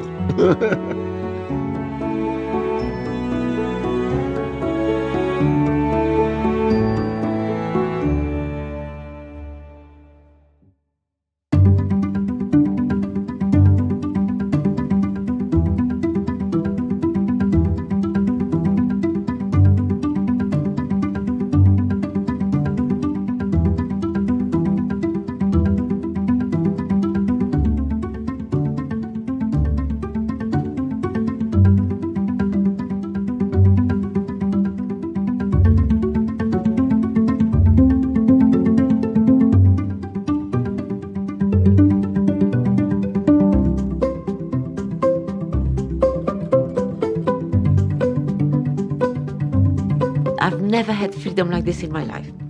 That I can do whatever I like. I'm completely free. And even now, I'm completely free. I cannot go with a married man. That's the only thing.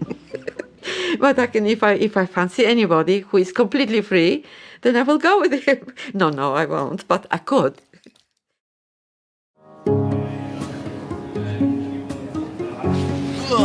Head up, man. Eyes open. Let's not fall asleep. It was a broken heart that led him to get a physical injury. I can't say I've seen that a lot. Well, I love her. I've got a 20-odd-year-old chap. He's got Betchett's disease and it's quite complicated.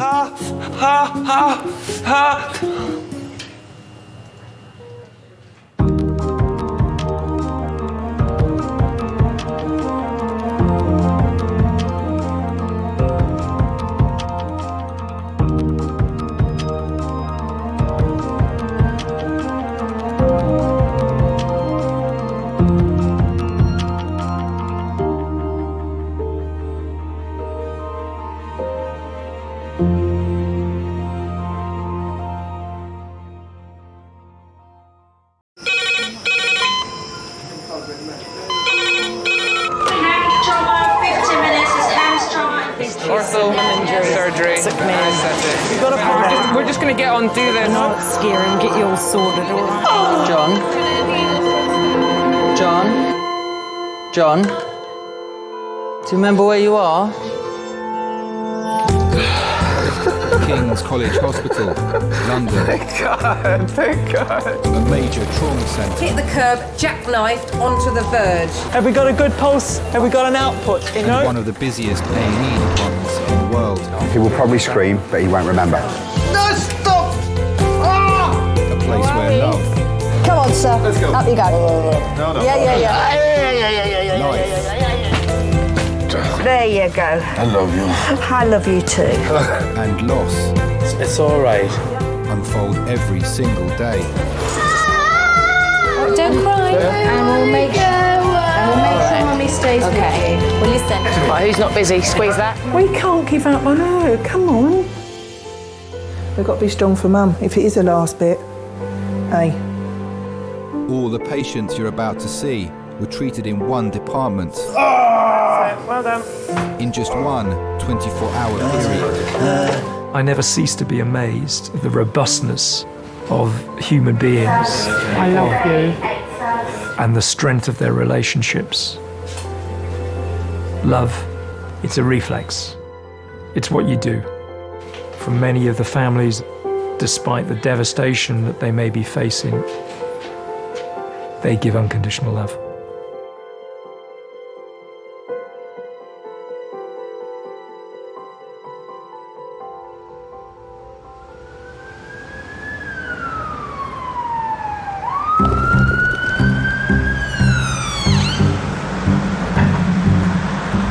Do you want a cup of tea or anything? Are you waiting to be seen? Yeah. Do you want me to help carry something?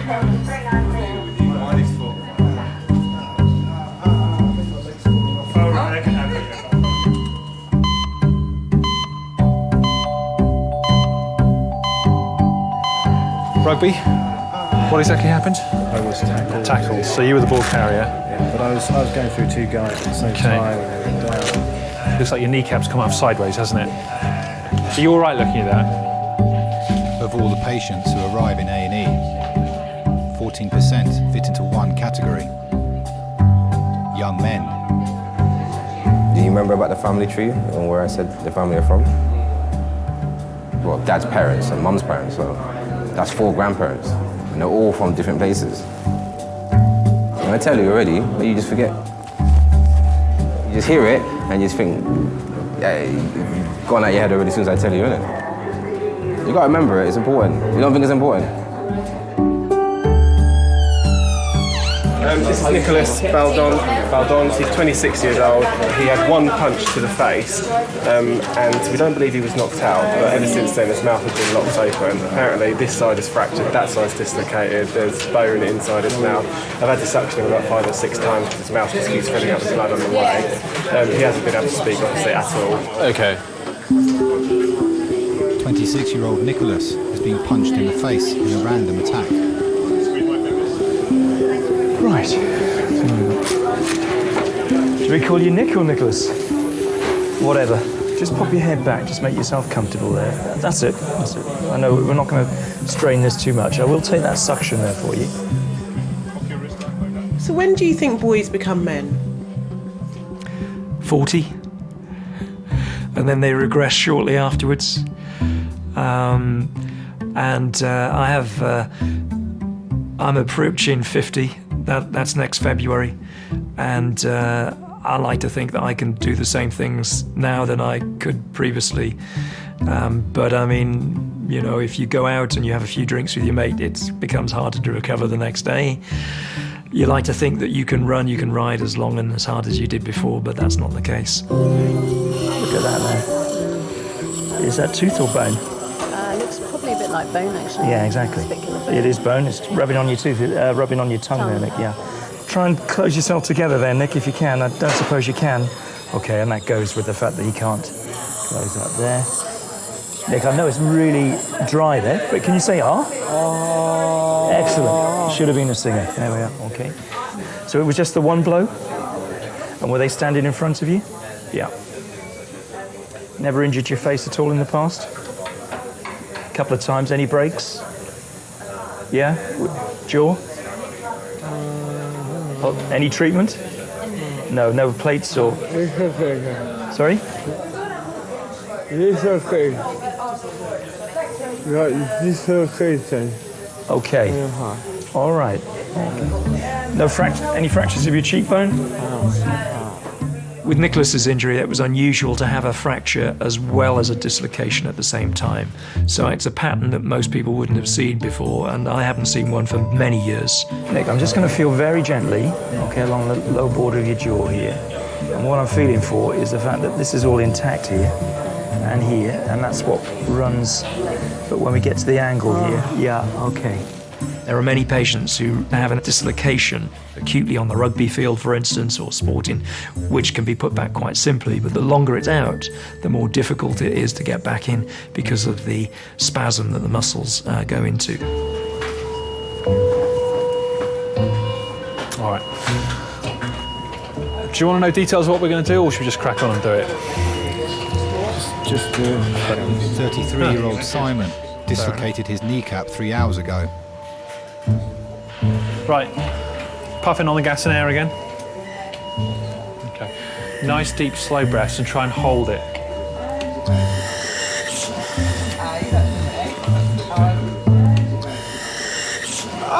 Okay.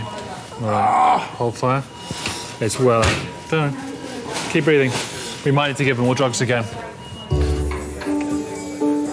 Nick, I haven't seen any radiographs, X-rays at the moment, all right? But given the degree of the fact you can't close your mouth together there, obviously you fractured it on here, and that's where you were hit. It's going to be difficult for you to rinse your mouth, and the blood will be a bit dried there because you can't get your lips together. And if you can't get your lips together, guess what? You can't swallow. So that's why it's impossible to do that. All right. So keep going with the suction and whatever, and we'll get the X-rays and we'll get you treated as quick as we can. All right. Good. All right, Simon. This drug, it doesn't have a set dose. Everybody responds differently to it. So we give it little by little till we find the right dose for you. All right. Your job, very simply, is just to keep your eyes open, and then when we reach the right dose, your eyes will close, even without whatever happens. So that tells us it's good to go. All right. So you'll just relax, nice deep slow breaths on that. Keep your eyes open as long as you can. All right.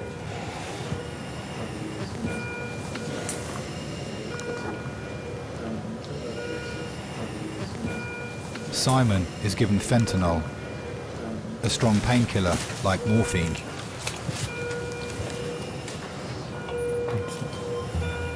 Might be feeling a little bit lightheaded. Some people say this drug's like 2 or 3 neat shots back to back, and you feel a little bit woozy, a little bit out of it.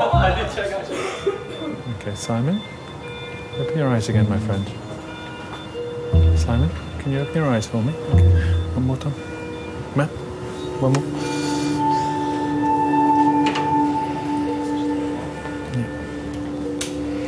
You saw how much he jumped last time, so let's get him nice and deep.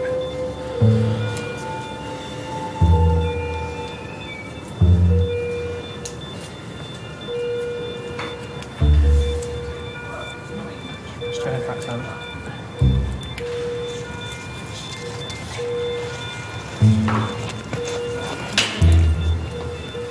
Okay, Simon, can you open your eyes for me?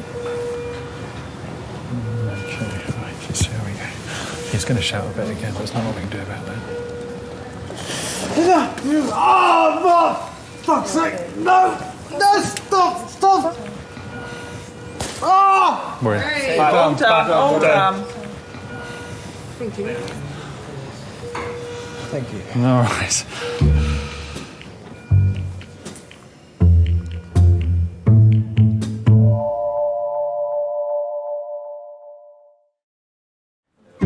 Right, so come back round this way, that's all right. So your sheet will be a bit wet, I'm afraid, where we've done the plaster.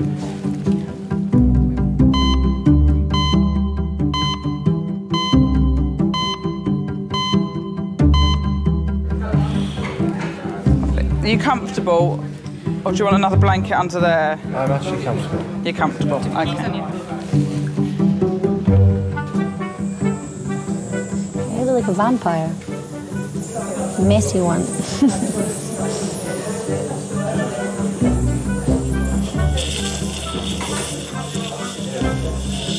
Is it still painful, or is the stuff helping? Yeah, really painful.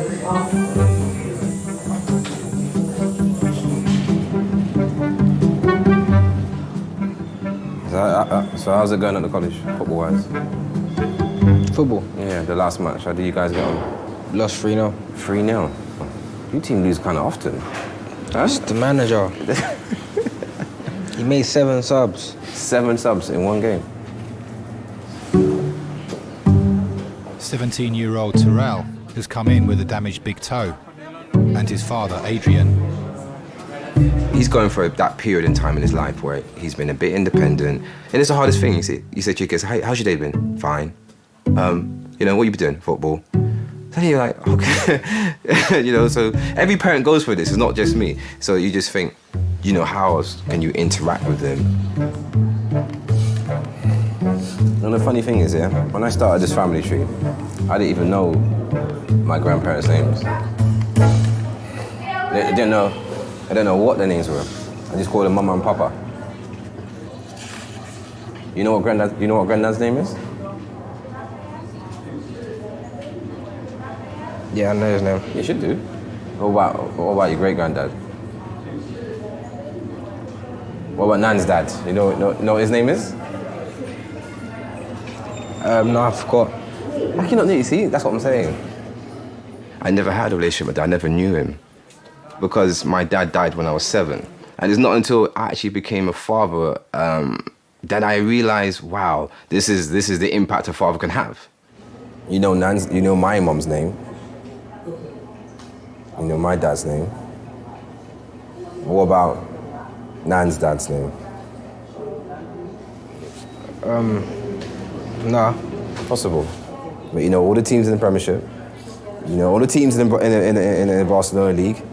I don't know. Yeah, all you of that. do. And you know, yeah, and you know all the players in Barcelona or Spain. What team? What country they're from? Yeah, you do. But if I ask you where your family are from, you ain't got a clue.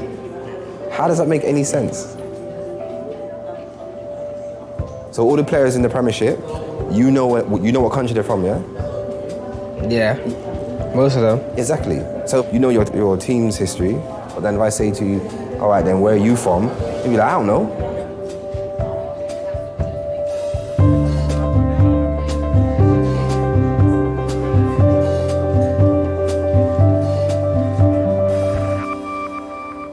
So tell me about your parents. Are they doctors?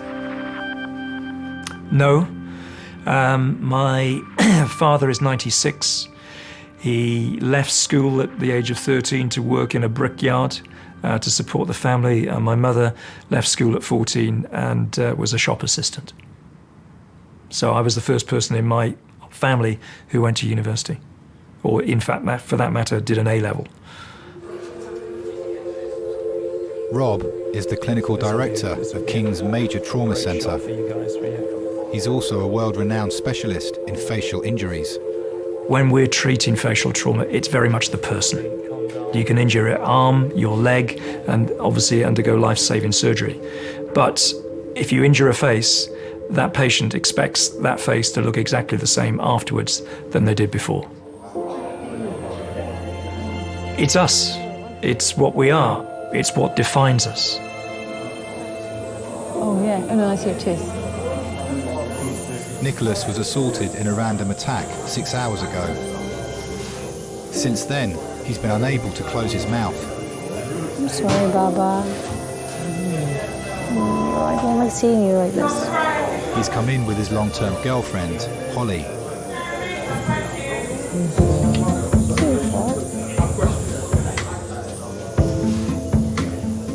I hate fights. I hate fights in general. I hate it when it's someone I love.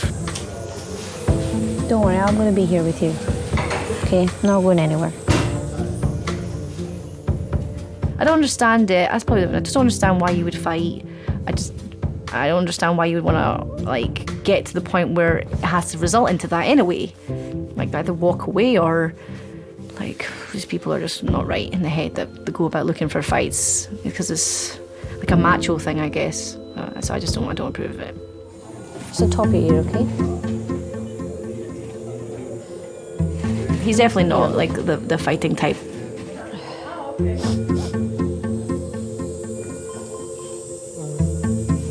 When I first met him, for sure he was a boy. He was kind of hyperactive. The amount of times he hit his head when I first met him, and I don't mean knocking the head, proper wanged into a wall or a ceiling or something, some of these slanted ceilings. It was just to the point that everybody feels awkward because it must have hurt like hell.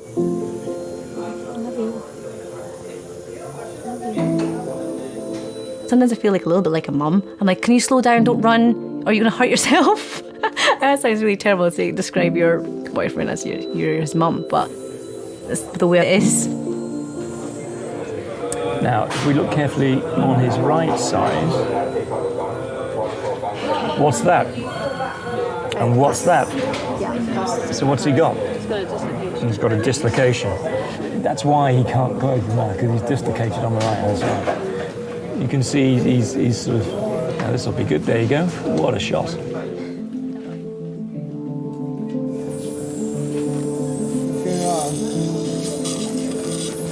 Hi. Sorry. No, it's all right, Nick. Just to say, had a look at your scans now. You've only got one break, which is on the left angle of your jaw. Why it's propped open like this is the joint here is dislocated. So if you look on me, you can see how it moves there. When you've been hit, not only have you got a very nasty fracture on this left angle, but this one here has actually popped it and a joint. That's why you're propped open. We'll get you fixed today. How long? Well, we'll get your fracture done today, all being well, and chances are you'll be going home tomorrow. All right? Now I'm just going to try something very gently, because it might just make you feel a little bit more comfortable in the meanwhile.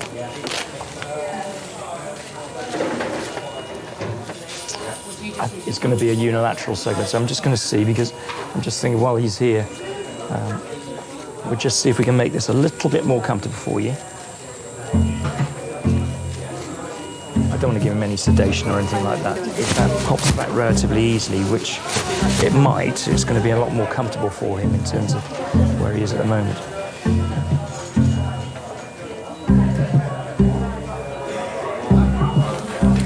Nick, just pop your head back for us. That's it. Okay, now just bear with me. Just here. Okay. There. How about that then? Better? Close your lips together. You can swallow now. Does that feel easier? Oh yeah. yeah, transoral and buccal. What we do need is... I felt relieved from the moment he stepped in the room, because it looked like the man in charge, and then he just came to me in a couple seconds. He just put a finger on my teeth and then like locked it, like I don't know exactly what it did, but it went cluck cluck and it was all sorted in a couple seconds with like a magic thumb, and it all went back where it should be. Well, from that moment I knew that I was in good hands. Do you remember when you became a man? There is a time in your life which is unspoken. And I think that between... sorry.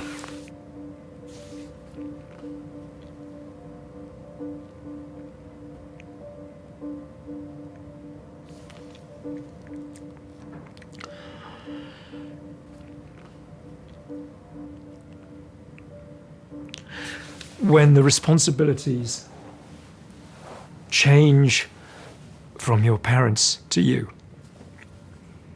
And I think looking back visibly, I remember standing at the side of my father's car and he gave me the car keys. And something in that unspoken act said that that was that transition. And my father is now 96. He was a fit man until very recently. He now gets about with the aid of a wheelchair and his memory has gone. And I think that passage of right, if you like, it's the start of something. And now is the time to give back.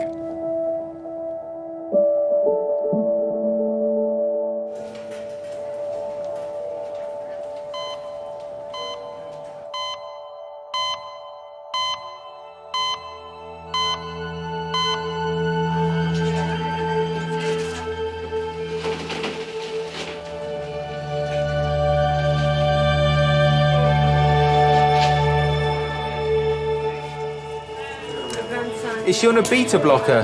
Do we know what medication she's on? Any medications on? Nothing. How old is she? 78? 78. So but she's recently diagnosed with a blood clot. Confirm.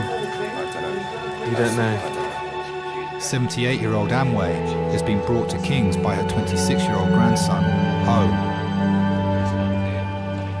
He's training to be an architect. Every day, he cycles 10 miles to visit her in Peckham. Today, he found her collapsed in her flat. It was a shock when I found my grandma. She always has refused to go to the doctor. I think that's one of the things in our culture we preferably do not want to know if we're sick. We rather, knuckle down and live through the pain of it.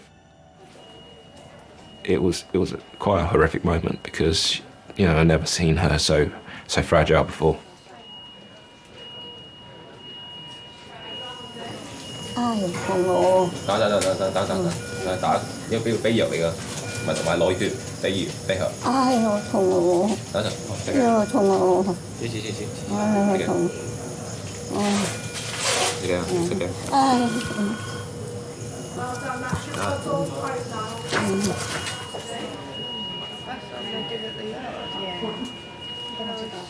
She came over here roughly around about 1970s during the Vietnam War.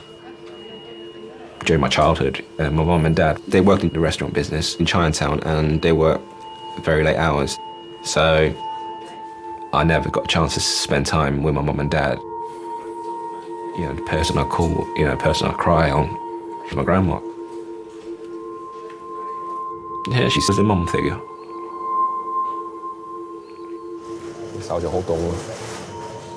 She didn't speak my English, but the words that she did know, fuck off, get out, how much, cheaper, and, ideally if she ever gets lost, where is Peckham? Because I've been brought up in the UK, we shy away at asking something to be cheaper or freebies. But you bring grandma along, they knock off a few quid. I think that's a skill that I probably never develop over my lifetime.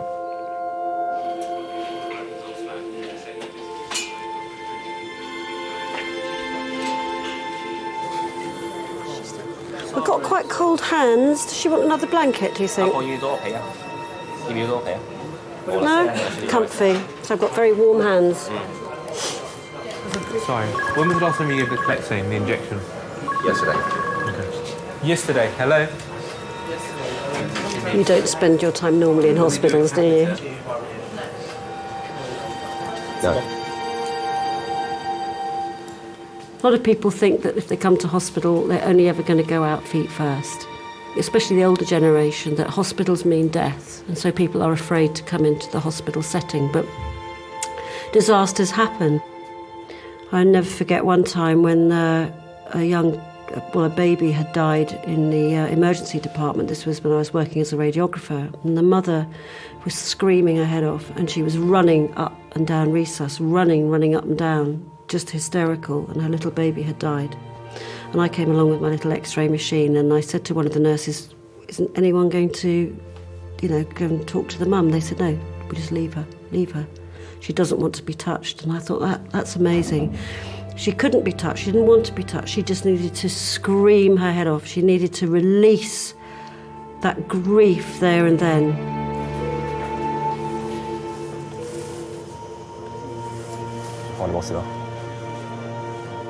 I know the smell, the sight, the sound.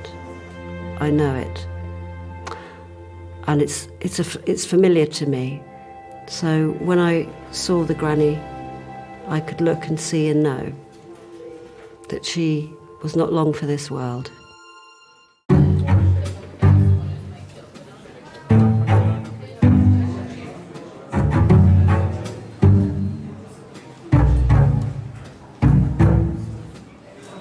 Oh, man.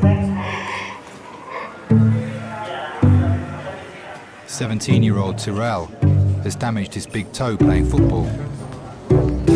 Crazy. Can you kick the ball like that? Then I have to take the toenail off. Huh? You know what they're gonna do? They're gonna freeze your toe, your big toe. Gonna freeze it? They freeze your big toe, or they gotta take it off. Not freeze the whole toe, but I think they do something where they freeze the nail. I'm not sure. But it's gonna hurt. It's gonna hurt.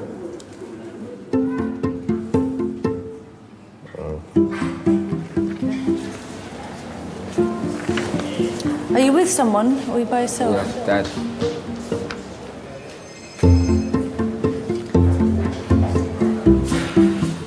Come round this way.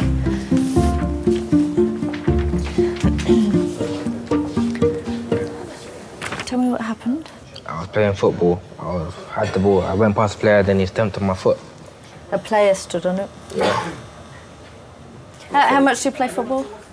Yeah, every day. Well, yeah. I think it's better we take the nail off. All right? Do that now? Yeah. Are you ready? It's okay.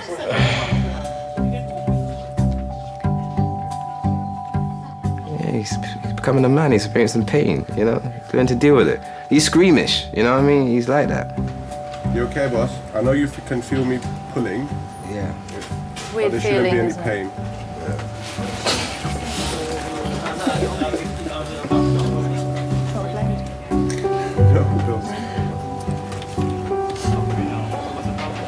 It's gone off. It's gone. There's still got the roots. No nail there.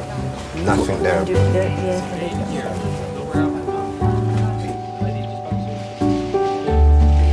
show you.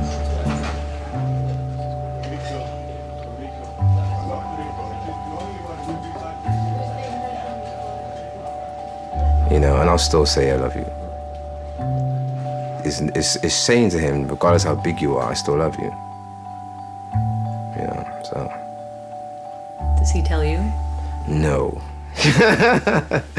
No, he doesn't. He doesn't tell me.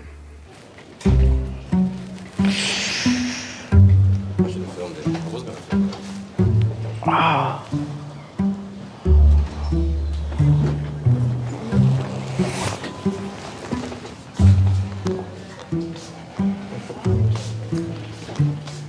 Do you remember about the family tree and where I said the family are from? Nah. You gotta remember it, it's important. You don't think it's important?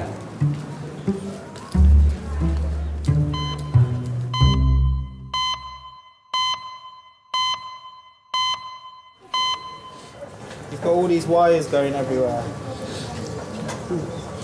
Where are you going? No, I tried to call my check. You want to go home? So I thought you were do a checkup. Just lie back for me, okay? Just lie back. Bằng tay. Doctors suspect 78-year-old Amway is bleeding internally.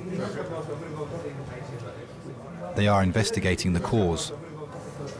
I'm just gonna look at her eyes. Sorry. Can you show me your tongue? Show me your tongue.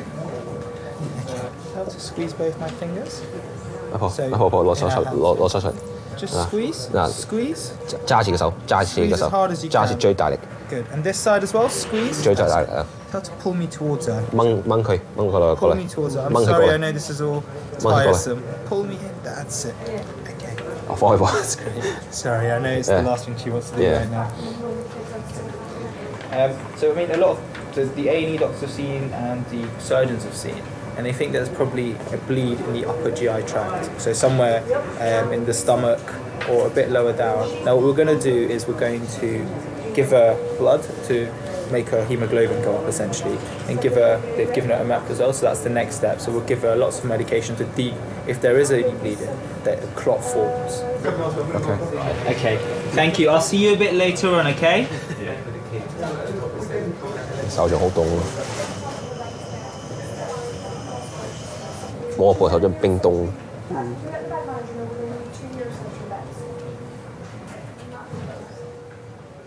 Hands actually explains a lot about the person's lifetime and what they've been through, and I have pretty, boyish, girly hands, unfortunately, and But my grandma has very strong masculine hands, and you could tell that she worked hard, back in Vietnam. She was usually working in either factories or in the fields, and the wages didn't really pay, to support her children. So, at times she did tell that she used to take stuff from the factory or from the fields as extra portions for the kids during that time to survive. But my grandma would probably want to go back for only one reason: have dog meat again.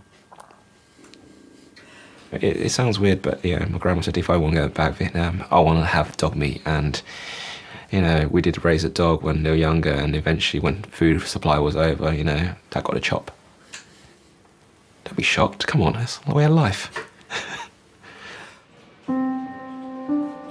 She is a very tough lady. She's like Margaret Thatcher. She ruled iron fist.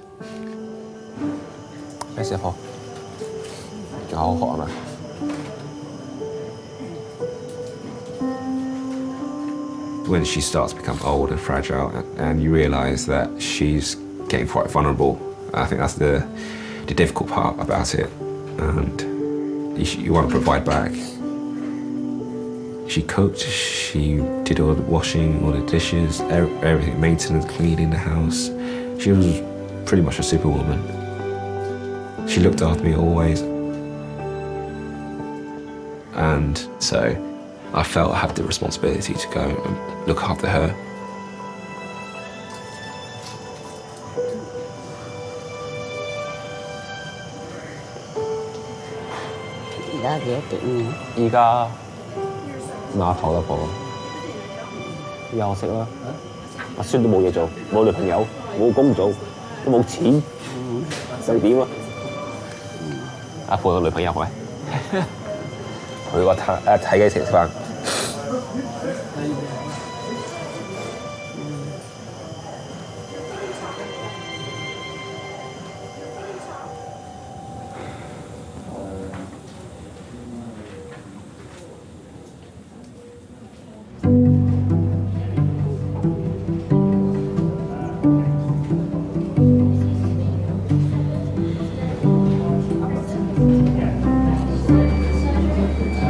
I feel like out of everyone here, I'm the most dramatic looking.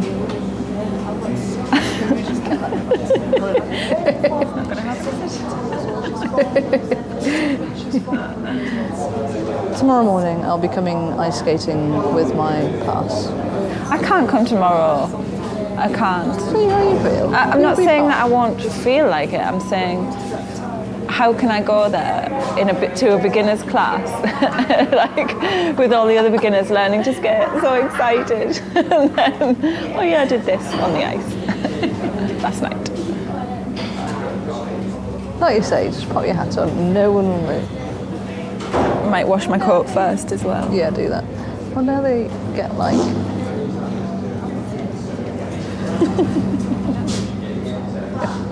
Was that what I thought it was?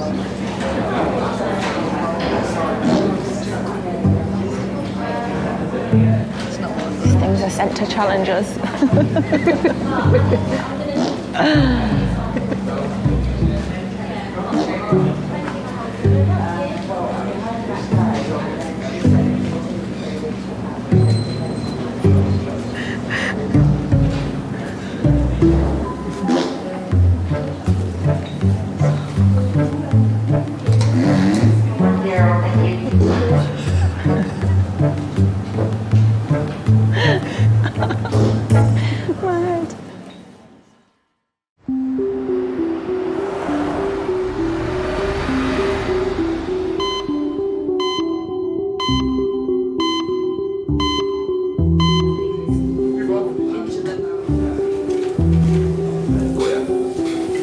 She's still cold. Yeah, she still wants a drink.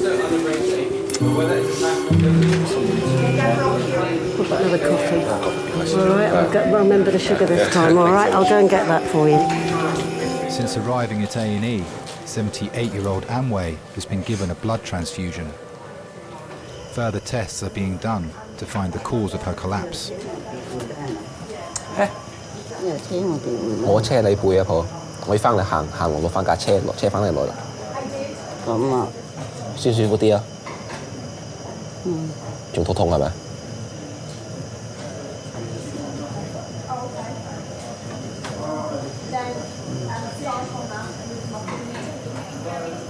啊，隻晚死都係死咗嘅。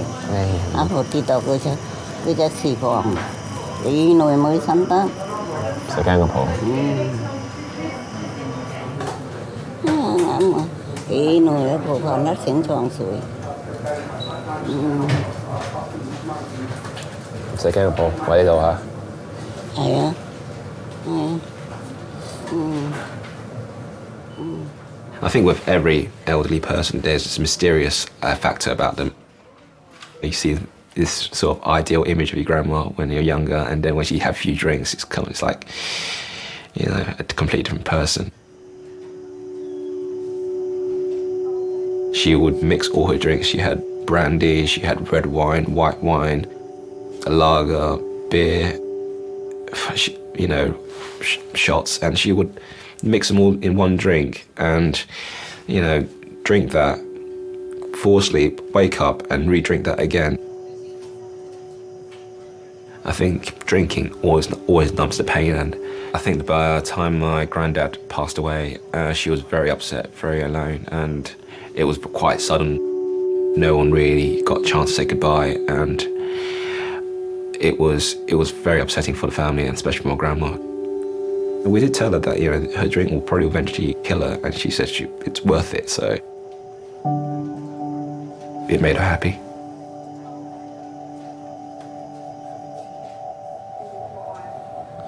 仲叫人你等咩啊？你 check 你個心臟有咩問題啊？依家冇事嘅，冇可能下次有事嘅。嚇？因為你屙血就流出嚟嘛。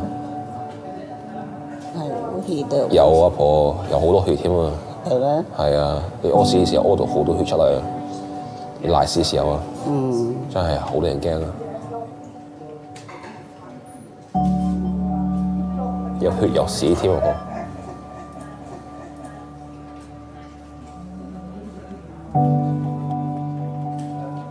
而家你救護員應該睇緊你啦，醫生嚇，我幫睇嘅。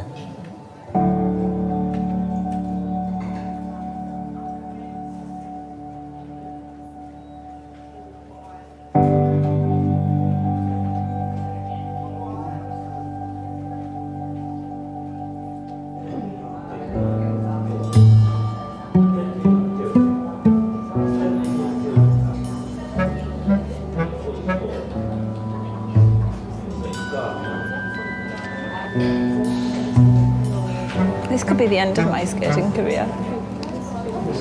No. You'll be fine. You'll be fine. I'll be fine. I'll be fine. Anyway, tell me what it looked like. Did it look bad? Do you want me to draw a picture? It looks like you kind of like. Do you really want to? Can you see my bone? Well, no, because it was all bloody. But no, well, I don't think so. Didn't look that bad. Okay, draw it. So. Oh, look, it's even a red pen. How appropriate. So that's my face. That just looks like my eyebrow. It's fine. No, but it's like heart. It's kind of like here, and it just looks like you've torn it. Tearing sounds like it's going to look uglier when it fixes. Well, it'll be nice and swollen, so if you fall on it again, it'll cushion it. Yay! It's fallen from ice. Yes. I was only on the ice for 5 minutes. Only on for 5 minutes? Yeah.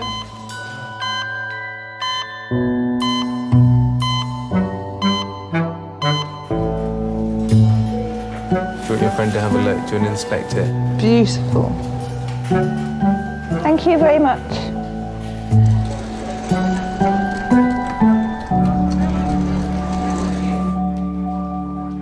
Have you ever been a patient? Yes. I have. I've had a life-threatening condition. I had cancer, breast cancer 12 years ago, and that gave me a really huge scare.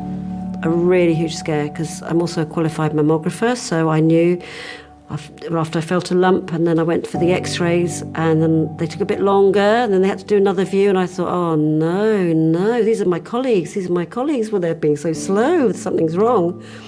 And then when I went in to see the doctor, and the x-rays were up, I saw the cancer myself, and I went, oh shit. I didn't want to die. Other times in my life, I thought, oh, God, sod this, I don't want to live anymore. I think we all do. I think we all have huge dips as well, when tragedy strikes. But when you're in a really, really good place, and that could be taken away from you, that made me understand how precious life was. And that's also what I see in the roles that I've done within the health service, is that sense of life is precious. Life is really precious.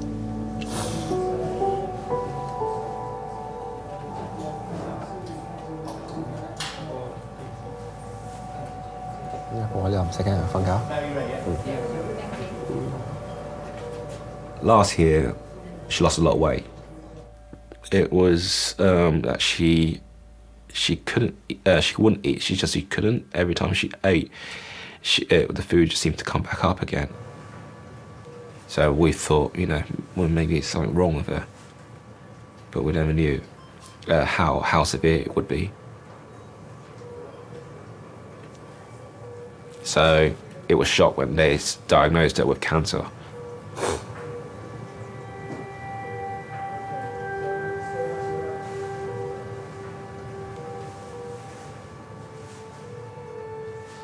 We all got very angry.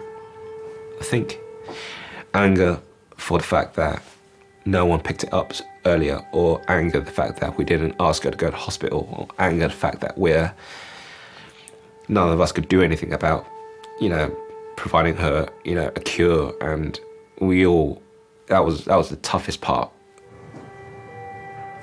You always believe that your grandma's so strong-willed that she will make it through. Apo.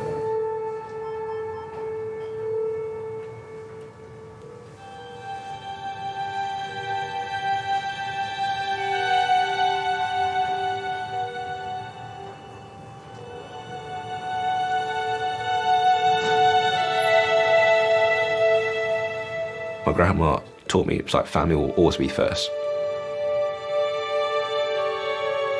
If I ever have my own children, that's what I'll pass on to them. What drives me is the fact that how strong-willed she was. She put more physical effort into doing things, and that thought spurs me on to do well and, not moan as much.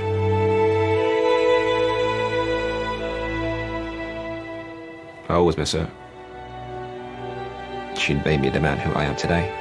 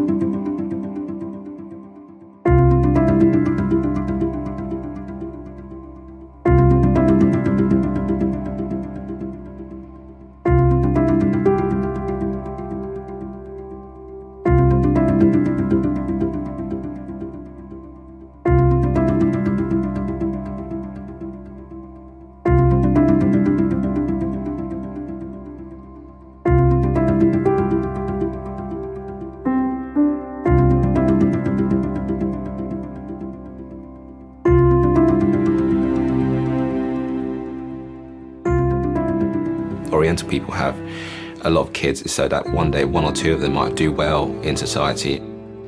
When I told her about being an architect, she was very pleased, and I think near the end of her life she said that when I'm going to start building her a house, and I think that was another goal for me, and I think that was one of the things that drove me on to become an architect. I think she would be very happy right now.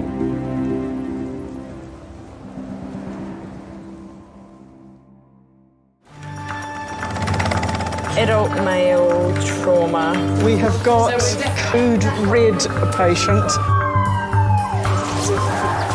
You're thinking what will kill him first? You got a pulse on the groin? No? Have we got a good pulse anywhere else? For some reason, the blood is not running through. When you do that job every day and you realise how short your life can be, literally nothing's taken for granted.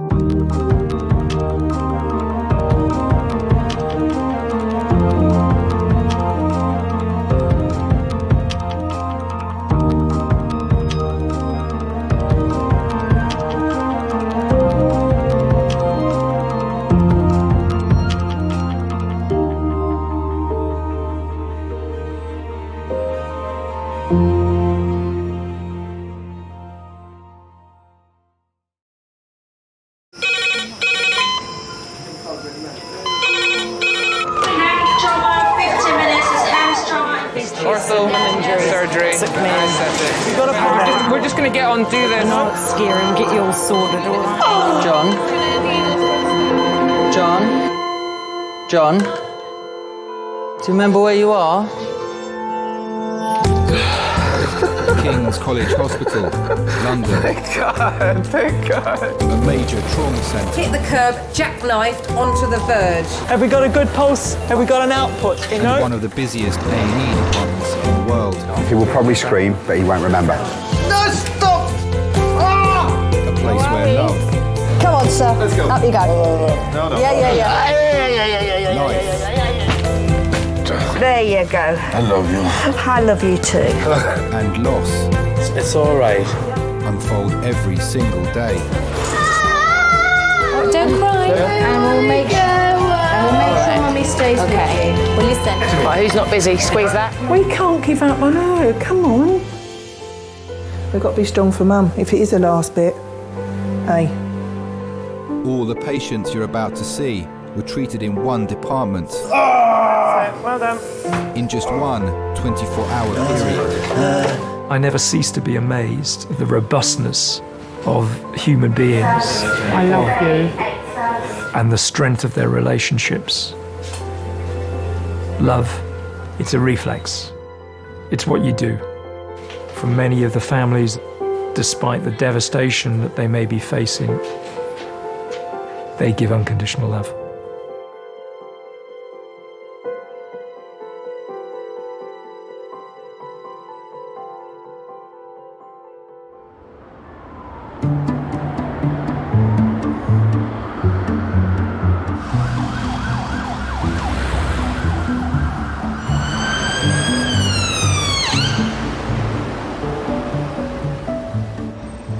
You're asking me to wait 2 hours. Fuck off, mate.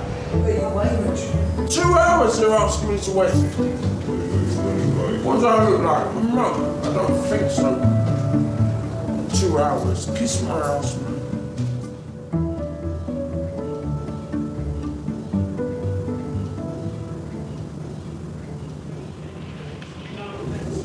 I'm sorry. I'm sorry. You remind me of my nan. You look like my nan. I'm not that old, am I?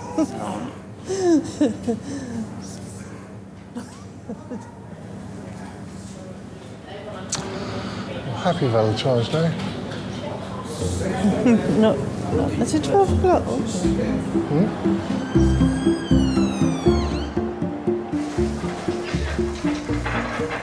Valentine's Day in A&E will see 307 people treated. Sorry, mate.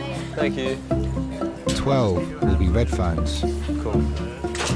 6 will have been assaulted. And 3 will be arrested. Valentine's Day today. I have to remember to stop on my way home and buy some flowers, or I'm going to be shot. I tried to cancel it, but I'm completely absolved from any Valentine's Day responsibilities. no, it's lucky. Well, it's not a very romantic place at the best of times, I suppose. We had, a couple of years ago, was a couple that had had a blazing row, and we didn't realise at first that this is what happened, but one of the guys came in and he only had half a finger. And we were like, oh, what did you do there? And it, you know, first of all, I caught it in a door, and then, you know, some other story. And in the end, it transpired that his partner had bitten his finger off. Relationships in A&E can go either one way or the other, I guess. One, it can bring people closer together because they get a fright and then they realise that some things actually really don't matter. Now my partner's sick. But you do see the odd fight.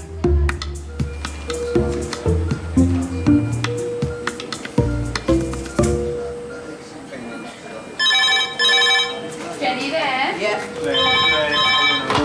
A&E Kings.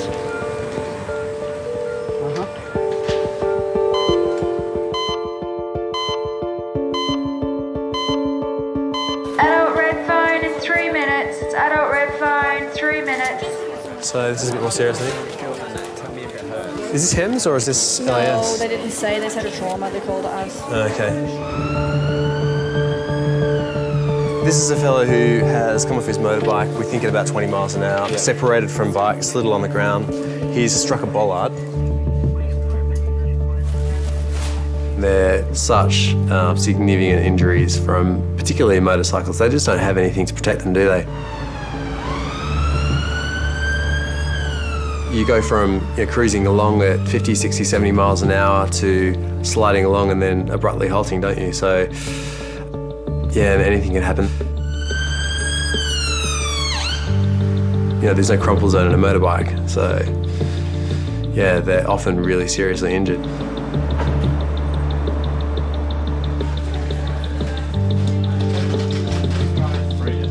John, 53, motorcyclist, low speed impact with a metal bollard, probably about 20 miles an hour. Father of three, John, came off his motorbike on his way to work. He's basically slid on the floor, right shoulder, right arm have gone into the bollard. So he slid on the floor and then hit the bollard? Then hit the bollard, yeah. He has broken the metal bollard though. Okay. So no open wounds anywhere? No open wounds. The main concern we have is distal pulse. Yeah, that's perfect. Thanks a lot. No worries. Is this all pain or? This is anxiety. Right, okay.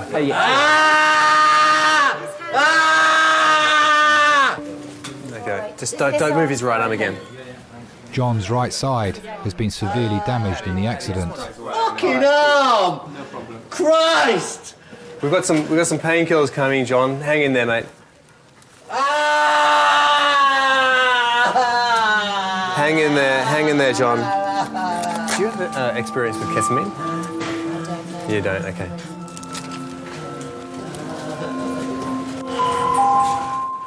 Could Malcolm Tunnicliffe please call Resus on 2397, thank you. My name is John Moran. How do you think your wife would describe you? Chaotic, selfish. Hey John, I know you're in lots of pain, mate. We've got some pain relief coming, all right? Okay. I'm a psychologist. Some of the work I do is with pain management, and I teach particular skills to my clients. None of those skills were of any use to me at that time. Sorry, John. Guys, can we have a hand just for a sec? Thanks, just to brace him getting off the board. Yeah. Okay, you got it? Excellent. John, hello, John. Hello, mate. My name's Malcolm. I'm another one of the doctors, John. In a second, I'm going to give you a really strong painkiller that's going to knock you out. Okay, fine. Yeah, all right. that's great. I just need to explain a couple of things to you. Okay. It can make you feel a bit funny. Okay. You can have very funny, vivid dreams on it. Okay, tripping out. But yeah, you're tripping out. It's ketamine, basically. Fine. Okay. So just remember, you'll be in a K-hole. So just remember, you're in hospital. You're quite safe. All right? Okay, we can give you fine. something for it if that's really bad. Okay. Right, John, I'm going to get cracking to start with. We'll give you a little bit to start with. I won't let them do anything until I'm happy you're away with the fairies. All right, Maddie? Okay. So guys, I think we need to be a bit quieter around the bed with the ketamine on board. Well done. 50 milligrams of ketamine, a sedative so strong it's also used as a horse tranquilizer, will knock John out for 20 minutes. Enough time for the team to straighten and plaster his arm. John. Only then will he be settled enough to be scanned for internal injuries. John, can you hear me?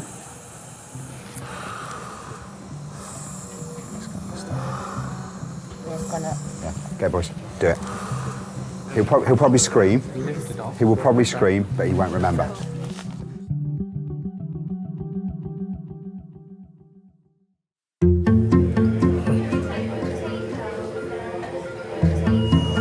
Not a bloody Valentine's Day, isn't it? But I see, not a very nice Valentine's Day. There you go. Happy Valentine's, babes. Oh yeah. Did you get lots of cards? Oh, loads. I got a bunch of roses with a card that said I would. Really? And that's it, Abby, I would. That's nice. We're all flesh and blood. We've all got two eyes, a nose and a mouth. You know, what appeals to one person doesn't necessarily appeal to somebody else.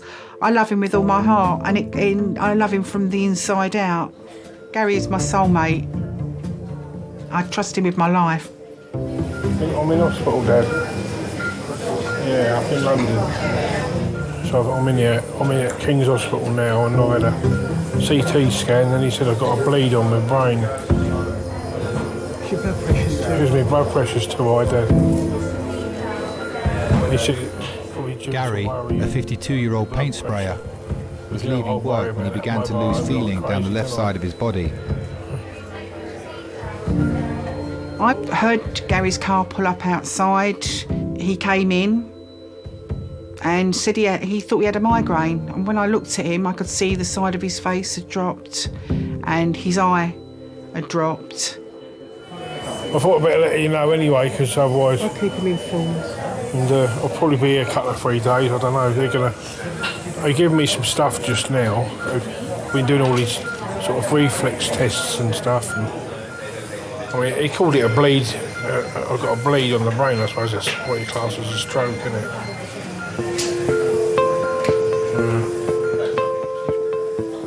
Yeah, it is, hang on. Hello? You know what he's like, he didn't want nothing done. As soon as he came in from work, I phoned for the ambulance straight away. I could see... I had to keep my head, because if I'd panicked, then I know Gary would have panicked. So I had to sort of keep my wits about me. But deep down inside, I was absolutely petrified. All right then. So I'll ring you tomorrow. Dad feeling all right? Yeah, he said, are you all right? Yeah, he's all right, he's a bit upset. Yeah. I met Gary at a bikers rally in Chilham in Kent 10 years ago.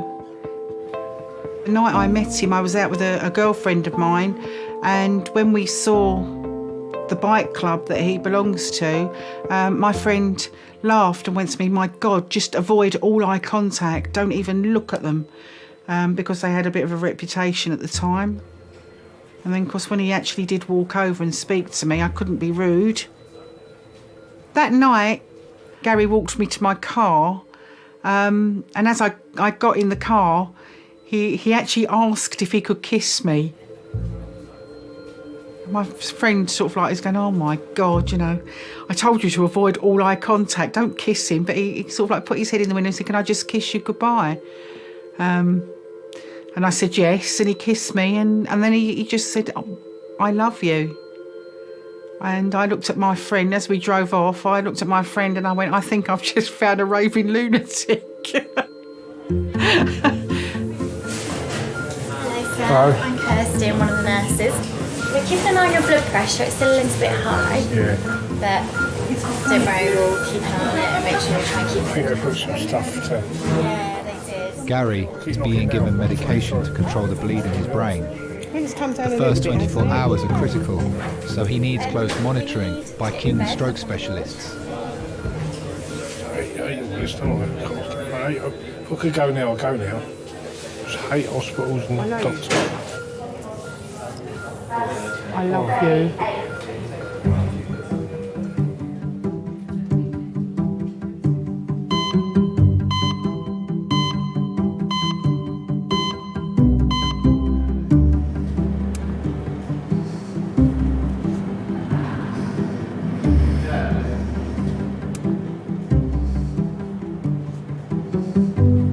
Valentine's Day doesn't mean so much to me now as it did in the past years. In the past years, Valentine's Day was a big thing. Cards, flowers, and if it came on a weekend, I'd take her away for the weekend. But now it's just another date, really. Unless, of course, if somebody's birthday, if a young lady has a birthday, okay, I might take her for a meal. With a husband, of course.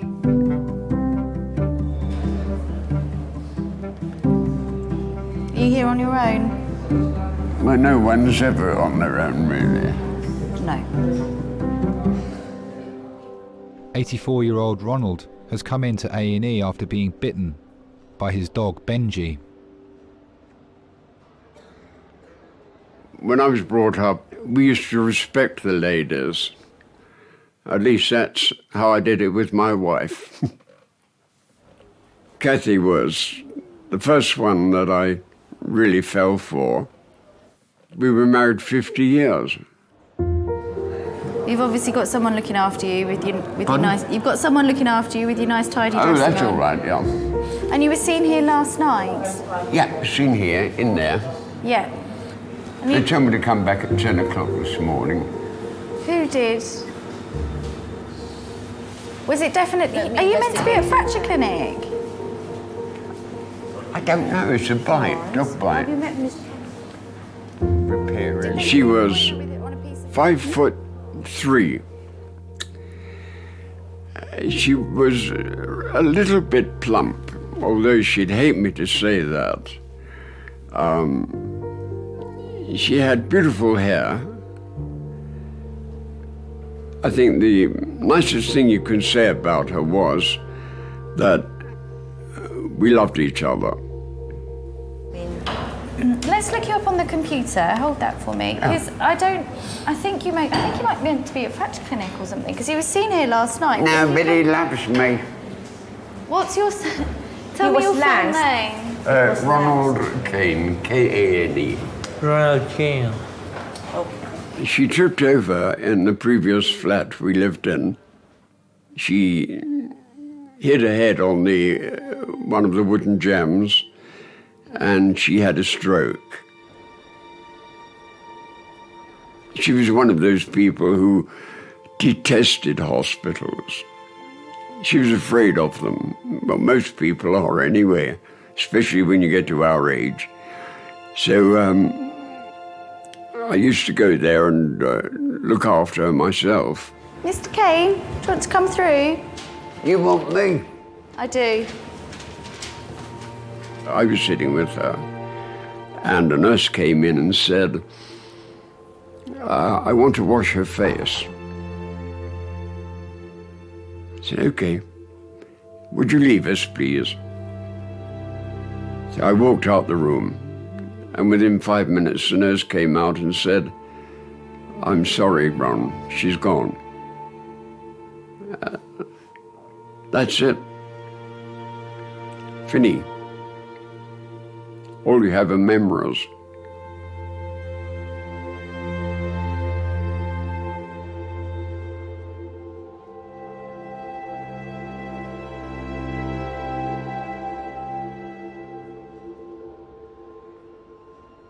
Oh, Jesus.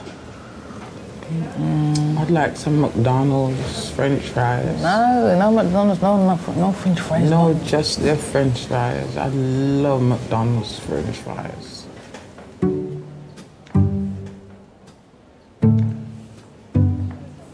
I wouldn't mind a Big Mac either.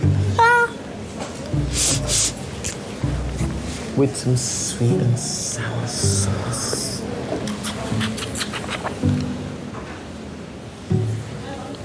Hello, is that the radiology? Yeah, hello there. We've got a fella in here, trauma. He's Delta for the day.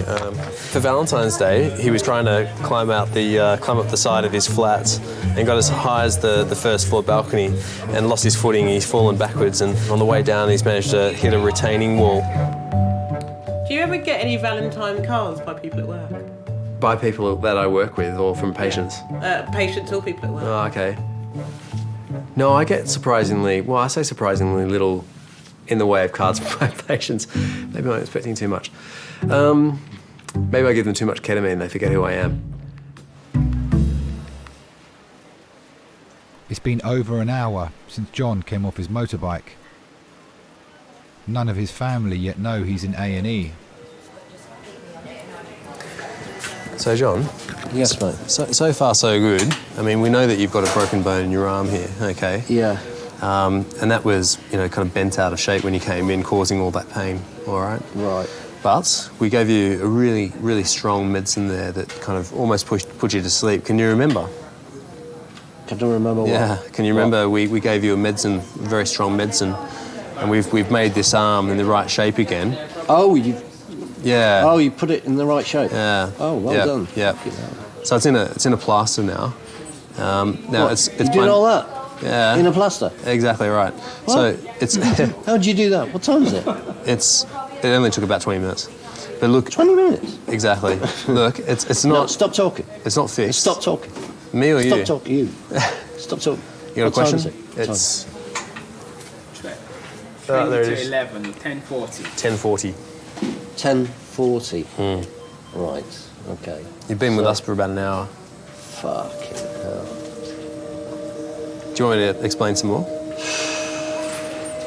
Yeah. Okay, so this arm, it's not fixed yet, but at least it's in the kind of roughly the right space, the right place, and that's going to have helped a lot with your pain, I'm hoping. How is the pain in your arm?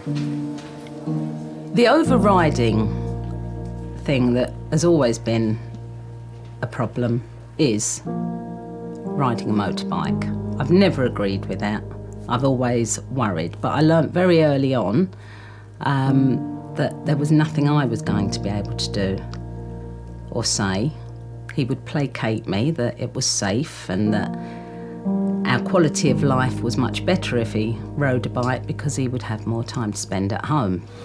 The procedure that we've done on your arm is not the be-all and the end-all. There's a bit more work to do there, but at least it's a bit more comfortable for you. There's a bit more work to do where? With your arm, with the broken bones in your arm, okay. But at least at the moment, I'm hoping that we've got you more comfortable.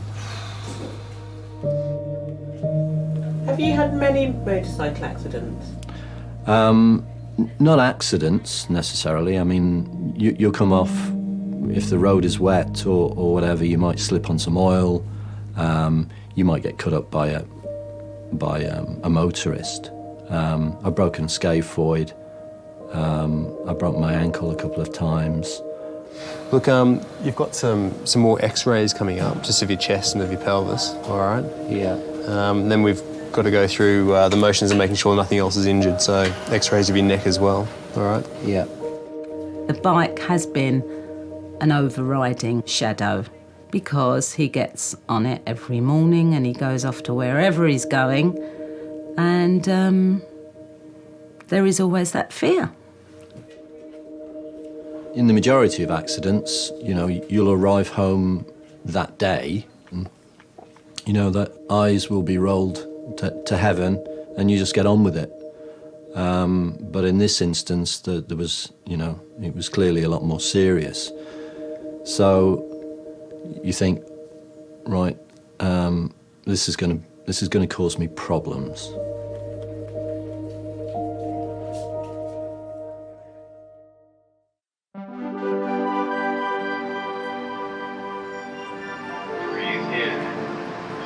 your breath.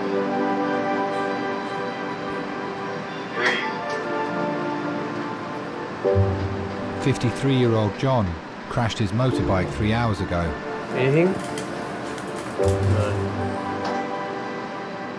With his arm in a cast and his pain under control, he can now be scanned. Breathe in. Hold your breath.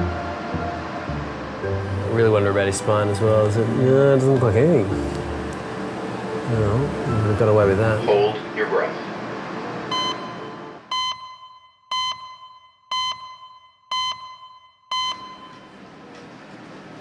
Scans show there is no organ damage. I need to see my star sign to see if it was worth waking up today, please. I'm Cancerian. Start the scout whenever you want to come down. All right. What are you? Different? I'm Pisces, I'm yeah? See you March. Yeah, February 26th. February 26th. Ooh. Yeah, it's coming Around up. the corner. It's coming up. Like Yeah, what are you turning? Are you? 29. 29. What? You're only 29? It's because of the facial hair. That is stupid. I do worry about getting old because time is going so fast and it's going faster and faster as the years go on. In my older age, I hope I'm one of those elderly little ladies who still loves to wear heels and wear makeup and be all dainty and have some little old man next to me still highly in love, and that's what I hope for because I love seeing the couples that are like that. They're just so sweet. And it's always nice to make an elderly person laugh as well. I had one say to me yesterday, stop treating me so good or else I'll trade my wife in. It's just gorgeous. Mr. Kane. Hello, how are you? Come with me. Let me have a look at your finger. So what happened? Was it your dog that bit you or a different dog? Oh, no, I wouldn't let any other dog bite me. Oh, it was your dog. It's your own dog, that's fine. No, actually what happened is I was at the computer and he's got a ball. Yeah. And it's a rope ball and he jumps up, and then I throw it. Yeah. Well, I was computing and the ball, one of the strands of the ball got caught on my finger. And of course he jumped up for the ball. Got excited. Not knowing. And That's what happened. You're yeah. not getting him put down though, are you? Pardon? He's not being put down, no. Put down? Yeah, you're not putting him down. Oh, God, no, it was an accident. He's been very contrite. He's been hiding behind the settee since he done it. He knows. He knows he's in trouble. Pardon? He knows, yeah. He does know, yeah. First thing Benji does, comes down here and looks for his toy. Hello. Then I got to spend the rest of the day throwing the damn thing to him. I've tried to train him, and they say, well, send him to one of these training schools. Well, that's all very well, but I think that would change his personality too much. I'd rather he stays as he is, mad, like me. Ah, what were you in? The RAF and the RAF and Army, the Royal Air Force, 7.5 years, Princess Mary's nursing service, and 2 years in Korea with the Army. Do you want to put that in the bin? Pardon? Do you want to put that in the bin? Thank you. Yeah. When you get to a certain age, well, say my age, a lot of people just sit in the armchair and say, well, I'm too old to do this or I'm too old to do that. Well, I don't agree. I read in the paper and on the radio they were having this gay pride parade. So I thought, well, I might as well go along and see that because it isn't a militant one. Everybody was going to be cheerful, so I went down Haymarket, and where I stood there were 3 or 4 young gay chaps there, and we were having a laugh, having a joke. So we just need to clean this a little bit because you've still got bits of cotton wool and gauze stuck in But there. that's what I said. There was something in there. I didn't know if it was Just a bit me of or... fibre. I've got a dressing table. And suddenly this crowd of very large gentlemen came dashing across the road towards me. They opened up and there's Boy George standing next to me. So I looked and I said, hello, Mr. O'Dowd. And he looked rather surprised. So I said, may I take a picture? He said, I haven't got a camera. I said, I've got one. So he got one of his cohorts to take a photograph of us. It turned out quite well, actually. He was quite a nice person to speak to. How long have you had your dog for? Oh, well, I had my first dog 6 years ago after Kathy. Okay. I didn't want to be on my own, so I got a dog. And she was beautiful. If I'm feeling a bit low, I say, Kath, what would you do? Or if I'm undecided about anything, Kath, what do you think I should do? And then at night you say, night, night, darling, God bless. Some people can go into a shell. They'll just keep there, contained within themselves. Other people, they can sort of throw it off. Not in their minds, but in their personality. And I think that's what I did.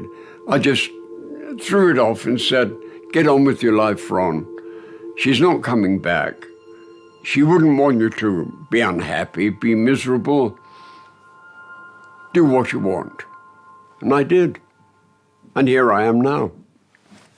Okay. See you later. Bye-bye. Take care. Thank you. See you later. Bye-bye.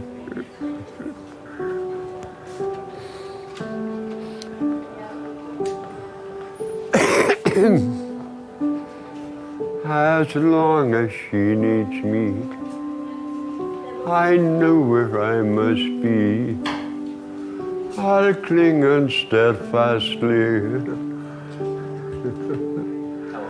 I'm not happy, I'm just fed up being bloody miserable.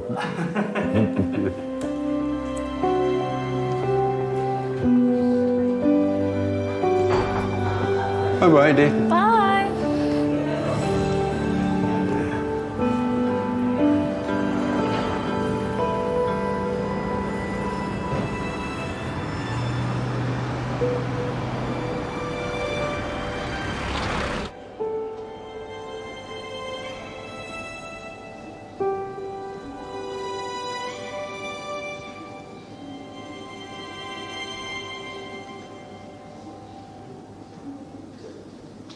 These are my favourite flowers. To have in the house anyway. If you're going to buy me flowers, they're quite cheap, so I'd probably want something a bit more expensive than that if you were going to buy me them. But if I was going to buy myself some, just to brighten the house up. Oh, yeah. See if I've got any pictures of flowers that I'd be delighted to receive. Yep, they would do. Just, some flowers, Gary. I'm not asking you to get me flowers. But if you were going to get me some.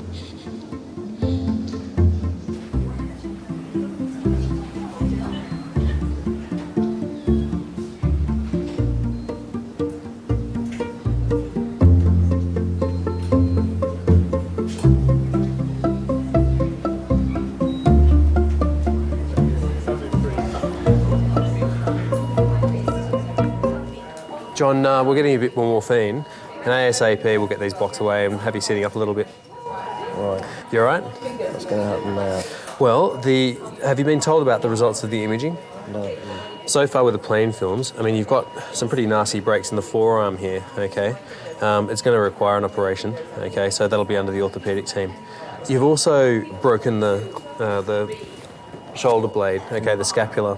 And it's broken in a few different pieces, and the reason it's so sore around your shoulder here is that it looks like, you know how there's a ball and socket joint? Okay, well the socket of the shoulder, I gather from the CT, there might be a break through that as well as other parts of that shoulder blade. So it's pretty badly broken.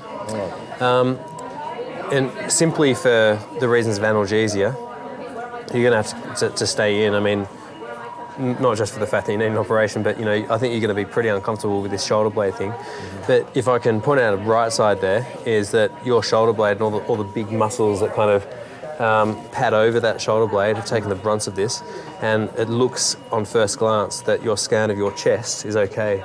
So it's a bit like the crumple zone of a car, if you like. It's all kind of nuts and bolts and bones and things, rather than the the important stuff on the inside. Okay. Yeah. Do you have any questions? No, that's all. Yeah, good. yeah. That's all good. Listen, and as soon as we know a little bit more, as soon as we know the scan results, I'll come back and have another chat. Okay. All right. Thank you. Okay, no worries. Okay.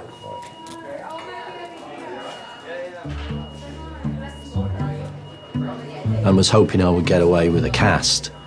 The cast would be okay, I could manage that. Surgery, not so good.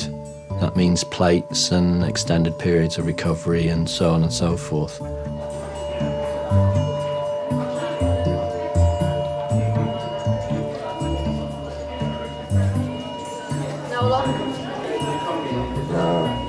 My partner and my daughter were in Muscat, in Oman. And it was an experience for us. We hadn't been to the Middle East before, and it was all very different. So we were having a great time. So, John, now my name is Ibrahim. I'm one of the other orthopedic doctors. Essentially, your forearm fracture is what we're going to fix today, hopefully. Now, this is the consent form. Okay. With any operation, there will be risks involved. You will definitely have post-operative pain. You will definitely be left with a scar. Okay. The incision will probably be about that long, so about almost 10 centimeters in length. You might have a scar either side, or just one scar. Okay. Now, I'd like you to sign here. Are you right-handed or left-handed? Right. So, are you able to sign with your left hand? And now, if I give you that, and I'll show you where to sign. Yep. Doing very well. Fantastic, that will do, absolutely. All right, that's it, sorted. No problem. You too. I needed my sons to know. And I phoned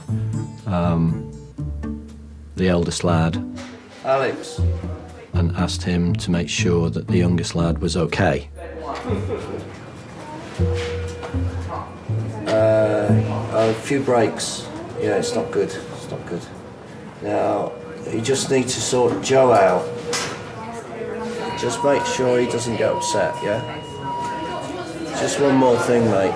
There's no need for your mum to know about anything. Don't spoil her holiday. She's expecting a call from me on Thursday or Friday.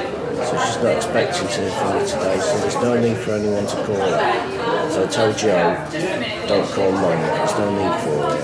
Okay, mate? Thanks a lot. Bye.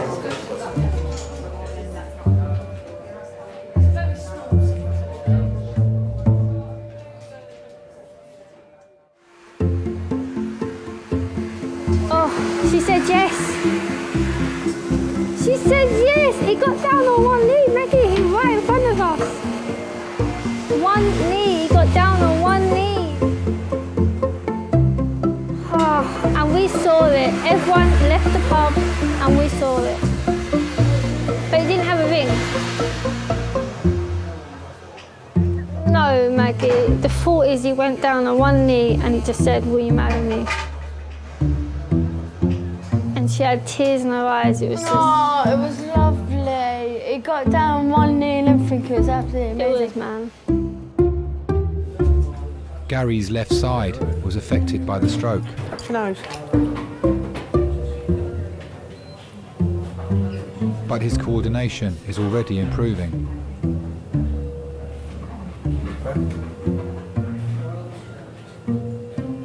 That's much better. Be anywhere earlier, over here. I'll stretch me down.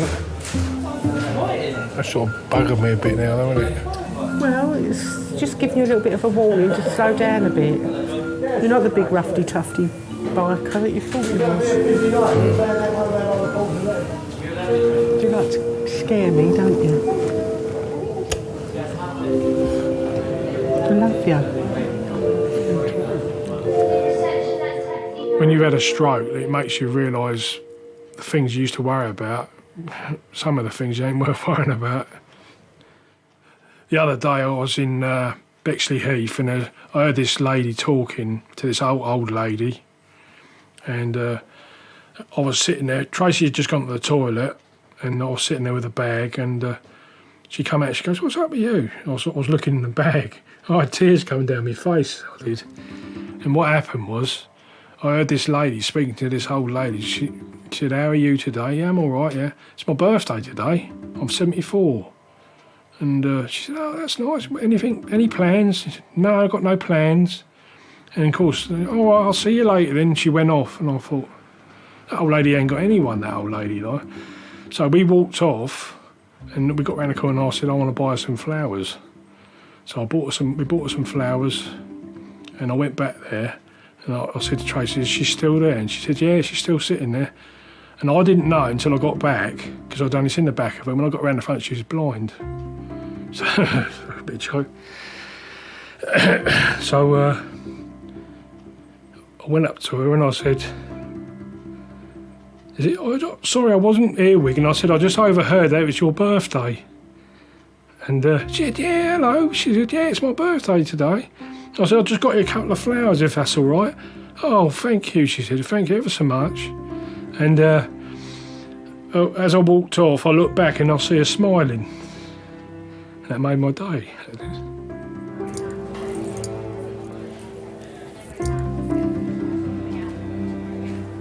My idea of romance.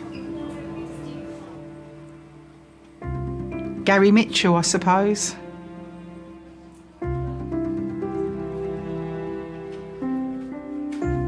And our sex life is very healthy. In fact, none of his friends will ring us on a Sunday morning because they think Sunday morning is our morning. And are they right? Yes, they are. Sod boot fairs.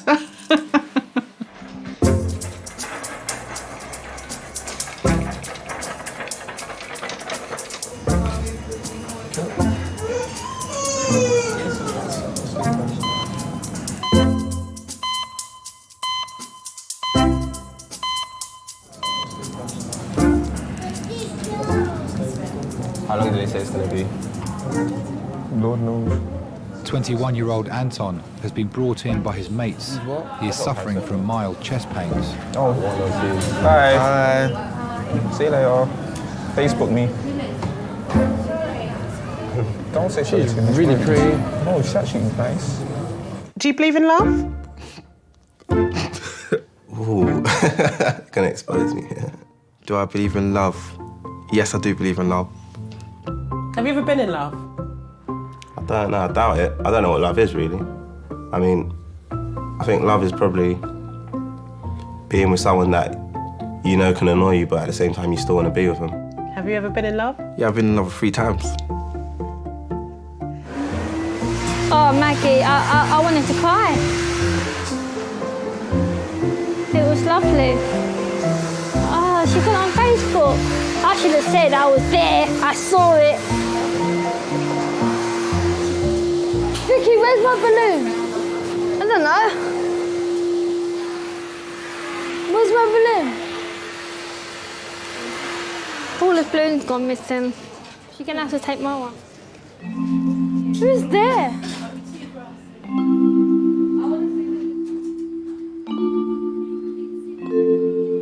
Relationships can be very tricky, and they have to be, well, not they have to be, they can be hard work. Just stay nice and still there for the sec. G'day. John is going straight to theatre, Alrighty. where he'll have 2 hours of surgery. Okie dokie. See whether you feel a bit more comfortable. How's that? Is that all right? Feels good, Yeah, nice little change, huh? I genuinely had no idea whilst I was away. I did speak to John on the night of the accident. All the very best, eh? Yeah. Yeah, take care. Yeah, no worries, John. All the best. I called her from my hospital bed and just said that, you know, everything's okay, but I'm not going to be able to pick you up at the airport. So I just thought I'd keep the artifice going a little bit longer until I got home.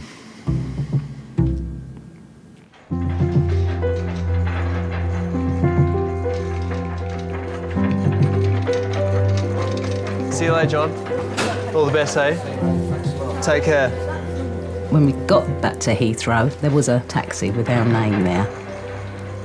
Still no idea, and it was only once we pulled up at the house late on the Saturday evening, my older son was here, which was unusual, that I knew something wasn't quite right. I'd asked the eldest lad to be at home, just in case, Francis was distressed, just to provide support. Alex dealt with it quite well, my son. He just said, no, you're not to go into a panic. So he'd calmed me down, and I had a couple of minutes before I actually came up to see John. And then she came up and she saw me in the bed. By that time, I'd recovered my sense of humour. So I just thought it was quite an interesting situation. Were you angry? Yes. But living with someone who rides a bike day in, day out, I've always been concerned that one day I was going to get a call that something terrible had happened. And I think my feeling of relief that that's it now. He didn't suffer any head injuries, and there's, that was always there. And he can't go on a bike again. And I don't have to worry about that anymore. I'm one of the fortunate ones that is not going to have to deal with that.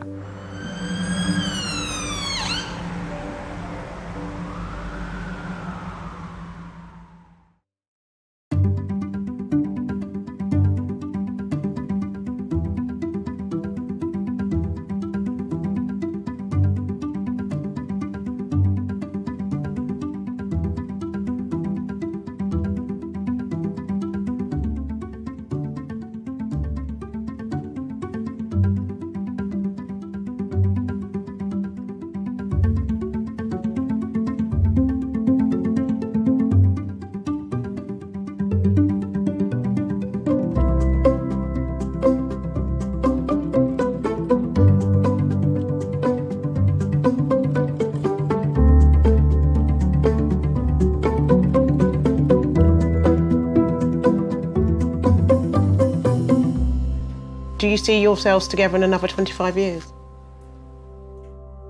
As long as he doesn't ride a bloody bike again. Lovely. Can you remember what happened? She's got a head injury. She's got a head injury. It is a marathon, it's not a sprint once you've had a serious head injury. Do you know where you are right now? Queering a loss of consciousness, she doesn't read the internet at all. And it's the relatives who carry the burden of that. It's gonna be all right.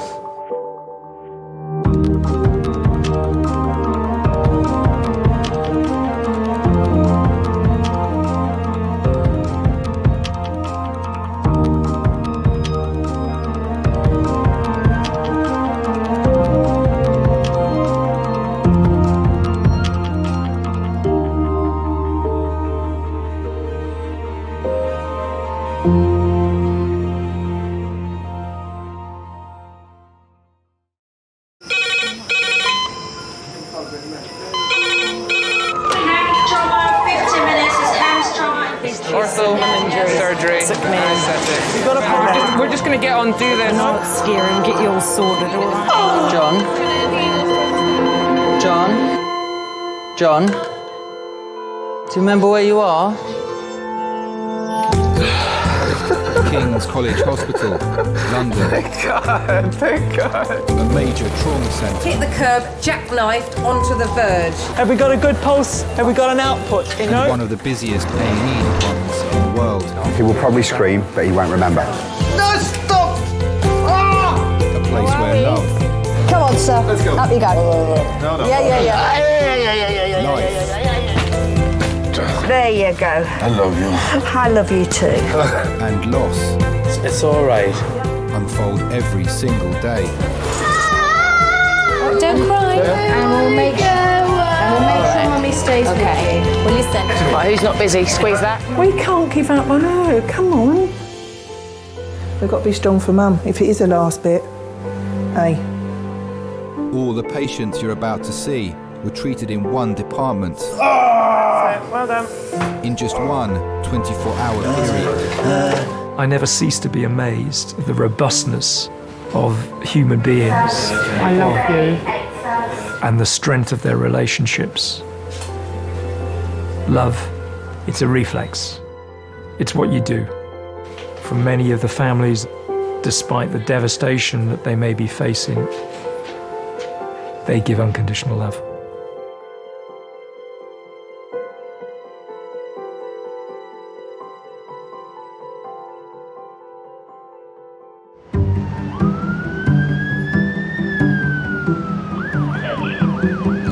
Yeah, just keep your eye on the guy that's sitting on the chairs near the phone.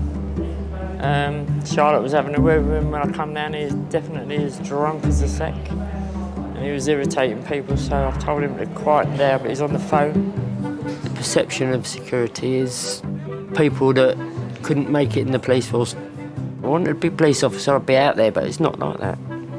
Hospital was different, 100% different.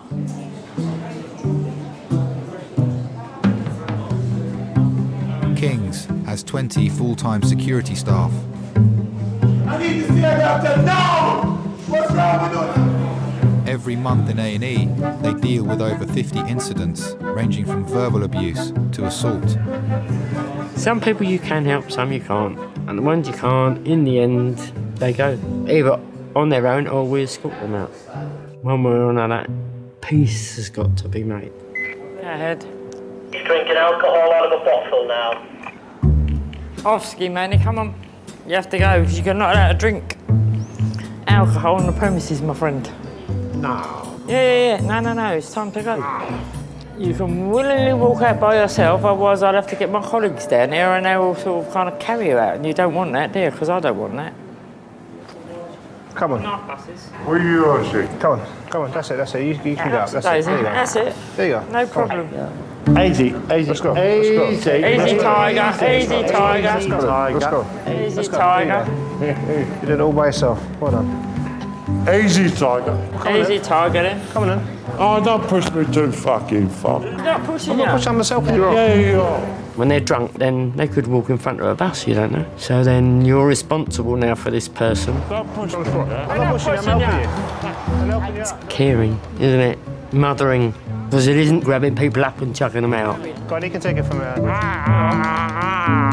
Because if he gets knocked over, where's he going to end up? Back inside, and that's where you don't want him. You're always making new friends, isn't it? They're always drunk now, aren't they?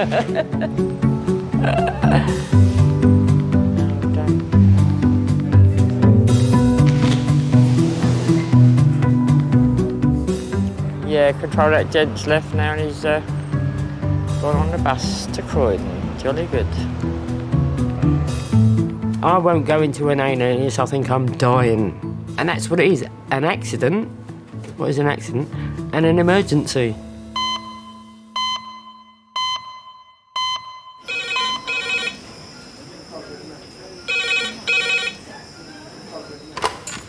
Hello, King's A&E Resource.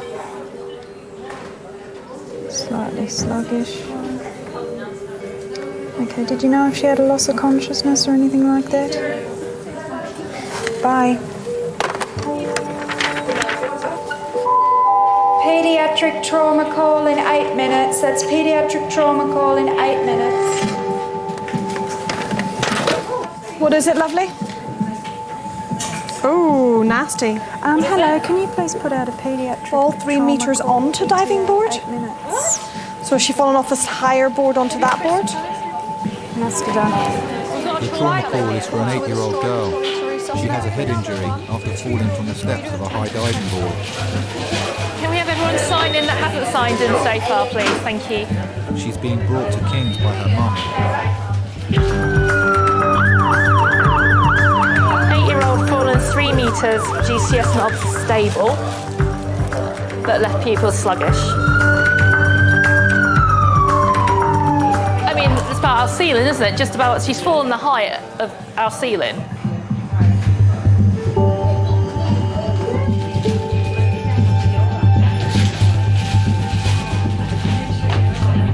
Yes. Yeah, if you're happy to, thank you.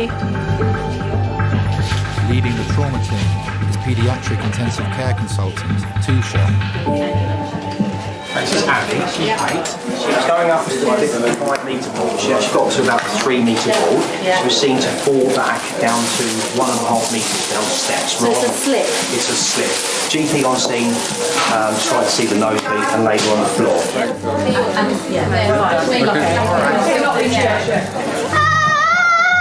Alright, Okay. Do you want to go around? Why don't you go around to the top end? Baby, you're so Take a deep breath. Hey, baby. All right. Look at mummy. Look at mummy. There's a good girl.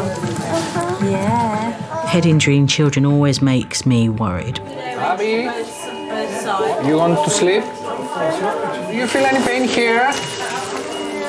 Okay, Abby, don't worry. Here, any pain? Okay, here. Here. Seeing her getting drowsy was not good. Her brain could be under pressure from a blood clot. What does that mean if it's sluggish? Normally you expect it to react very quickly to light, so if it's not, I just want to make sure that there's no reason inside her brain why it's sluggish. So what we're going to do is we're going to take her to the CAT scan to do a picture of her brain. If there is a reason inside her brain, then we need to deal with that reason. And that reason could be a bleed. A bleed. What would be the procedure if that were the case? I think we should deal with that if we need to. Thank you. I noticed the sheer look of panic and that bottled up emotion that every mother has when they're scared. You're such a brave girl. Yes, you are. I'm so sorry, sweetheart. Abby, calm down. Breathe, okay? I know it seems frightening, but I'm here and you are doing brilliantly. Wanting kind of, please tell me this is going to all be all right. And I can't. All right. Look at mummy. Look at mummy. There's a good girl. Because I will not give false hope.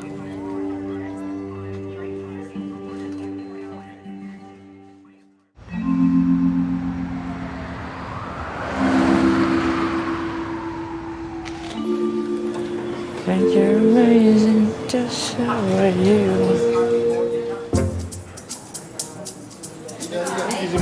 Try to get up now. Hello? You need to get up from the floor. Can you do that for us? Nah? Can you get up from the floor? Sit on the wheelchair. No. Esa culebra ahí.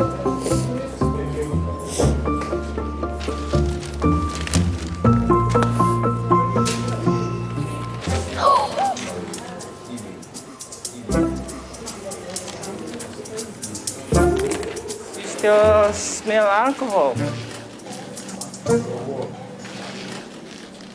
That makes the thing worse.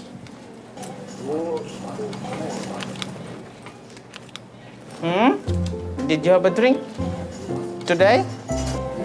Okay, so why you are here then?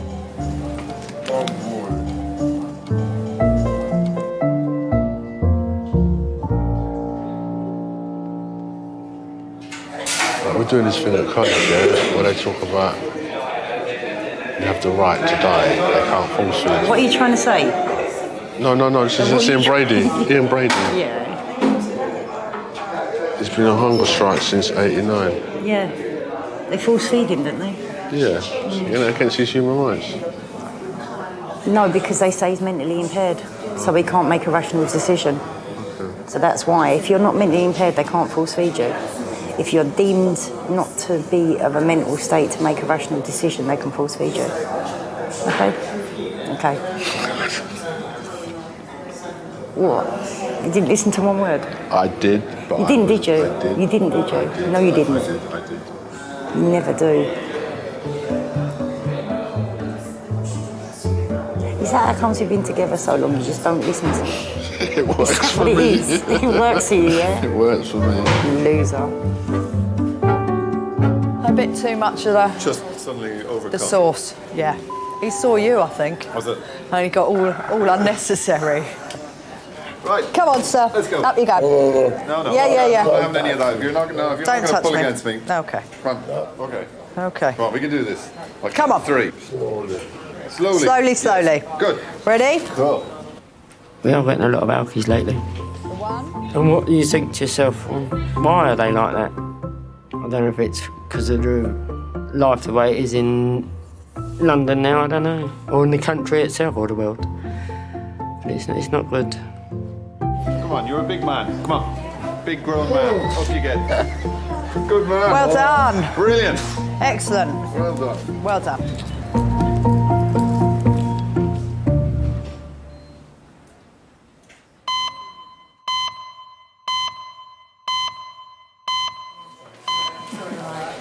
Daddy's up in Edinburgh, isn't he? They're always up in Edinburgh. Aren't they? They're always somewhere else. Just trying to get back down to see you, honey. Following her fall from the steps of a high diving board, Abby is being taken for a CT scan to find out if there is a bleed on her brain. Okay, ready?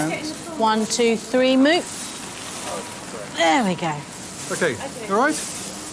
Abby, hey, we just need to tape you down so that your head doesn't move Just going to too put a little bit of much. tape over your head. You can still move it, but I don't want you to move. Just to remind you not to move, all right?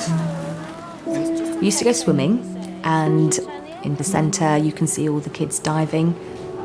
And she said, I want to do that. She would just jump off, do these straight jumps, pike jumps. She's just had no fear. And that is quite a childlike thing anyway, isn't it, to not have fear of things. So she would just go for it. It's just frightening because when you've got so many doctors around her, you've got one at her eyeballs, 2 are trying to get needles in her arms, and it was just frightening. I'm just waiting on the CT scan. And of course, that's your initial thought is that it's the bleed.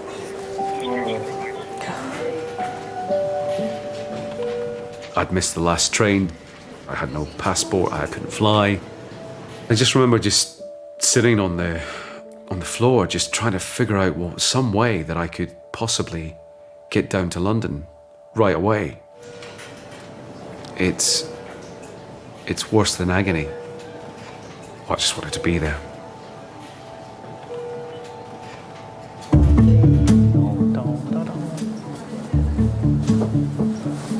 You okay? So you got your working here, eh? Ah. Hi there. It's on your staff area only. This is on your staff area only. Sorry. Thanks.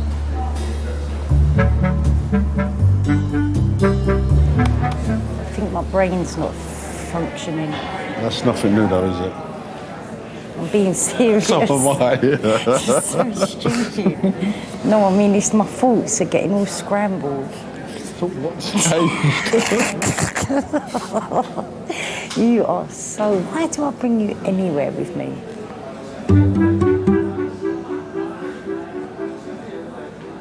You should have stayed at home. You could have hoovered, made the bed, washed up, cleaned the sides. None of it got done today. No, it's a hard life. Phone Billy and tell him to clean up. Yeah, okay. Please. I will do. Thanks. I don't want to go home to a mess. See the chap in the corner, sitting in the corner with a hood on. Is he booked in?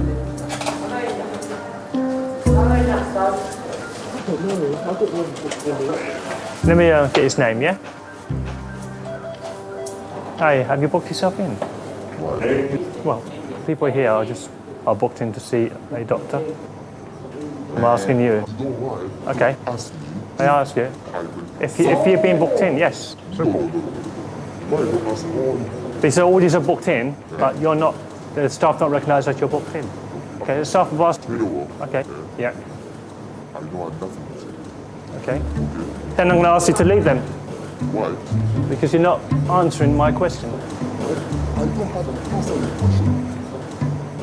Oh, that's rubbish question. Are you booked in? Yes or no? So you're not booked in? I've got nothing to say. I've got nothing to say. All right, I'm going to check with the staff now. Again. Why's that? It's just asking to see if you're booked in, that's all. It's not a big deal. If I ask anyone else, I don't have no problem saying, yep, I'm booked in, this is my name. There you go. Sorry? We'll ask that question 100 times a day, especially at night. Sorry, hey, excuse me, hey. You're in uniform, you've got security across your chest, you're going to be a certain type. I mean, I get it all the time. You're being really intimidating towards me. Why? I'm not. I'm just talking to you. If you don't tell me who you are, you can't just walk in there. This is a children's area. Yes, we try to get the questions out of him, but he's not answering. This one here? Is he with anybody? Yeah. He is. So why don't you just say, if you're with relative, why don't you just say, attitude's all wrong? Don't tell me please don't talk to me like that. Your attitude's all wrong. Yeah, attitude's... Please don't... Hey. Don't do it. Don't do it. Don't do it. The language, okay? Don't do it. Don't do it. No for swearing. Some people could be upset because they've got family members really ill. You got to be a little bit sensitive about it. And those type of people you want to try and give a chance. That we finally figured out why he was there. But I mean, that took what, 10 minutes, when it should have really took 10 seconds. Don't. Okay, but you got to understand he's got to do checks. There's a reason why we do checks, okay? There's a reason why we do checks. It's a hospital, okay? You're here with your child. We ain't got no problem with that. All you have to do is tell us. It's not a big deal.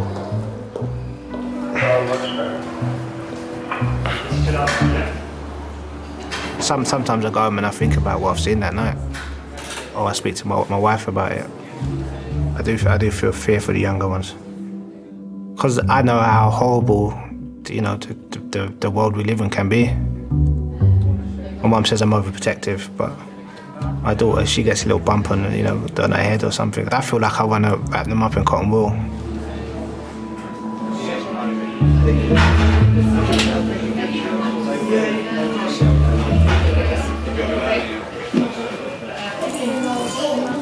There's this young girl, 8-year-old, who's just had a CT head, but she needs a C-spine X-ray, which is in resus. The CT scan has shown no bleeding on Abby's brain, but there's still the possibility that her spine has been damaged. I can't do that, darling, because you've got to take one leg. I know. Yes, you can. Yes, you can. A little bit. Can I read you something? Yeah, I'll read you one of those.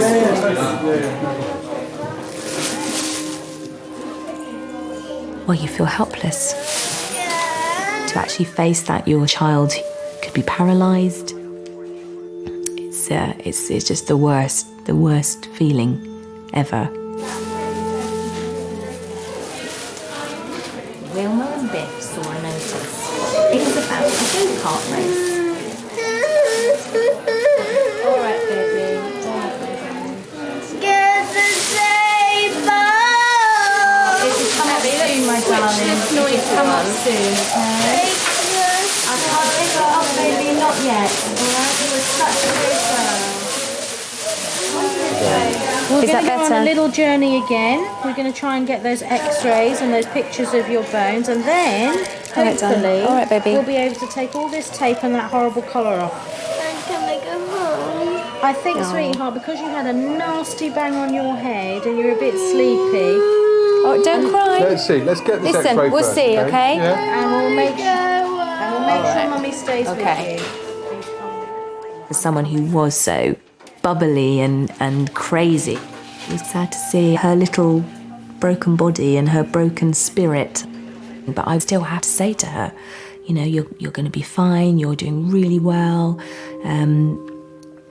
Just to get through it. Just to get through it. Yeah. We're going to do a few pictures of your neck today, okay? Alright, hold nice and still there. Oh, you're doing really well. Okay, you've just got to stay nice and still for us, alright? Take this collar off, it's double stranded. Can I bring a mum in for an apron? Abby. Abby, you just need to get the pictures on. Should we get Mum in? Should we get Mum in? She's coming. Can't you do so well? Darling, I'm here. Really still for us. Okay, that's fantastic. Good girl. Oh, is that nice? Stay still. So you must stay still, darling. Good girl. Keep nice and still, okay? Abby, listen to me. Make my hand go up and down with your breathing. In, nice and still.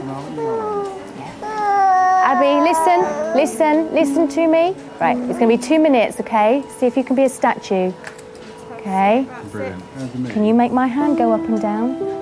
That's it, up and down. Good girl. Imagine you're on a nice warm beach, okay? The sun on your face. See, can you hear the waves crashing on the beach? Okay, it's lovely and warm. Oh, that's a good girl. Yeah. Well done. That's a good girl.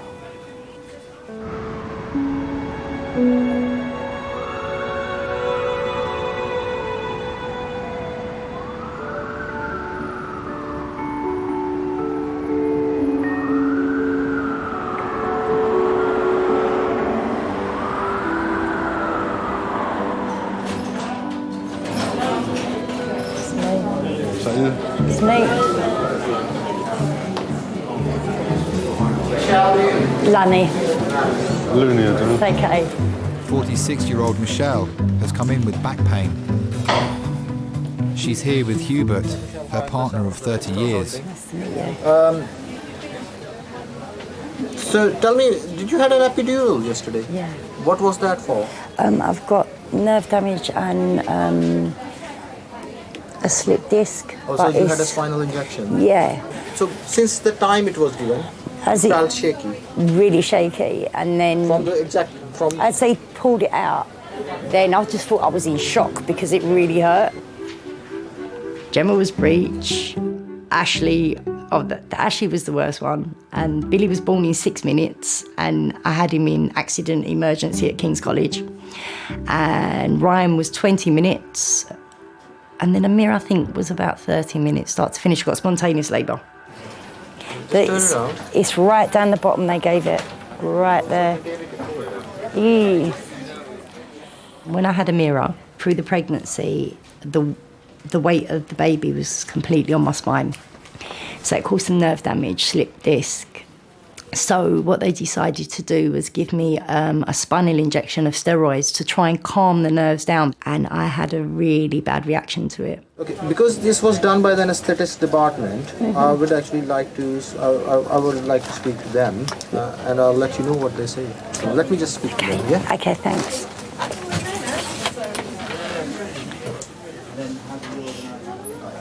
You meant to put that in there? Yeah, it says domestic waste only. Jump in then. So funny. What if I could ask them about my knee while I'm here? Oh, you better get a grip. I'm being serious. So am I.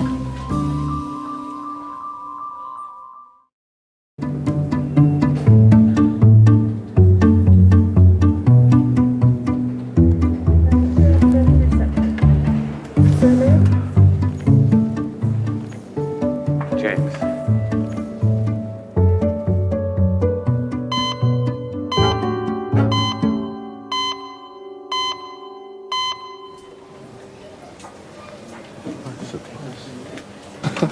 What? It says surgeon Smith. Speciality, pain. Well, listen, you don't understand. Specialises in pain. Sounds like one of them Dr. Death type dudes. Oh, mate, you don't understand how much that hurt to get a needle like that up into your spine. And he tells me, hey, just a little prick, just a little stinging sensation. And you, but I wanted to cuss. My face just feels like it's bright red. Is it red? I'm not going to answer that. Is my face red yet? Yeah, it is as it goes, yeah.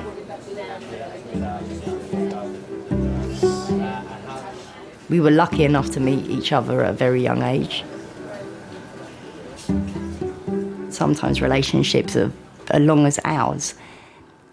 with as many kids involved as ours, you sort of lose sight of each other.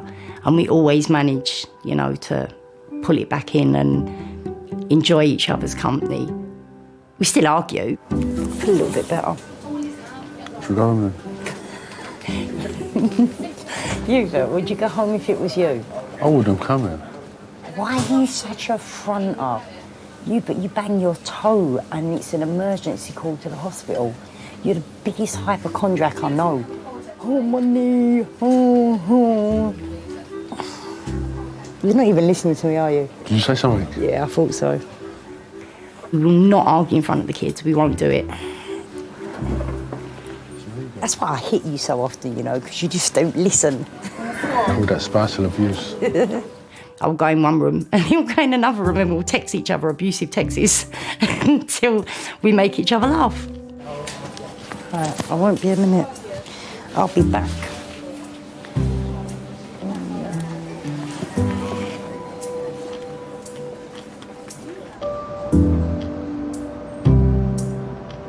So this one little thing I've got wrong with me and, you know, the aches and pains, and yeah, it impacts on my life. But then I just think, wow, like, how lucky am I? How lucky am I that I've got 6 amazing kids? I need them as much as they need me. You know, they're sort of like, down my breath, you know. They're my life, they really are. Uncle Stuart's here. 24 times. And say hi. Hey. So she's got the imprint of the steps. Oh. Okay, that's fine. She was so flipping lucky she didn't kill herself. I know, could have been. I'm surprised that, you know, it didn't smash her skull if she fell from that height on concrete steps. Or maybe she fell halfway down.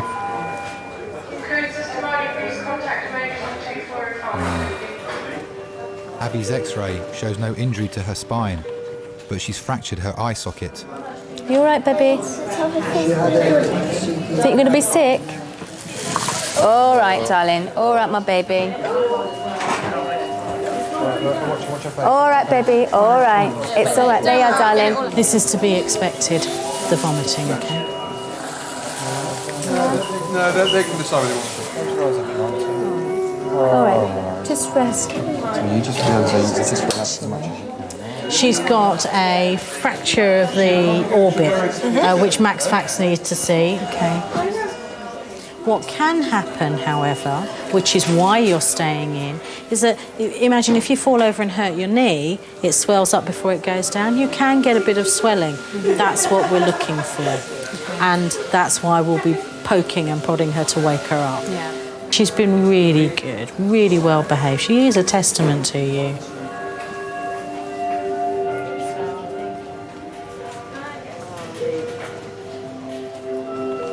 Hi. She's fractured her eye socket. Yeah. She nearly broke my heart though, because at poolside she said to me, "I love you, Mummy." But she's done so well. She's been a little trooper. The doctor said she's a testament to us. I just wanted to comfort Abby, I wanted to comfort Nikki. Suddenly you just realise that your family, there's the little family that you've created, and it's bigger than anything, really. And you just feel as though you want to make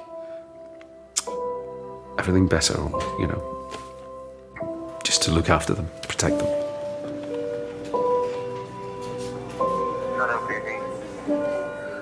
I hear you being very, very brave. You're a very good girl. You're a very brave girl, darling. Oh, my little darling, my little poppy.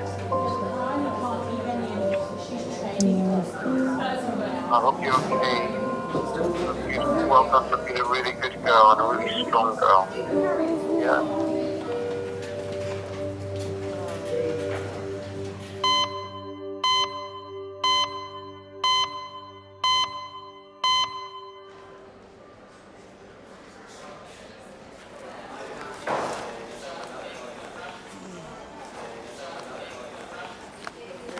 Go buy Banty.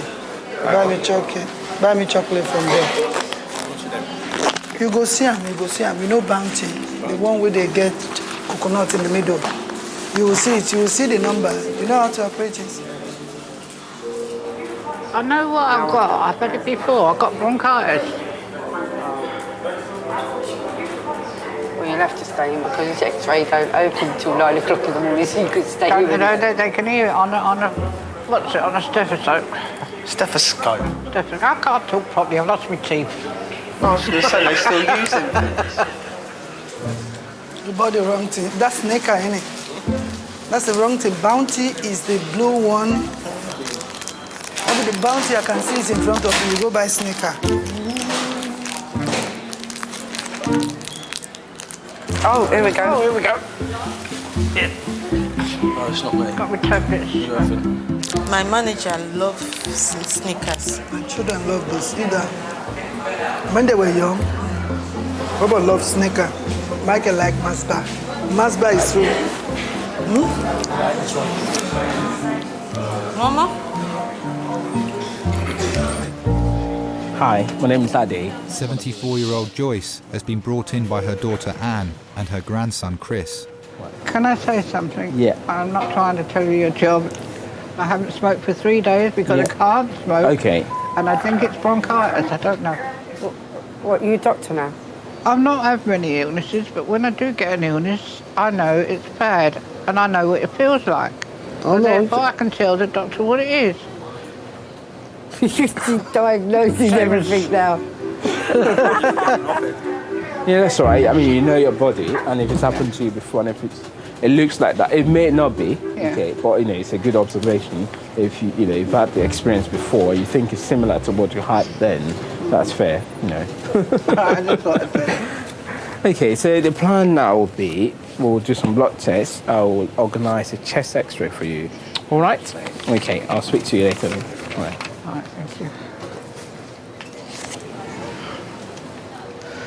And I want to go to the toilet. You take me down to the toilet, please. Where is it? Down here? Go to the toilet. Yeah. Have you given us a sample? No. I get you a tiny pipe, yeah? This should be fun. Oh, I'm not helping with that. Didn't ask you to. Yeah, let me get it out and set it up. You'll be in there forever. She's coming home, gutted. You have no manners. No, she's coming. No, they discharged her, yeah. Michelle has no infection as a result of the epidural. She's going home and being asked to come back if symptoms get worse. So did you hear that? You have to stay home and care me. Did she say that? That is what she said. Oh, I didn't hear that. She did. That's a pity. I would have done it if I heard it.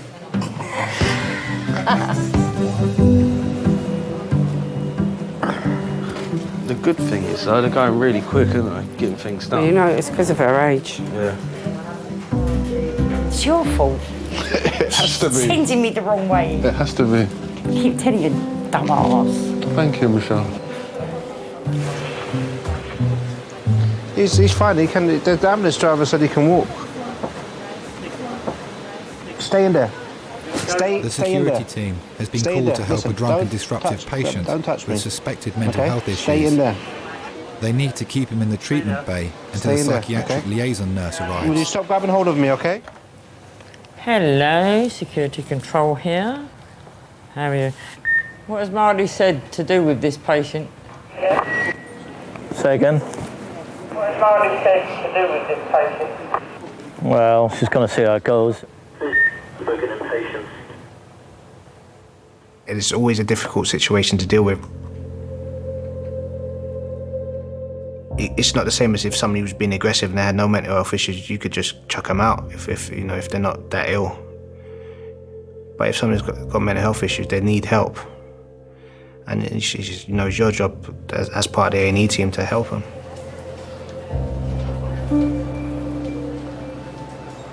I hear voices in my head. I hear voices in my head. Yeah, the PLN's going to come out and see that patient. Yeah, they're probably not because he's intoxicated.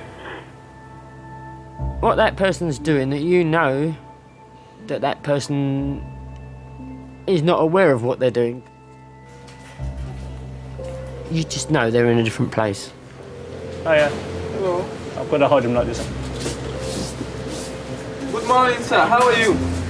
Someone wants to talk to you now. Come on. There's some things I've seen that's stuck with me for years.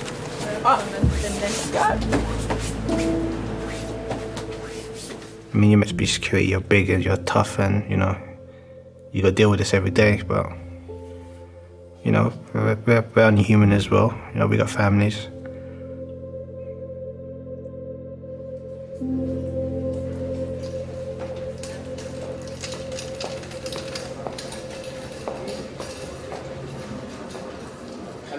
Hello. Your X-ray shows that you've got chest infection.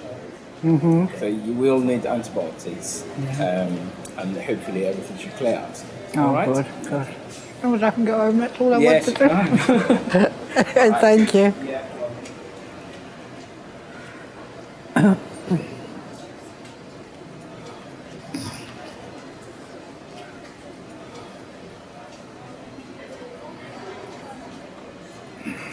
Got me result of my X-rays. Oh yeah. It's a chest infection, but so that's not so bad. So I've just got to wait for my blood results now. Well, at least that's good news, isn't it? Yeah. I bet you're both wishing you stayed at home now. No. You must be Because tired. I wouldn't have been able to sleep anyway. Now I know that it's a chest infection and they can treat it. You need to stop thinking about everyone else and think about yourself a bit more often. People should start thinking about you more often. Yeah. You just need to motivate yourself a little bit more. That's what it is. No, because you're not motivating your bones, Mum.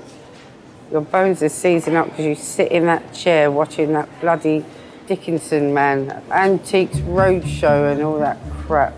Dickinson's Real Deal. Yeah, the real deal. I like Floggit. Same thing. And CSI and Casualty. Yeah, I like CSI. I watch CSI. And I like Holby City better than Casualty.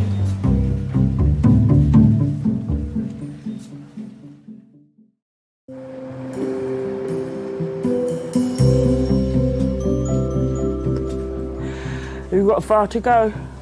Forest Hill. No, far enough. But she brought the tablets in. I've got them in. It's okay to go now, yeah? I've got my tablets, so I can go now. Yeah, you can go. Okay, thank you The very ladder much. goes straight here. Okay, thank you very much. I won't sleep well tonight. Anyway, thank the pair of you. Don't be silly. Well done, darling.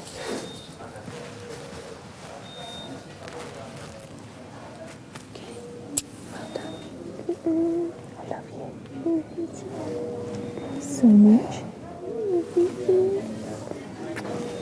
I love you more than bacon. You're supposed to say something back. Sausage. Sausage.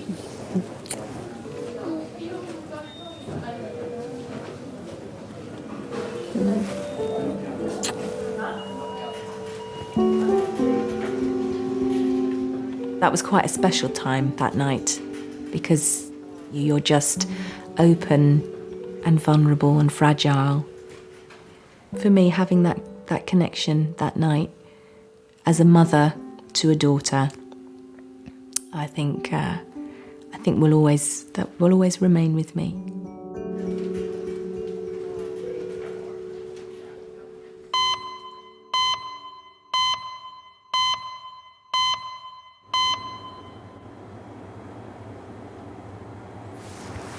It's starting to get light outside already, isn't it? Oh, it was really nice. Last night before we came to work, I was sitting, my laptop, my window was wide open, the sun was just going down slowly. It was a really lovely evening.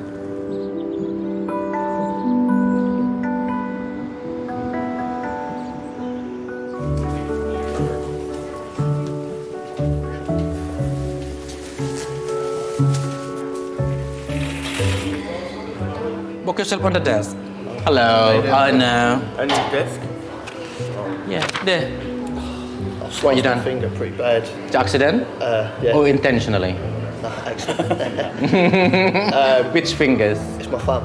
Oh, this one. By what? By sharp? Standing on. Is it left thumb? Yep.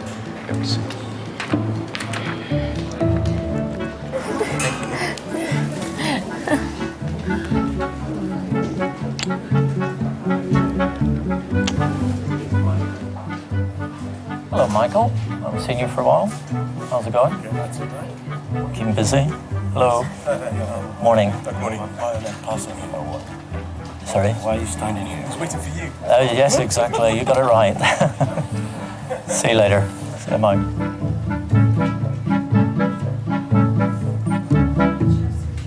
$100 from now, there will be about 500 million dead people on Facebook. That's not even funny. It's the truth, though. It's not funny. Well, we're 20 now. I'll probably say we've got like maximum about 50 to 60 years left. So we've actually been through about a third of our life already. Have we? Yeah. If you think about it, look, we're 20. Then we're going to be 40 in 20 years' time, right? But I'm dying like when I'm 150 something though. Oh, okay. Do you know what I mean? Yeah, I don't know well, about you. I know when I'm dying 150 something.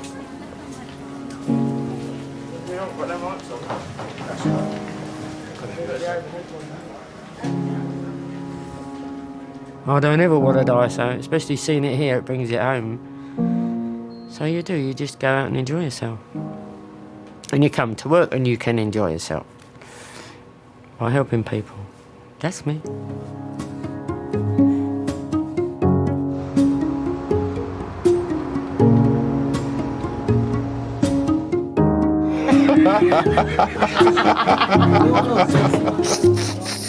Here I am getting better, ain't I?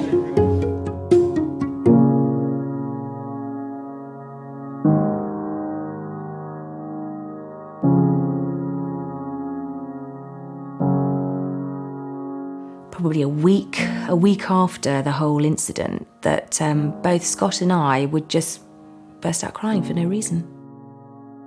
But I think what it was just all that pent-up emotion.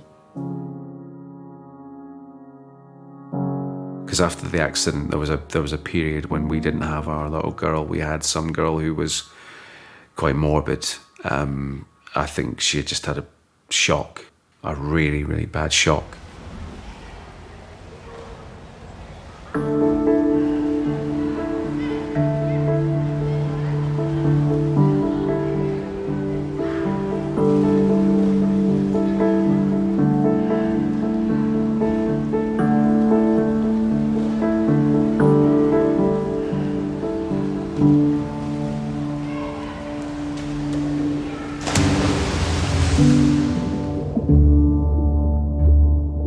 Diving off quite a height since I had the accident has been quite hard. And children kept coming up to me and saying, "How's your eye, how's your eye?" It was turning yellow and purple at the time. It turned lots of really weird colours. It turned green, purple, yellow and grey, black at first. Really weird colours, and red. That was all the colours it changed into.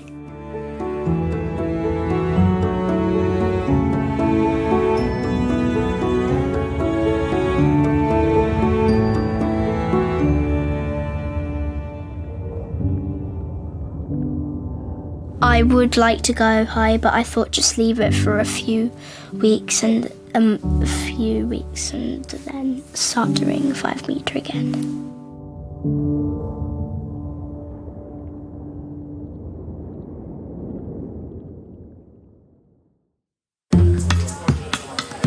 This is Nicholas. He had one punch to the face. This side is fractured, that side's dislocated. I think it's better we take the nail off.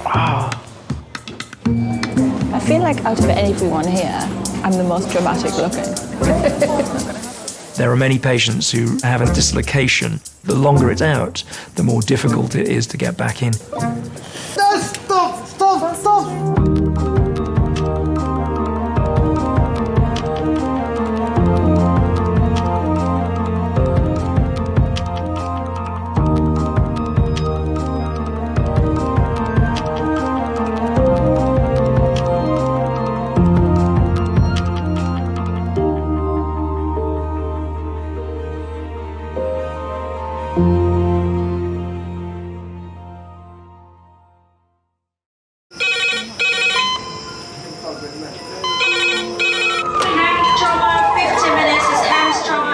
Ortho, surgery, we're just going to get on, do this. Not scare and get you all sorted, all right? John, do you remember where you are? King's College Hospital, London. Thank God. A major trauma centre. Hit the curb, jackknifed onto the verge. Have we got a good pulse? Have we got an output? You know? One of the busiest A&E departments in the world. He will probably scream, but he won't remember. No, stop! Ah! A place where love, Come on, sir. Let's go. Up you go. No. Yeah. life, There you go. I love you. I love you too. and loss It's all right. unfold every single day. Don't cry. And we'll make sure Mummy stays with you. Well, listen. Right, who's not busy? Squeeze that. We can't give up on her. Come on. We've got to be strong for Mum, if it is the last bit. Hey. All the patients you're about to see were treated in one department Well done. in just one 24-hour period. I never cease to be amazed at the robustness of human beings. I love you. And the strength of their relationships. Love, it's a reflex. It's what you do. For many of the families, despite the devastation that they may be facing, they give unconditional love.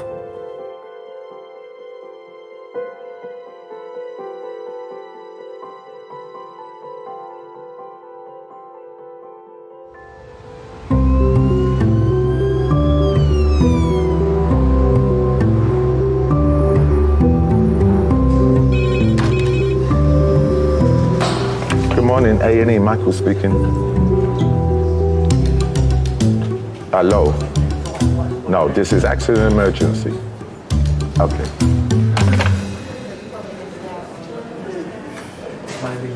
It's getting silly now, man. Come on. I need to go and have a beer or withdraw stuff.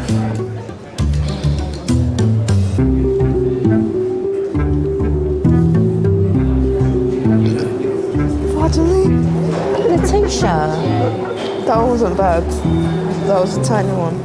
I was just wondering, could I get something to stop me from withdrawing from alcohol? But you're not actively withdrawing them? No, I've got the shakes, but... Because I think they've seen you.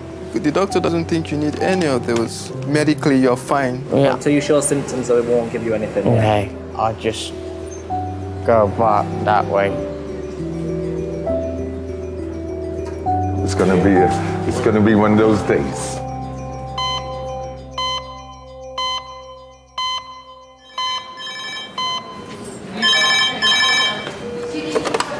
Any resource King's College Hospital. That's lovely. Thank you. Bye. Fitting.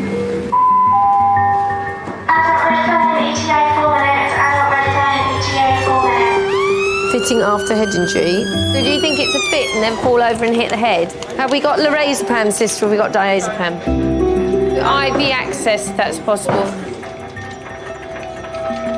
Just normal saline in case it's a drinker. Hello, King's A&E resource. Okay, go ahead. Can you say so? 1, 2, 3. Stroke red phone, 8 minutes. Stroke red phone, 8 minutes. If you imagine your brain's entrapped in this shell, from a head injury point of view, if you bang your head, it's been shaken quite vigorously. So you're going to be confused, disorientated, and then you've opened your eyes, you don't know any of your surroundings. Hello, Elaine. I'm Dr. Hobbs. I'm one of the accident and emergency consultants. Hello. And can you remember what happened? Okay. Now listen, we're going to have to pop a little line in your arm and take some blood. Imagine how scary and frightening that must be. You right there, John? Can you hear me okay? Yeah. Do you know where you are yet? No. Do you know who I am? No. You're in the hospital now, John. You need a pet sign? I've fallen down the stairs at a tube station and woke up to a doctor who I knew shaking my leg saying, you know who I am, you know I am. And I said, I don't know who you are. I don't know where I am. Where am I? 1, 2, 3. And I was petrified. There wasn't a friend in sight. There wasn't a face I knew. I'd never been so scared in my life. I was petrified. En route, he was quite absent en route, and since the police has no idea where he is, who he is, what he's doing, anything. Okay. Can you tell me your name? Good on shakes. John. John. Do you know where you are right now? No. You're in King's College Hospital. So I know and imagine what these people are going through in their heads. He has got complete right side of weakness. He's got no sensation down his right arm. He's got sensation in his right leg, but no sensation in his left arm. Do you know why you've come here today? No. No, okay. You went to St Thomas's Hospital. You showed signs of a right-sided weakness. So they're querying whether you may have had like a little stroke or something. Okay? Now we're a specialist centre for that, so that's why they've sent you here, so we can get a scan of your head. And if it does show that you've had a stroke, then we have a sort of clot-busting drug to clear that blockage, yeah? And try and get you back to normal again. Are you allergic to anything? Just work. Work. I think I might agree with you on that one.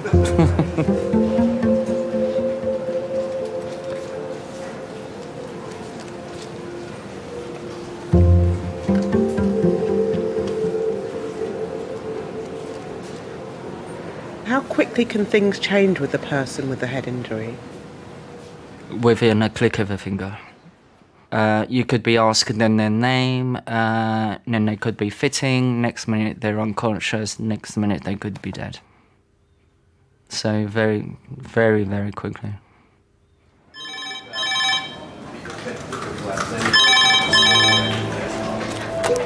Hello, King's Amy. 12 minutes. Okay, thanks so much. Thanks, bye.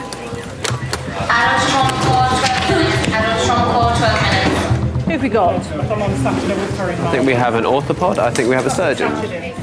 All we know is that is a pedestrian hit by a motorbike, so we need to make a quick assessment.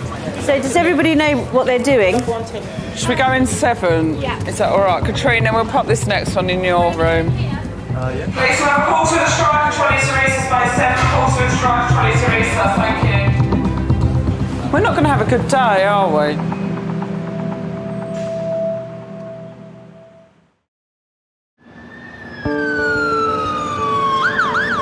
All we know is that is a pedestrian hit by a motorbike, so... Oh, they're here. Yeah.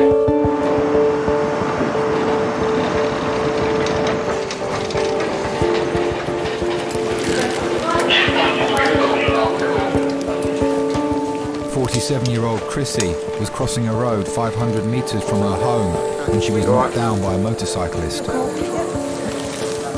Okay, this is Chrissy, she's a 47-year-old female, hit approximately an hour and 15 minutes ago, left-hand side impact with motorcycle RTC. Querying loss of consciousness, she doesn't read the incidental. She's got impact on the left-hand side of the face, she's got altered swelling to the left-hand side. We'll wrap you all up in a minute, okay? We just need to get some clothes off, okay, lovely? A is clear, trachea central. Concussion is equal. The left side of Chrissy's face took the force of the impact.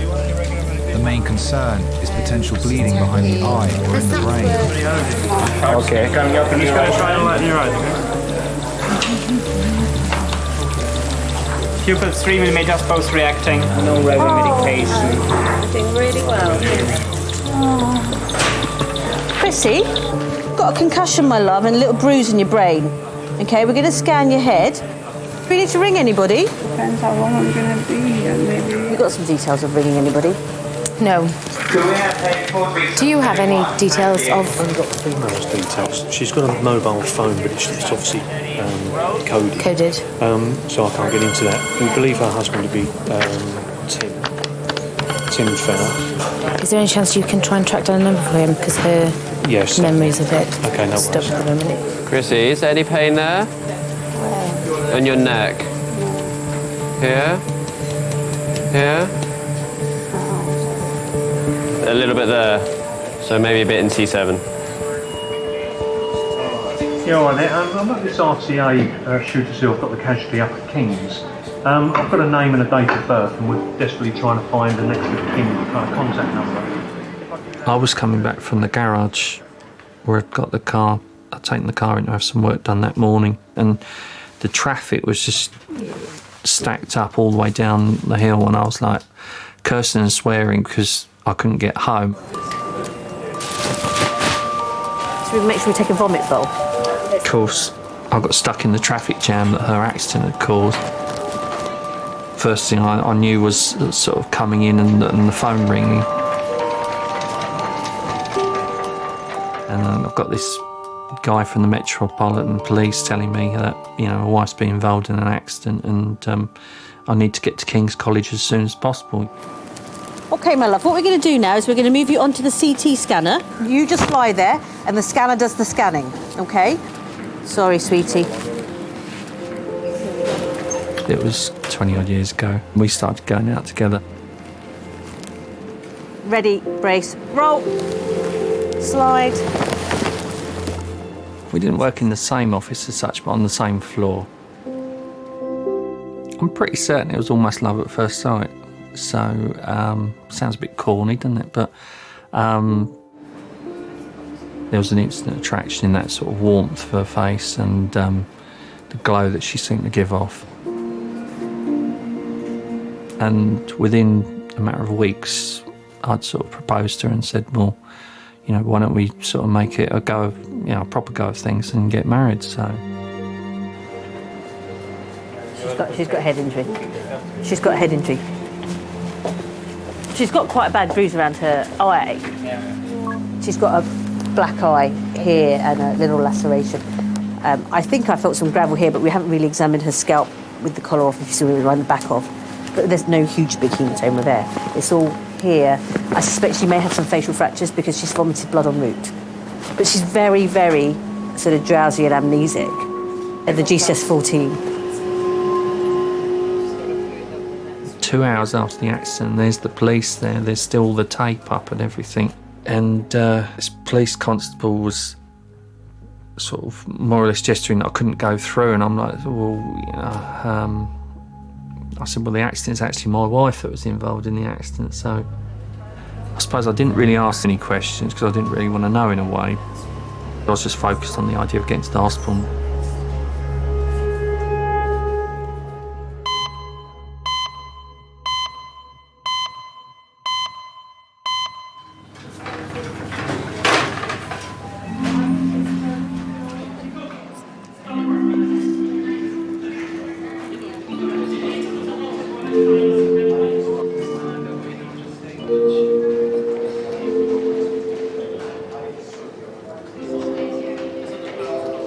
I don't know whether I like even like taking that as a compliment. That everyone always says I look like your sister. That means I look old. No, it means I look young and I want to look like your mum. That means I look old.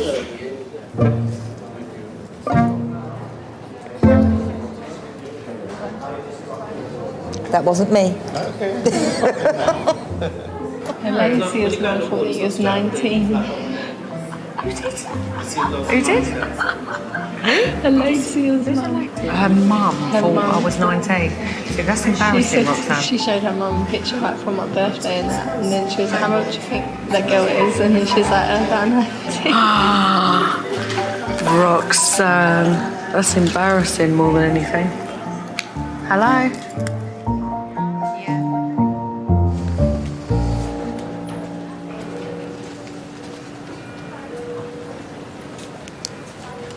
Yeah, John? John? John? You all right there?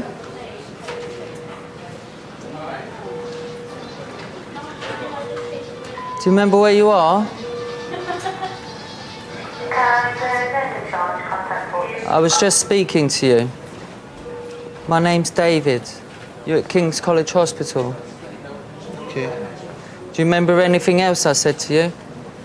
No. No. Okay.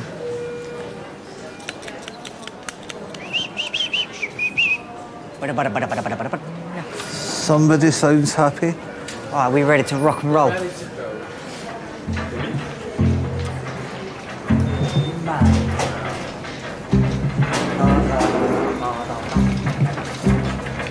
And now the under's near.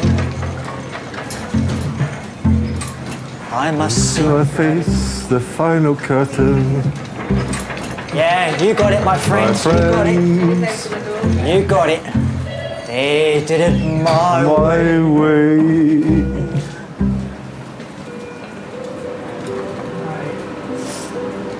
Bit of old Frank Sinatra, eh? Oh, he can't beat him.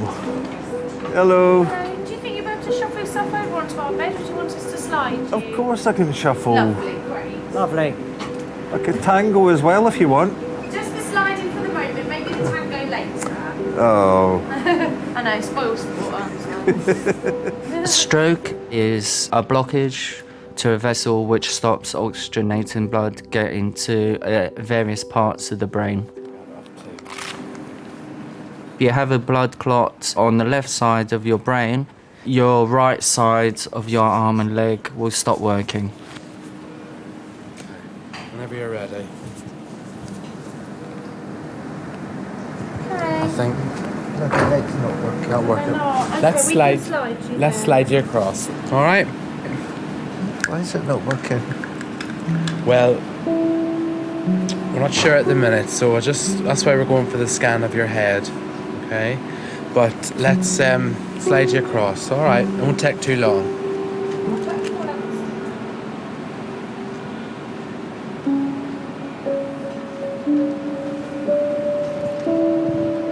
Don't worry, we'll slide you across, John.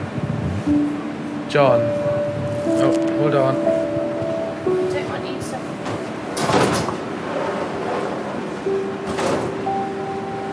Lovely, well done. Keep coming over. That's lovely. And all you need to do for this is keep very, very still for me, okay? Okay. Do your eyes just while the lasers come on, just so they don't hurt your eyes. Okay. Nice and still there.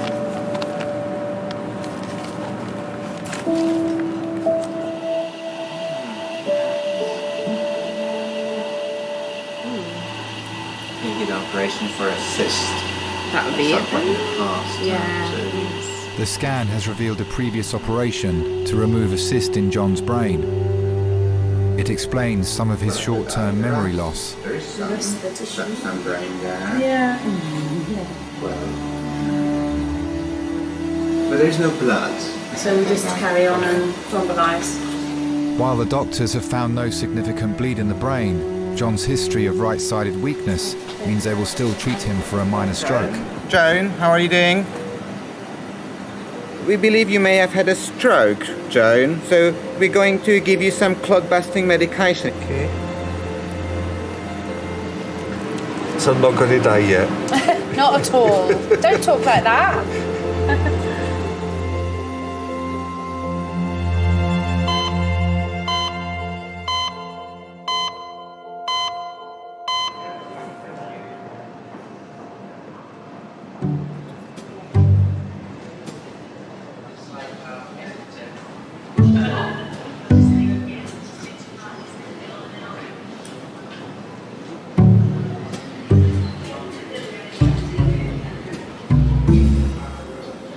I swear I blink about 1 million times a minute when I'm tired. You always blink.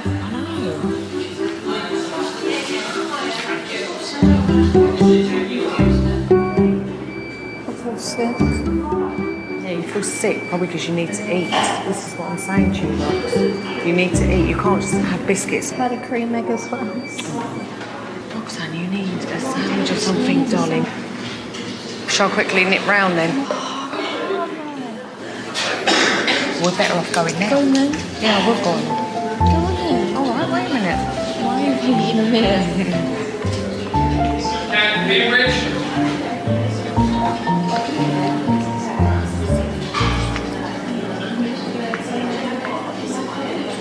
Okay, I'm gonna go. Right, what do you want?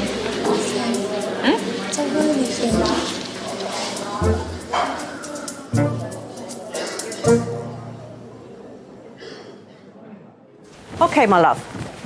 The scan does show you've got a broken bones around your eye. Sure. That's okay, they get better. And you've got a little fracture in your skull, okay? So you've obviously, when you landed, just landed thump here. These things will fix. That's why you feel terrible, why you're vomiting some blood. The scan shows that you haven't got anything wrong with your brain, so that's good. But you probably do have a bit of a concussion. So you're definitely going to be with us for today in hospital.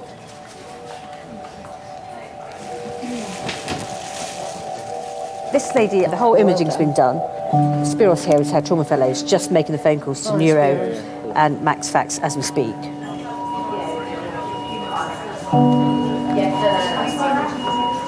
Sorry, how this morning was supposed to work out, was it?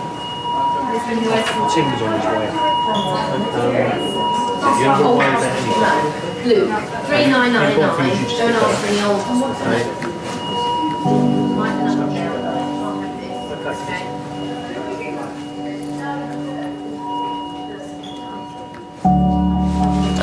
It's a significant accident, and like she does not. Your mother walking past would say she doesn't look right. Yeah.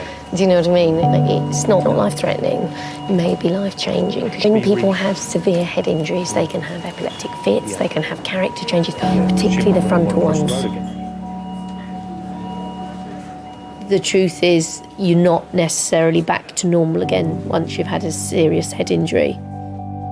You can affect blood flow to particularly the frontal cortex, where our personality comes from, and our personalities change.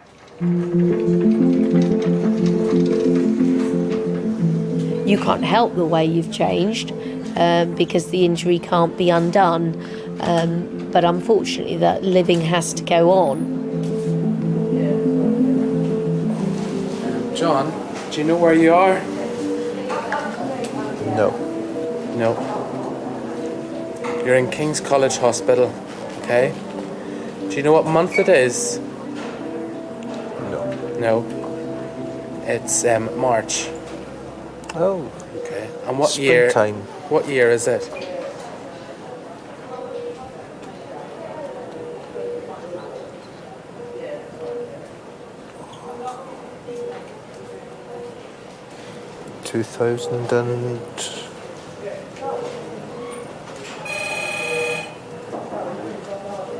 It's 2012. No. No, it is 2012. Okay. Alright, Alright.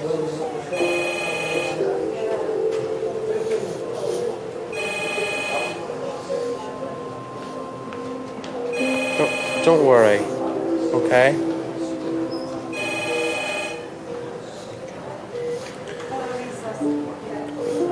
Gonna have to shine light into your eyes as well.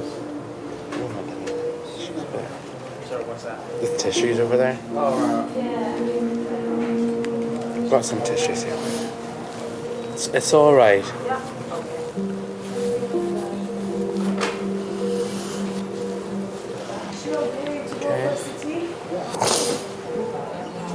Yes. It's gonna be all right.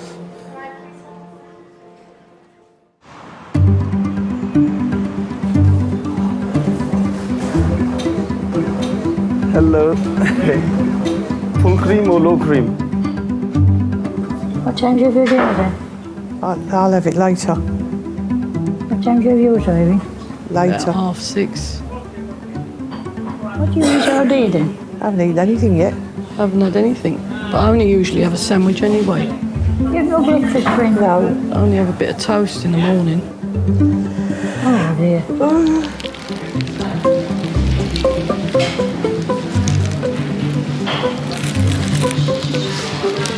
Picnic in A&E waiting room. This is a picnic, just a sandwich. What did you do about your dinner? Marion, she's talking to you. Aren't you hungry? A bit. Survive. Are you hungry? A bit peckish. What a life. Huh? What a life.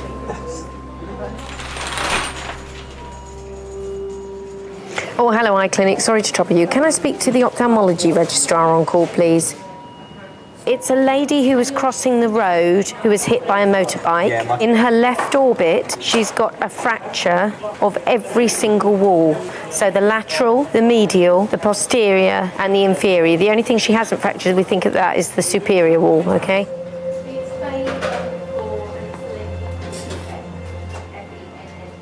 I met Tim when I was 21.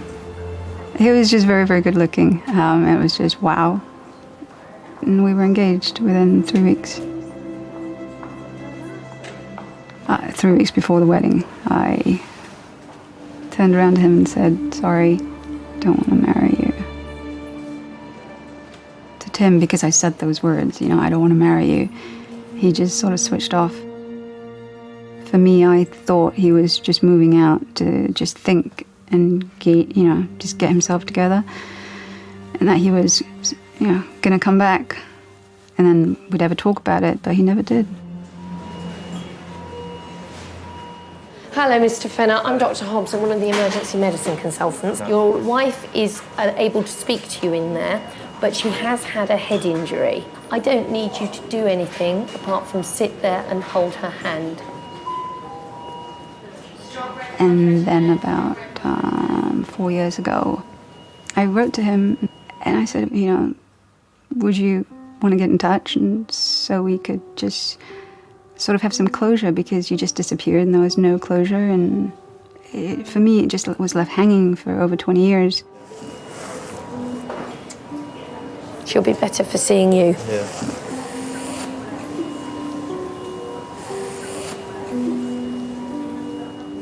There's this letter in front of me from a person that I'd really loved and felt such a great bond with, and yet, things went wrong at the time, but there were still those feelings there.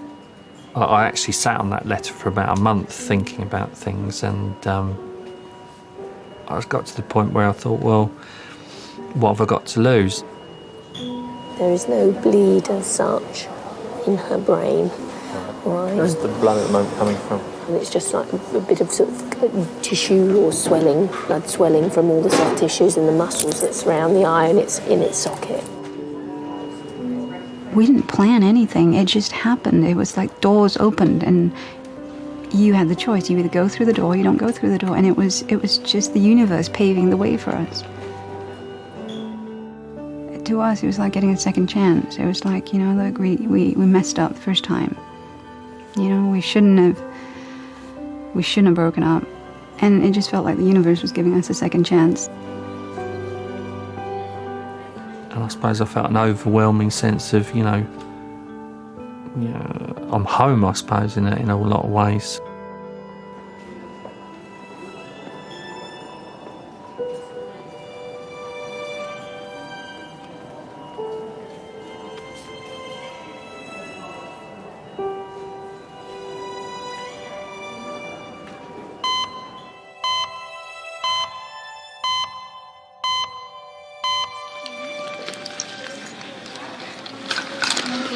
Seriously. All right, it ain't gonna be long now.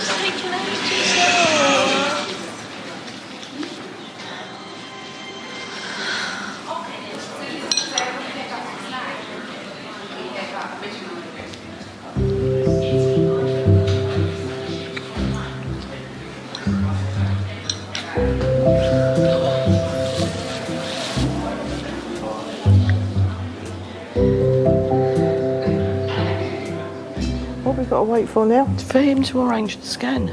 A scan or an X-ray? A scan. That's where they put the jelly on, isn't it? I think so, Yeah, yeah. like a baby scan. Yeah. They'll put the jelly on to scan it. Jelly and custard. Very funny. What time do I get me dinner? We don't It get won't it be here. long now. Won't be long. Hey? We try and get you a cup of tea in a minute. We've got to wait for him to do the X-ray of your Just foot. waiting to go down for an X-ray. I don't wait all the time for my dinner. No, we'll get you something, Mum, because... because... then you can have your dinner when you go home. Yeah, but by the time she waits... We've got to wait till I go home for my dinner. I think so, yeah, but we'll get you something to keep you going. Do I get my dinner here? No, you... God, just tell her We're yes, gonna- yes you do. Yeah, in a after. minute, yeah. They're cooking it now. And I get my dinner? Yeah, they're cooking it for you. What would you... He's going to ask you what you'd like. What would you like for dinner? What would you like for dinner? Roast dinner. Requests. Roast dinner. A roast dinner. Right, no problem. Oh, you got to go and buy it somewhere? No, they're going to do it for us after that. You can't eat before the scan. You're not allowed to eat before the scan.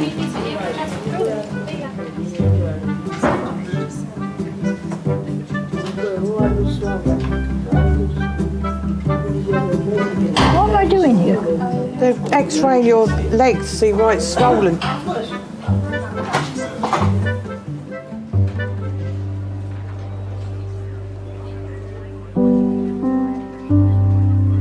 22-year-old Benedict is back at King's. He's been drinking. At the time, before I realised I had a drinking problem, I felt on top of the world. I felt amazing. I thought, you know, this is great. This is all I wanted to ever do is just, drink. At the peak of my alcoholism, my worst, I would say I was drinking basically anything as quick, as cheap as I can to be obliterated, to block out reality.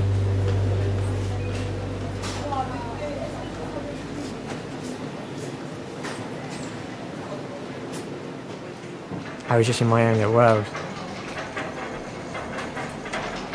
It was just me, the street, the off-licence, and the can of lager. That was me. How much do you normally drink a day? About 74 units. About how many? 74 units. 74? Yeah. A day? In one day?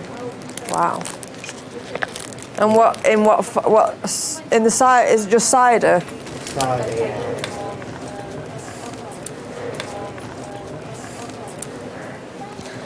No, I could easily have up to 9 litres of 3 litres of white ale. Wow. 9% cider. 9%, yeah. What made you start drinking in the first place? I don't know, you can tell me. Do you regret it? Yeah, of course I do. You're very pretty. Thank you. That's nice of you to say. Make me blush. Really? Nah. It takes a lot to make me blush, really. I think I was about 6 years old, just starting out primary school, and we all got brought into the main hall. This guy stood up and he said, well, this is what we call the trumpet.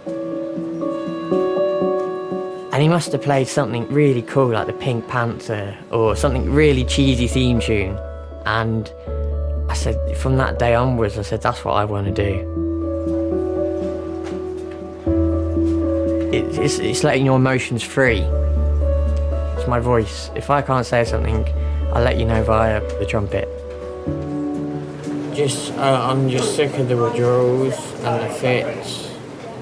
So, And then you drink to stop you feeling like rubbish. yeah, I don't enjoy it, I hate it. But It must be hard. yeah, I Hard have work. to Stop you feeling rough. Yeah. There were some times if I left the house, I would have my trumpet case with me, but there wasn't a trumpet in there. There was a big bottle of cider. I couldn't stay sober enough to sit through one rehearsal. The drinking had really messed up something that I've always wanted to do.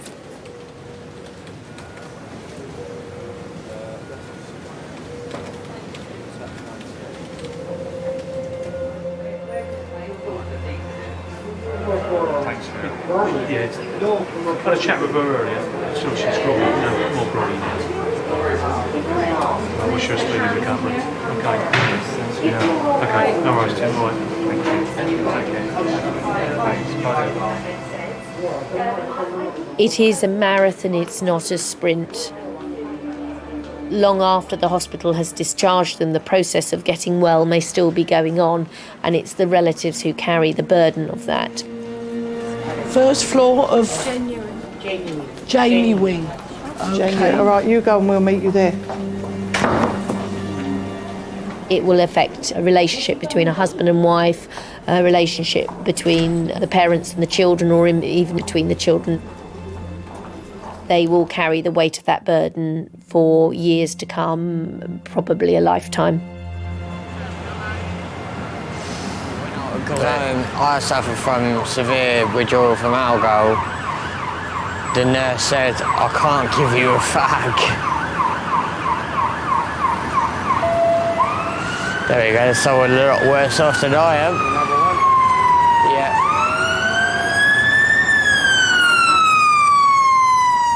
I had 3 children. Simon is very political, which I enjoyed. Emily went to my college and did English and drama, and I love English. And Benedict took up the music, and of course that was my first love and first profession. I'll see you in a sec. I'm very proud of Benedict. Taking the lead in Tchaikovsky 4 or Bruckner 4, I mean, at one end of the spectrum, or hearing him playing a trumpet concerto from memory. But when somebody that you've brought up and been proud of is an alcoholic, I think there aren't enough words really to describe the intense sorrow and pain that one can feel. It's a disease which just, it's like cancer or MS. It doesn't matter who you are, where you live, how rich you are, how powerful you are, whether you have one parent or no parents, whether you're in prison or whether you're a high court. It just grabs you, and I think I don't think there is a stereotype. It can happen to anybody at any time. No.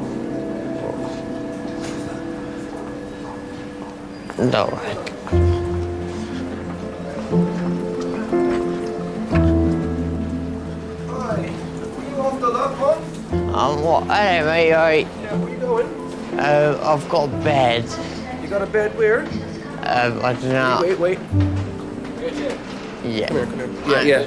Quick. Yeah. Where is it? Yeah. Yeah. Put it away. Sorry. Yeah. He's just getting back to his walking back slowly. Yeah? Yeah. Walking back. Is it? Don't need a chair. No. You're gonna fall, mate. Yeah.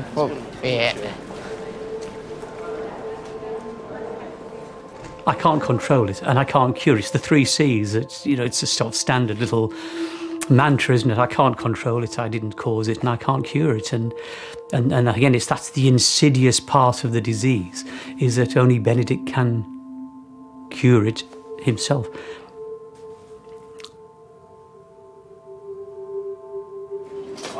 Yeah. All right, cool. Thank you. Ben, what are you doing outside? I a fag. Did you tell the nurse you went outside? No. You should have told the nurse.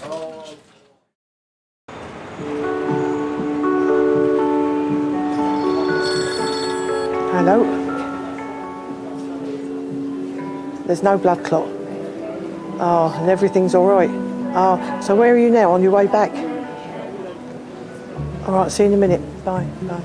Show me the pictures you took in Great Yarmouth that you said you had on your phone. No, on the camera. Oh, was it? Take Annie on the phone. We're never going to see them then. No, I didn't take Annie on the phone there. So she's okay, there's no clot? No clot.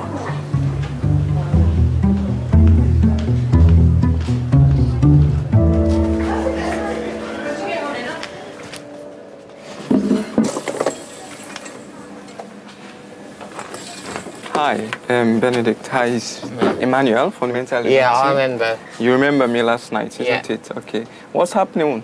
What I had happened today? a withdrawal fit.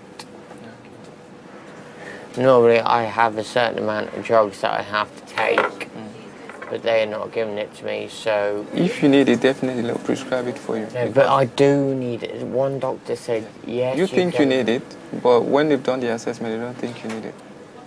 It makes you feel sick to the stomach that I actually became a compulsive drunk alcoholic liar. I was that guy. I was the guy. I was like, I'm not him again, you know.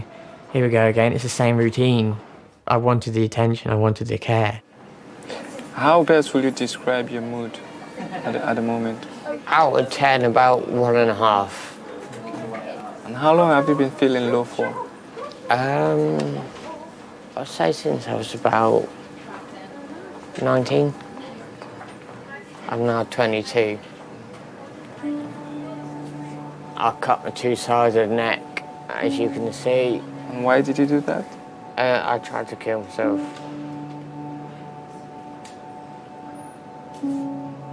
I was going to go for here, but I didn't have the balls to do it, so... When I say the ball, I didn't have the guts to do it, because I was dead scared of what could happen if I did it. So. There have been many times when I've said to myself and to others, something has to happen here. This cannot go on. Do I kick him out on the street? Do I spend thousands in a private rehab? I cannot handle this anymore.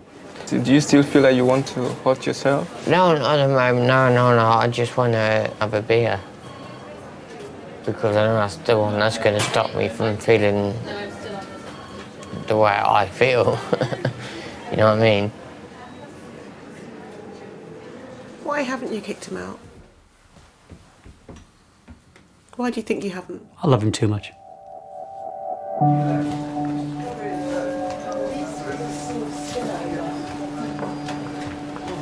Yeah, I'm good to go. Well, I'm having a go and chat with the doctor, so you just take a seat. I wonder what's going on.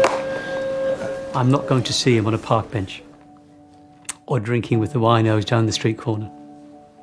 I'd rather have him here unconscious than allow that to happen. At least when he's here, I know that there'll be a solution. Your bloods are all completely normal. Liver function's absolutely fine at the moment.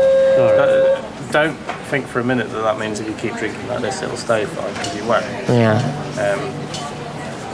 Not at all, but at the moment it's fine. Okay. So, thank you very much for your time. Okay. Right, thank you. Bye-bye. He doesn't need to apologise. He doesn't need to explain.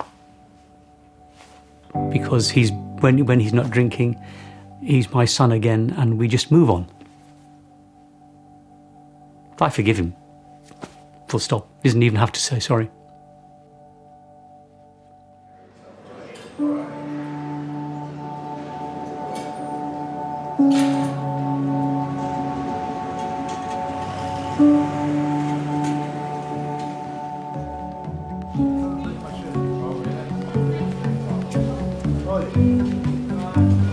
Missing you already. Bye.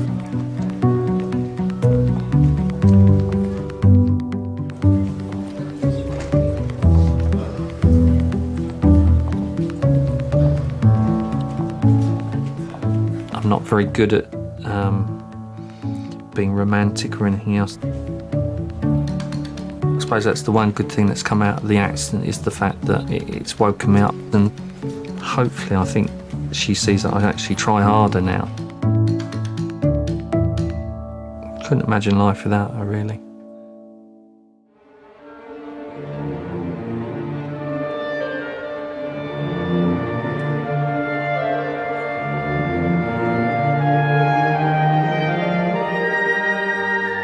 I went through a detox program straight from King's. I was there for 3 days. It wasn't easy, obviously, because I was the youngest there by about 30 years. But I did it.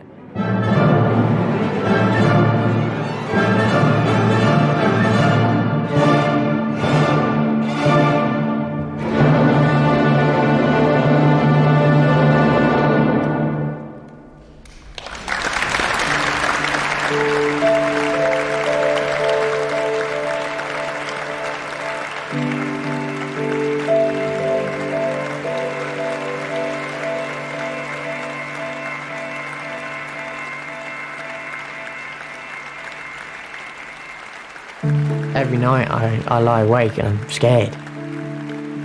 Dad, he was powerless over my addiction and my actions. You know, the one thing he said to me was, I'll always have a roof and a plate of food. But I didn't realise how grateful that I should have been at the time, you know, to have a roof, a bed and a full stomach every night and every day, you know. To this day, can't thank him enough. Security control, good evening, hello. There's a reason why we do checks, okay? There's a reason why we do checks. It's a hospital. 8-year-old fallen 3 metres. Do you want to go around? Head injury in children always makes me worried. They want, please tell me this is going to all be all right. And I can't, because I will not give false hope.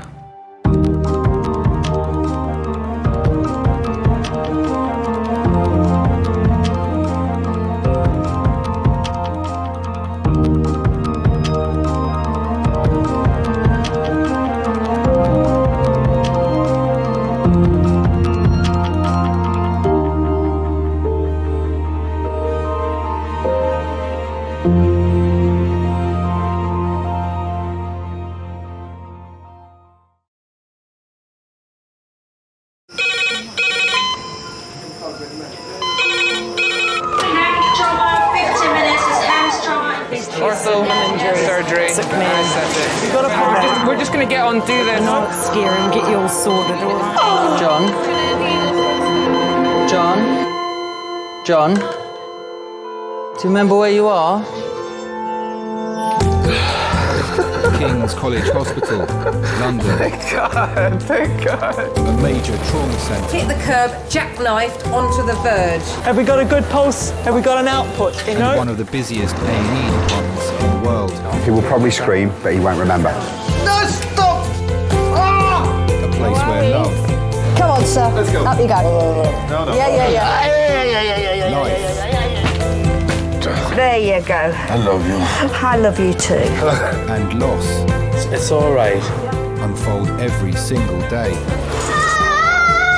Don't cry. And we'll make sure Mummy stays with you. Well, listen. Right, who's not busy? Squeeze that. We can't give up on her. Come on. We've got to be strong for Mum, if it is the last bit. Hey. All the patients you're about to see were treated in one department. Well done. In just one 24-hour period. I never cease to be amazed at the robustness of human beings. I love you. And the strength of their relationships. Love, it's a reflex. It's what you do. For many of the families, despite the devastation that they may be facing, they give unconditional love.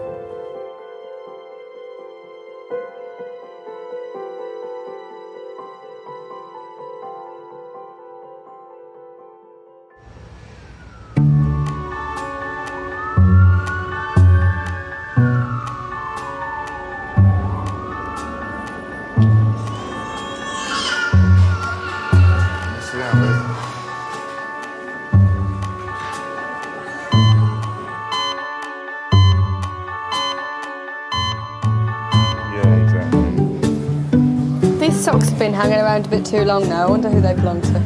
I'm better now. Mummy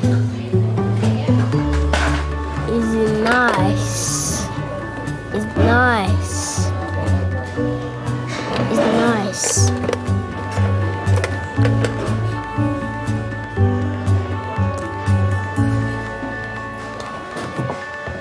I'll be right back, okay?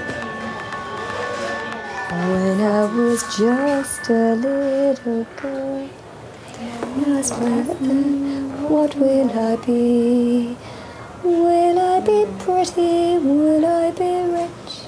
Here's what she said to me.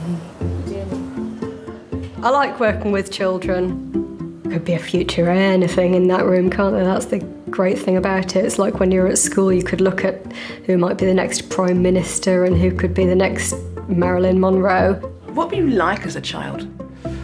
I think I was cheeky and a little bit rebellious rather than, criminal. If you'd have asked me what I wanted to be when I grew up, I'd have wanted to be a fairy or a mermaid. I thought I wanted to be a hairdresser, but the odd occasion in high school when I've cut a friend's hair, it's probably a really good thing that I changed my mind, because I'm not very good at it. I want to be a fireman, I think, although I can't go up ladders, so that was out, and then a policeman, I think, the second one. Truthfully, I wanted to be a car mechanic. The fact that I could come home absolutely head to toe in grease was my idea of heaven. What were you like as a teenager? God, you don't want to know. Awful. Yeah, I was quite wild. Any stories? Oh, no, probably not.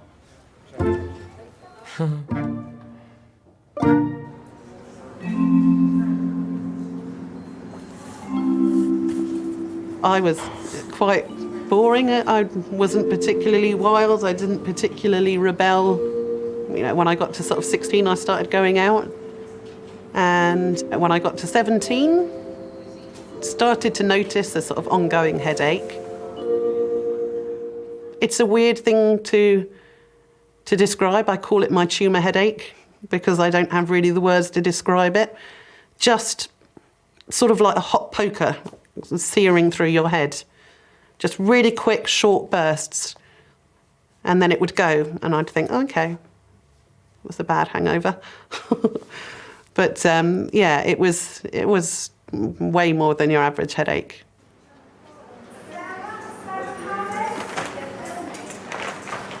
Sarah is 35. Sorry, I'll stick it all in here. Sorry. She's had a headache for the last 4 days. Okay. Oh, let me get that. Sorry. Not my day. Let's get you sorted out, yeah? Okay, thank you. Thank you. Sarah. Hi. Hello, my name's Ollie. I'm one of the A&E doctors. Tell me about the headache. I'm sure it's nothing. I've had a virus, so maybe it's that. But I've had 3 brain tumours in the past. I was 17 when I had the first one, and then 3 years later, the second one. Well, it was the first one that recurred. Why didn't you come in on Friday when the headache started? I'm very much, I guess it's just the person that I am. I worry just in case it is something really bad, and stupidly I don't. With my second tumour, I knew for a good week that it was back. That, I went as far as Heathrow Airport to go to Australia before. Was it a little bit la la la la la? Yeah. I've always been told it won't come back, and then it has 3 times and various complications. That's fine. And it's just this, yeah. You are a VIP when it comes to head and brain related concerns.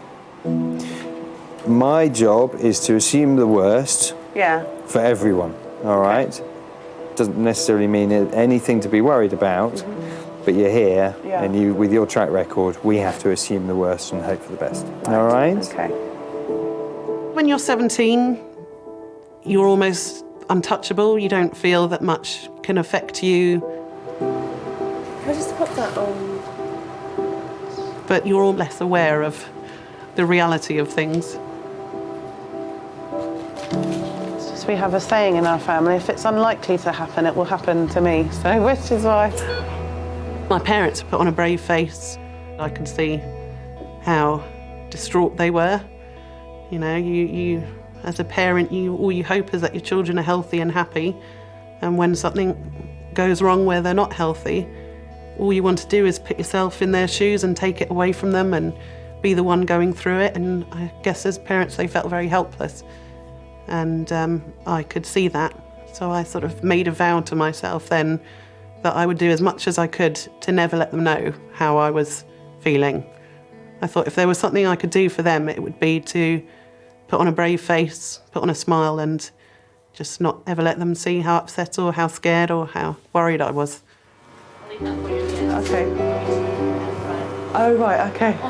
Excellent. Because I've spent so long, you know, pretending that everything's fine, everything's okay. It's sort of a role you become used to playing, and then it doesn't become a role anymore. It just becomes who you are and how you deal with things.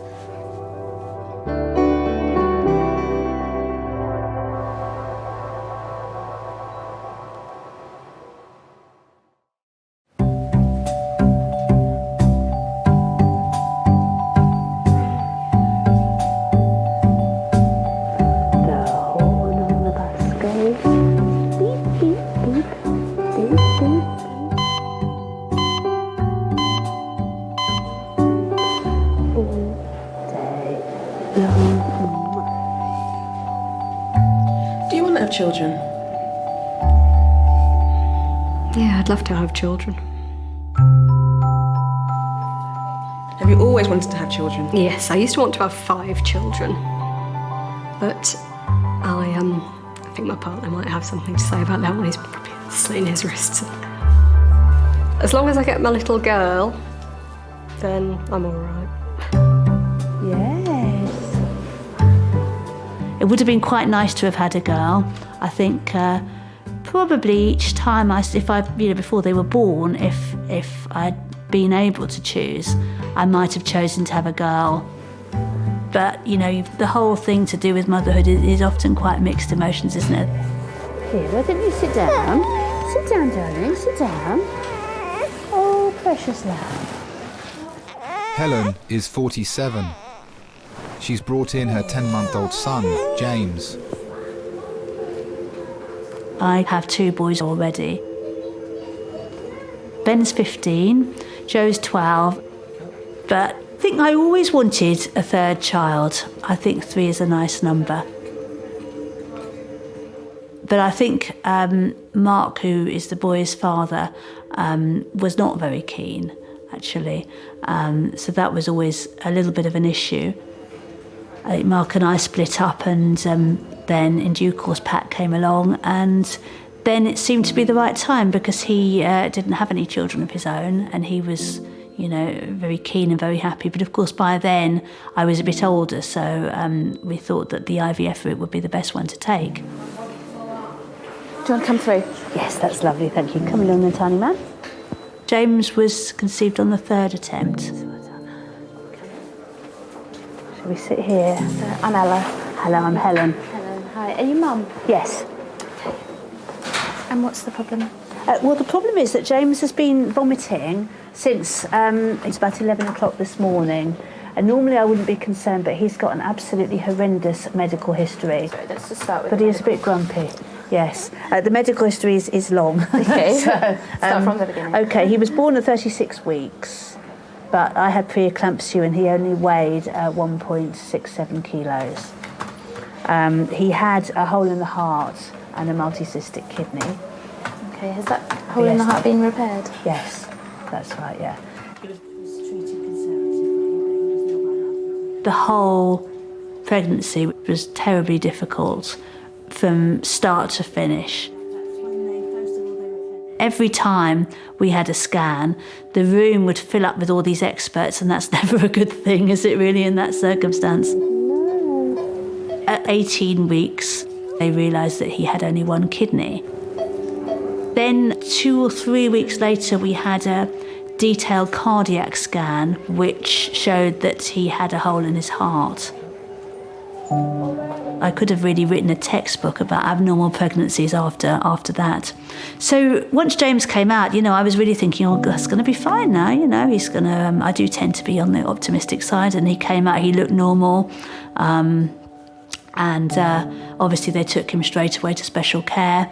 It was all good the first couple of weeks, really. And then suddenly, when he was about 2 weeks old, everything went completely pear-shaped because he was so tiny, his fetal circulation didn't switch over. Suddenly he was getting breathless, he was distressed.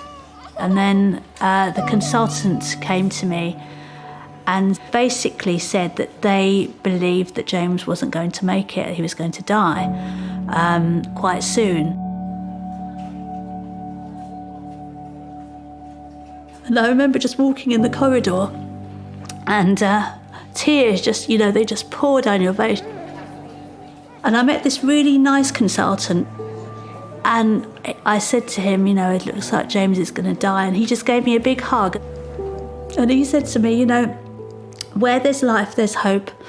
And you have to believe that. And it's such a cliche, you know, but you can't imagine how powerful that felt on that particular day.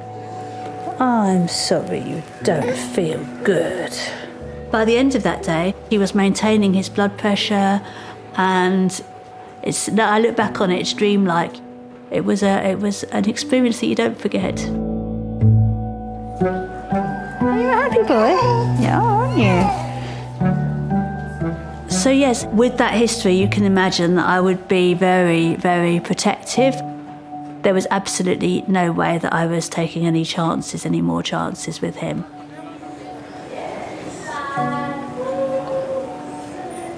There you go.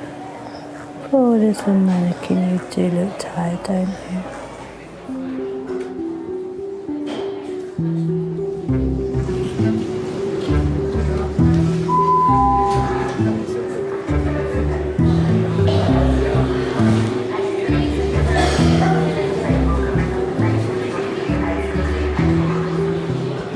This is what I'm saying. The longer we stay in here, the more sick people are coming in here, right? Okay, what you needed to try and do is go to a hospital in Africa. You hate hospitals for the rest. You even set foot in the door. People were dying. I'm telling you, like. Yeah, because you come from a different environment, innit? You come from like here. When you come from here, it's different. When you're used to treatment here, where if you were born there, yeah, hospital is a hospital, bro. I'm telling you. But then sometimes it's better to go in the hospital because we had the like local, and he was literally like a quack doctor. He was kicked out of his medical school. Wow. And he took out someone's tooth, yeah, with a chisel. Hold on, what chisel are you talking about? You know them little, you know them chisel. No, you know them.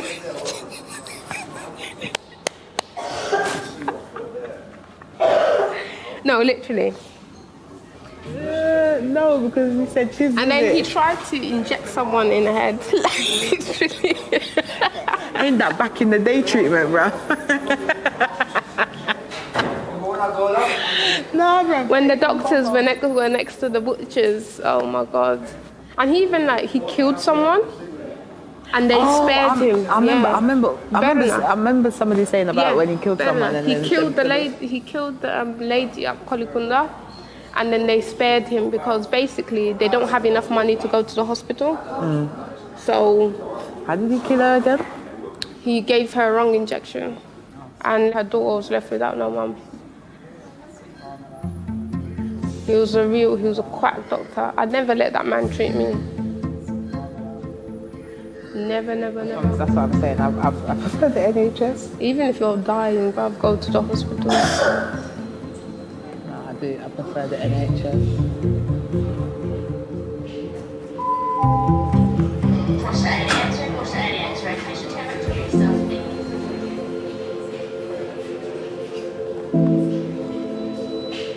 I don't want to bother people if it's not an emergency.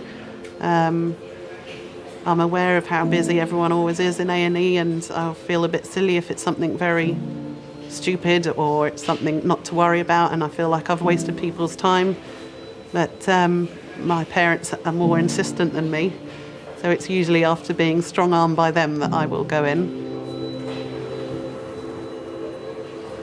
Sarah's had a headache for the past 4 days. Since she was 17, she's had 3 brain tumours. Something that I question more and more, I don't know whether it's the older I get or possibly the more side effects that occur, is I start to question my identity a lot.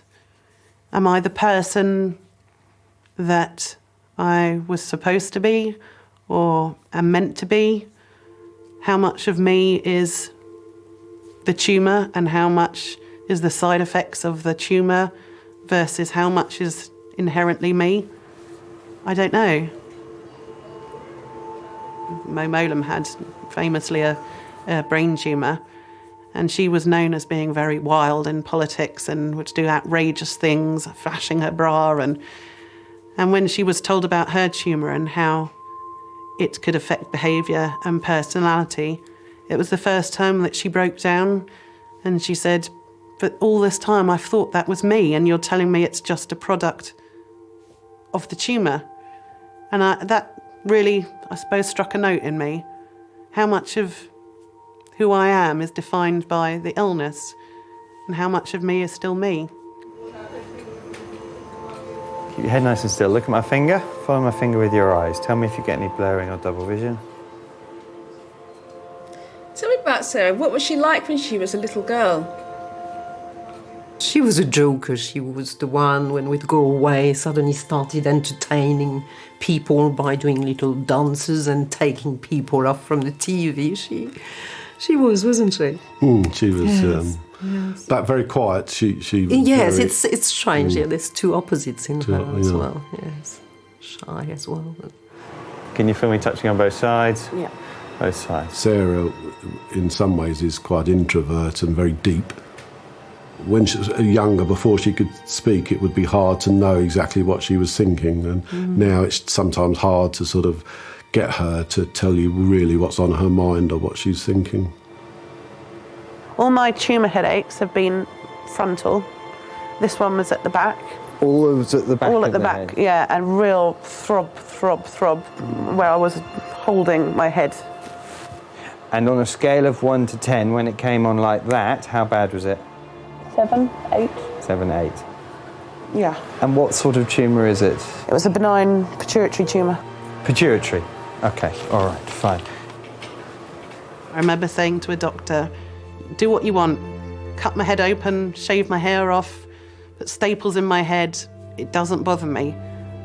My only thing is I want to be a mum. I desperately want to be a mum at some point, when the time is right."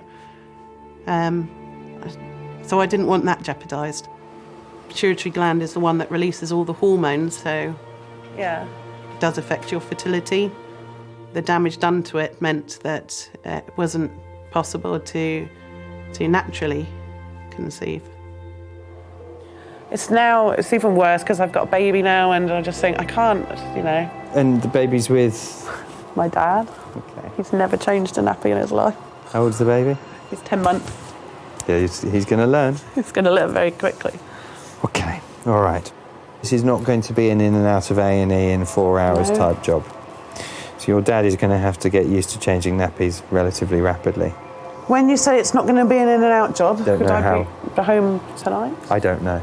My dad can't cope for a night. Okay. Okay, I'll have to make some phone calls. Yeah. All right. Okay. These things never happen at convenient times. It's just my baby. It's your baby, yeah, absolutely. Okay, I'm fine, and don't get teary. No. Right, okay.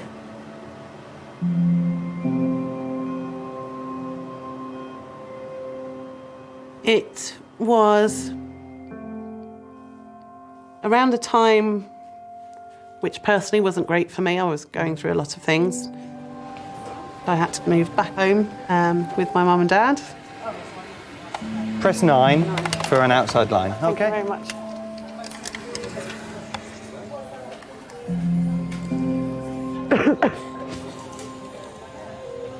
Hi, Dad. How is he? What time did he sleep till? Okay, all right. I'm not going to be in and out. It's not a quick job.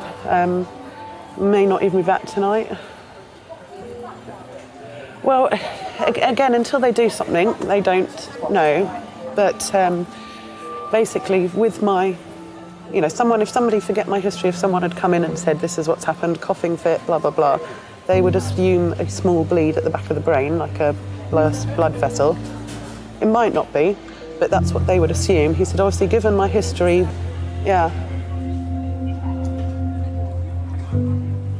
My concerns pre-Elliot used to just be, well, if something happens, then it happens and I'll deal with it. But the minute a child arrives, it suddenly changes your priorities and your perspective. But, yeah, you're going to have to get Kerry's help or something, Dad. Okay. Bye.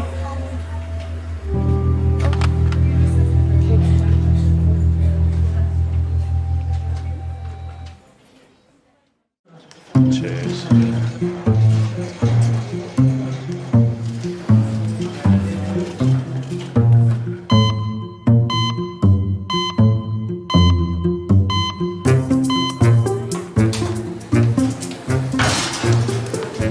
Is it worth even remotely trying to move it in any direction to try and ease it?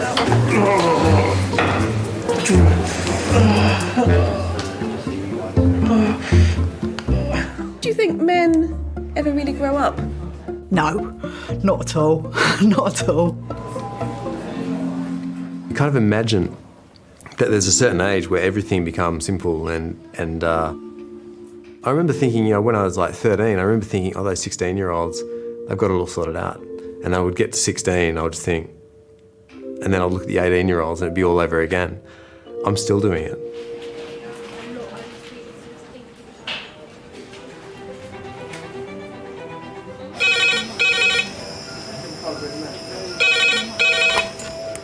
King's A&E.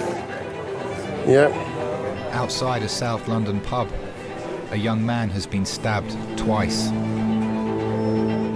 Some children are quite independent, so they can wander off and go off. He was very clingy as a child. 4, lovely. Okay, thanks. Bye. Usually people who did meet him thought, oh, he's such a lovely boy, he's so polite and he's so this, which was very nice for me. But then, you know, when they turn into teenagers, they sort of change. Red phone, 4 minutes. Red phone, 4 minutes. Is everybody signed in that needs to sign in? He changed so dramatically through those years. So we became more like strangers.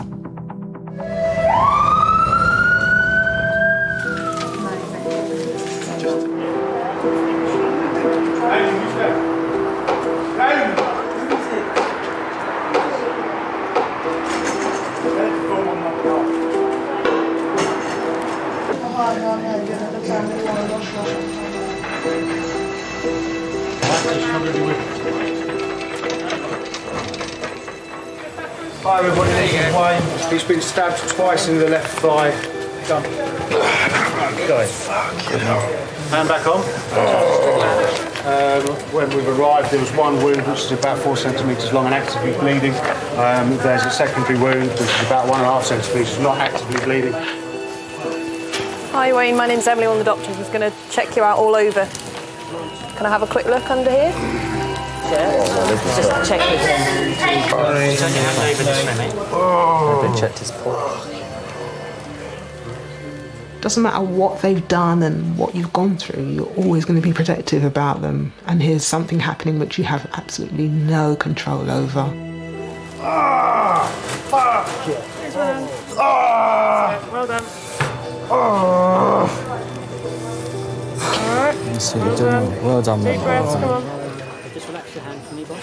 Cheers. You can have another sharp scratch. I never thought I would ever been stabbed. I remember saying, I never get stabbed. I never get stabbed. And it was like, wow, I have been stabbed, like.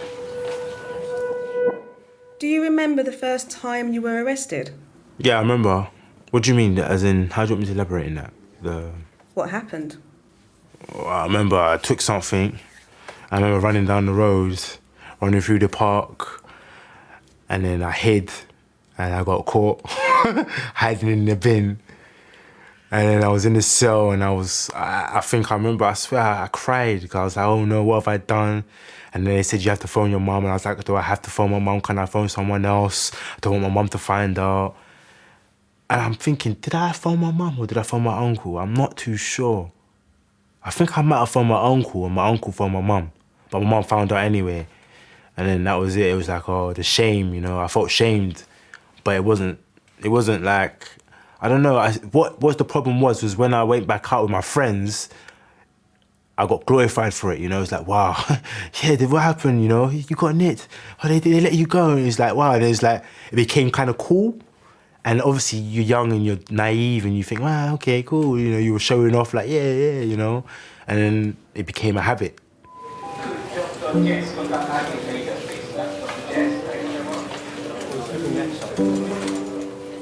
thing I always said to my mum, don't ever blame yourself, because you haven't done anything wrong. It was down to me making my own choices. You know, she always gave me the choice to make. I knew right from wrong, to be honest with you. So you could never say it's down to my mum was a bad parent or anything like that. It was all down to me.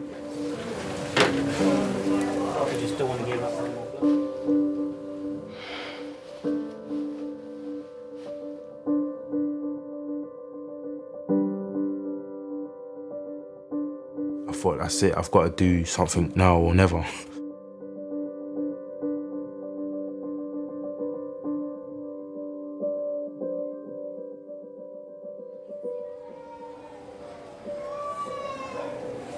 Precious babe. 10-month-old James has been vomiting since 11 a.m. His mum Helen has brought him in to paediatric A&E.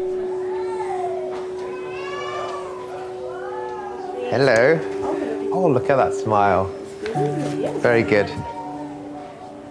James spent the first 13 weeks of his life in hospital. When James was born, he was so tiny, and I just burst into tears when I saw him. I just felt this horrible sort of guilt that I've done this to you. It's all my fault, basically, that you haven't grown properly. That doesn't help. Hang on a minute. Oh, sorry. Hold my hand, darling. With that history, you can imagine that I would be very, very protective. And I think just a couple of months prior to that, he'd had another stomach bug, what I thought was a stomach bug, and I'd kept him on the sofa and looked after him and observed him. And in fact, it turned out to be a hernia, and in fact, he'd had to have further surgery.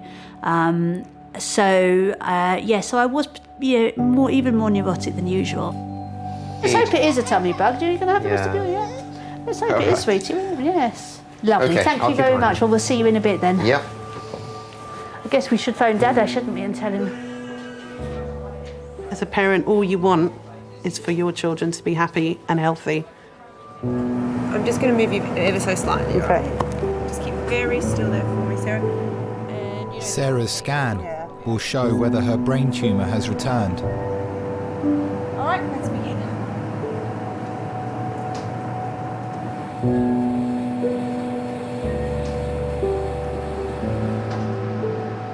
Now, I've always said in a weird way, I'm glad I was a person going through it. Okay. And not the person watching someone that I loved going through it, because I'm sure it must be 10 times more difficult. Okay, do you want to chat with the man? Here he is. Talk to Daddy. Say hi to Daddy. That's Daddy. I think that was the first time we'd ever been to hospital and it hadn't been something serious. It was really the beginning of not having to worry about him and really the beginning of treating him like a normal baby after everything that happened.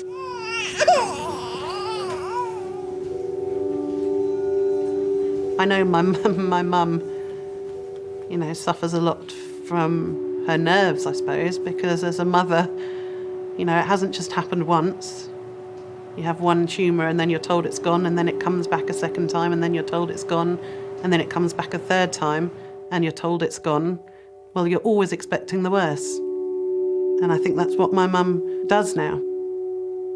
Even when things are going great, there's always part of her that is expecting something bad. And I think that's the damage that it's left behind.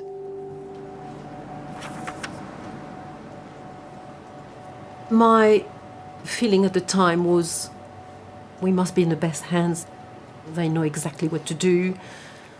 But the first operation didn't go too well because he told us that it was terribly vascular and it bled quite a lot, so he removed what he could. And obviously it came back. And that second time, they operated again, but this time was a huge operation whereby a skull was open and it was horrendous. It was so frightening. And she was very lucky to make it, very lucky.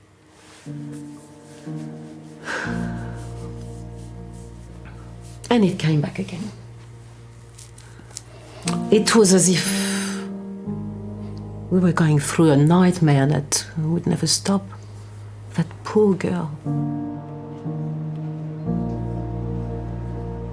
Do you think there'll ever be a time when you won't worry about Sarah's health? No. Not for me.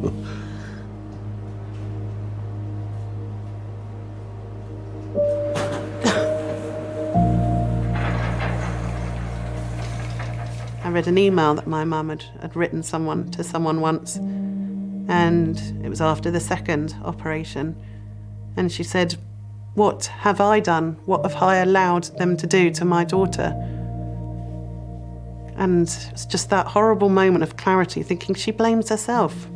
And, you know, she was nothing but amazing and wonderful, but she still blamed herself. So it's, yeah, I'm fine. It's okay. It's not a problem. It's partly lying to myself and partly lying to other people.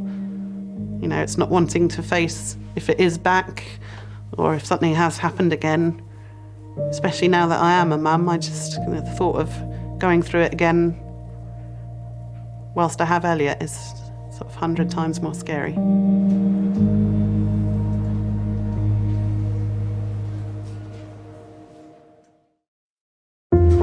You had tetanus in the last 5 years. So what was you doing tonight? I was watching the Arsenal game. Did they win? Watching the Arsenal game. We came back 3-0, but we never won. Oh. So a double downer, eh?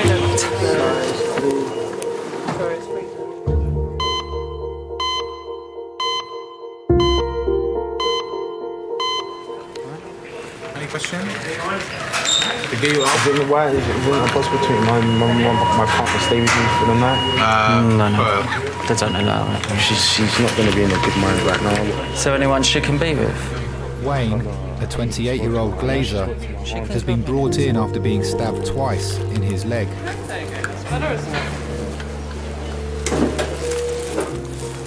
Okay, mate. What I'm going to do is I'm going to give you a tetanus injection.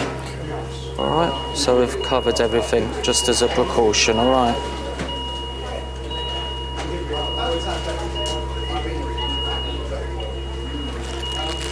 My girlfriend phoned me and she was like, "Oh, where are you?" And I said to her, "I'm in the pub with my friends." She parked up around the corner from the pub. She came in, I think me and my friends had one more drink or so, and then we left to go to the car where she was parked. It was like down the side of a street. We got into the car. I remember the doors closed, the doors opened back up. And there was a group of guys all around the car. They waved the gun at my girlfriend. They grabbed my girlfriend's bag. I tried to remember holding it, and then one of them hit me in my face. And I got punched on my leg twice. What I thought was a punch anyway. And then it happened very quick, and then they just ran off. And I remember trying to get out of the car and trying to chase them, and I couldn't run. And I put my hand on my leg like it was like a dead leg. And then as I looked at my hand, there was just blood all over my hand. And then that's when I realized I got stabbed. I felt sad, you know, knowing that, you know, I felt sad for them as well, because it made me think, you know, you achieved one thing, a mobile phone, and there was at least 5 of you, you know, like, what's that, £10 each? Like, you know, like, I would never have done something like that in my bad times, but at the same time, it's that how far we've come. It was kind of sad to know that, you know, people going around stabbing people on random sprees, like, maybe it's the initiation of a gang or something like that, I don't know, but I did feel sorry for them, and I felt saddened, if you understand, you know, knowing that I could have been heading that path.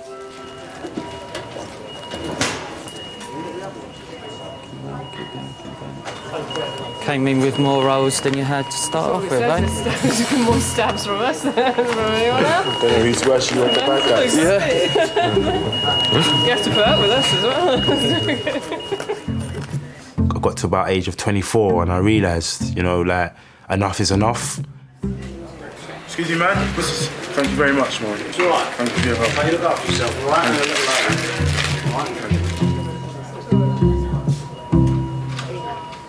Yeah, I was sitting in the police cell. I remember even looking up at the ceiling and seeing a Crime Stoppers number and thinking I've read that number too many times, and this is not it no more, you know. I'm sick and tired of this, and the police officer saying, "Hello, Mr. Marisha, how are you doing today?" Didn't want any of that no more, to be honest with you. I thought, you know, try to start a new, fresh start. So many people do this revolving door thing, keep getting in trouble, out of trouble, in trouble. And I think he somehow managed to catch himself and say that, you know, I don't need to be doing this anymore. Although it took time, he found himself, I think.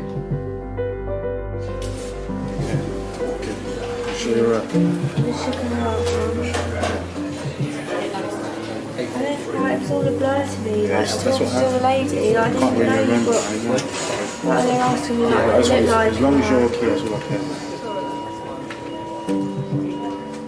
care. He took positive steps, you know. Went back to college, did some courses so that he gained some skills, so that eventually when some work came along, he would be able to be, you know, ready to take on a career, really. Yeah. I remember the day my mum said to me she's very proud of me. It almost made me cry. You know, it's like, wow. I remember I said to my friends, yeah, my mum said to me she was proud of me. You know, it's like, it felt a lot, you know, to hear my mum say, you know, you've come a long way, you know. She let me make my own mistakes and it's made me who I am today, you know. It's made me a better person, you know. I might have gone through it the long way and it took me 10 years, you know, but it's got to that stage where, you know, I've learnt who I am.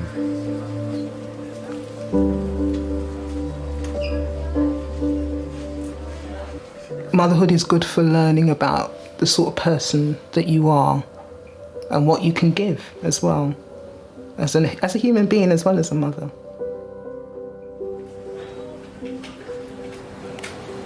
Hi, is that neuroradiology? I'm just trying to chase up a CT scan report for a head CT on a young lady that's come in with history very suspicious of a subarachnoid hemorrhage. I think I pace when I worry. I was probably wondering what my dad was doing at home with my son and how he was going to change a nappy.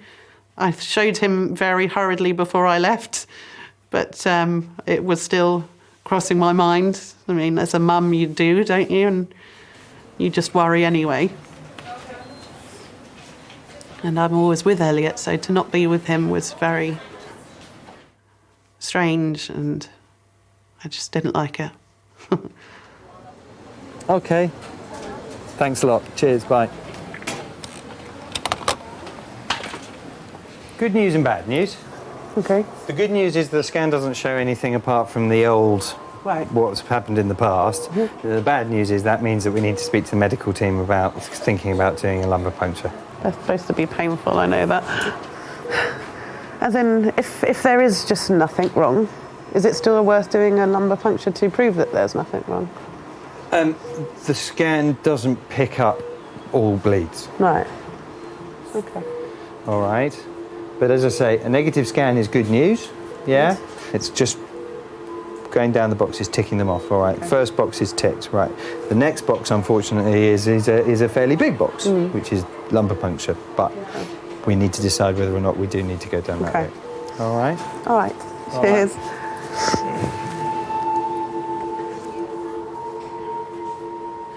I'd happily give up all the bad health for a life of good health. But then, in a way, it has made me who I am. If it hadn't happened, would I have my son? I might have other children, but I wouldn't have Elliot. So, in a way, I wouldn't change things.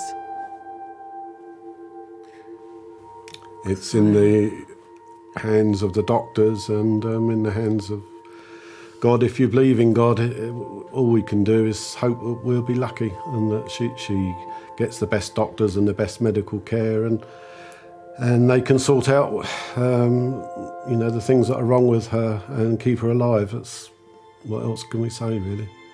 We can just be here to pick up the pieces if I just sense she'll be all right. She will be all right. Yep. I believe that little Elliot has brought her a lot of strength. Tell me about Elliot. What's he like? He's just everything. He's everything to me. I can't imagine not having him. I can't imagine what my life was without him. I remember coming back from the hospital with him and it still doesn't feel like it's real. I still kept thinking at any moment I was going to have him snatched away or wake up from the most amazing dream and be told that it wasn't real. You know, it's just so much more precious when you've had to fight for it. So yeah, having come so far to have got him and then for something to happen would be awful. And I know if something happened, it wouldn't be through fighting, because I would fight the whole way. Just want to do the best job I can, be a good mum, do right by him.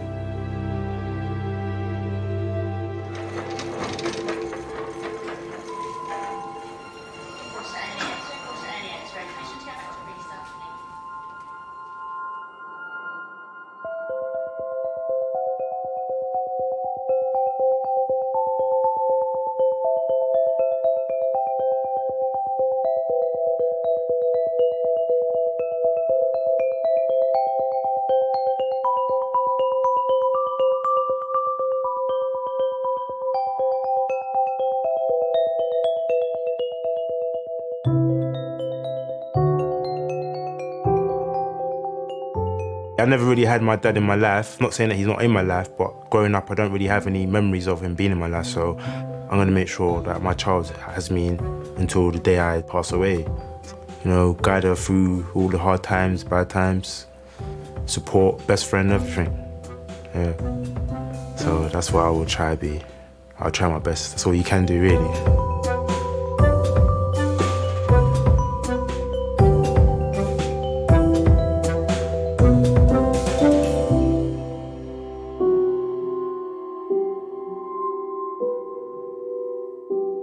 It will be absolutely fine. Yeah, there's a lot of room for optimism, and I think you have to make the most of what you've got today and dream about the future. I think that's what makes humans, the way we are, that you live for the future as well as today. And you need to dream. Yeah, you do. Everyone needs a dream. Yes. I dream about Kate Bush, but there you go.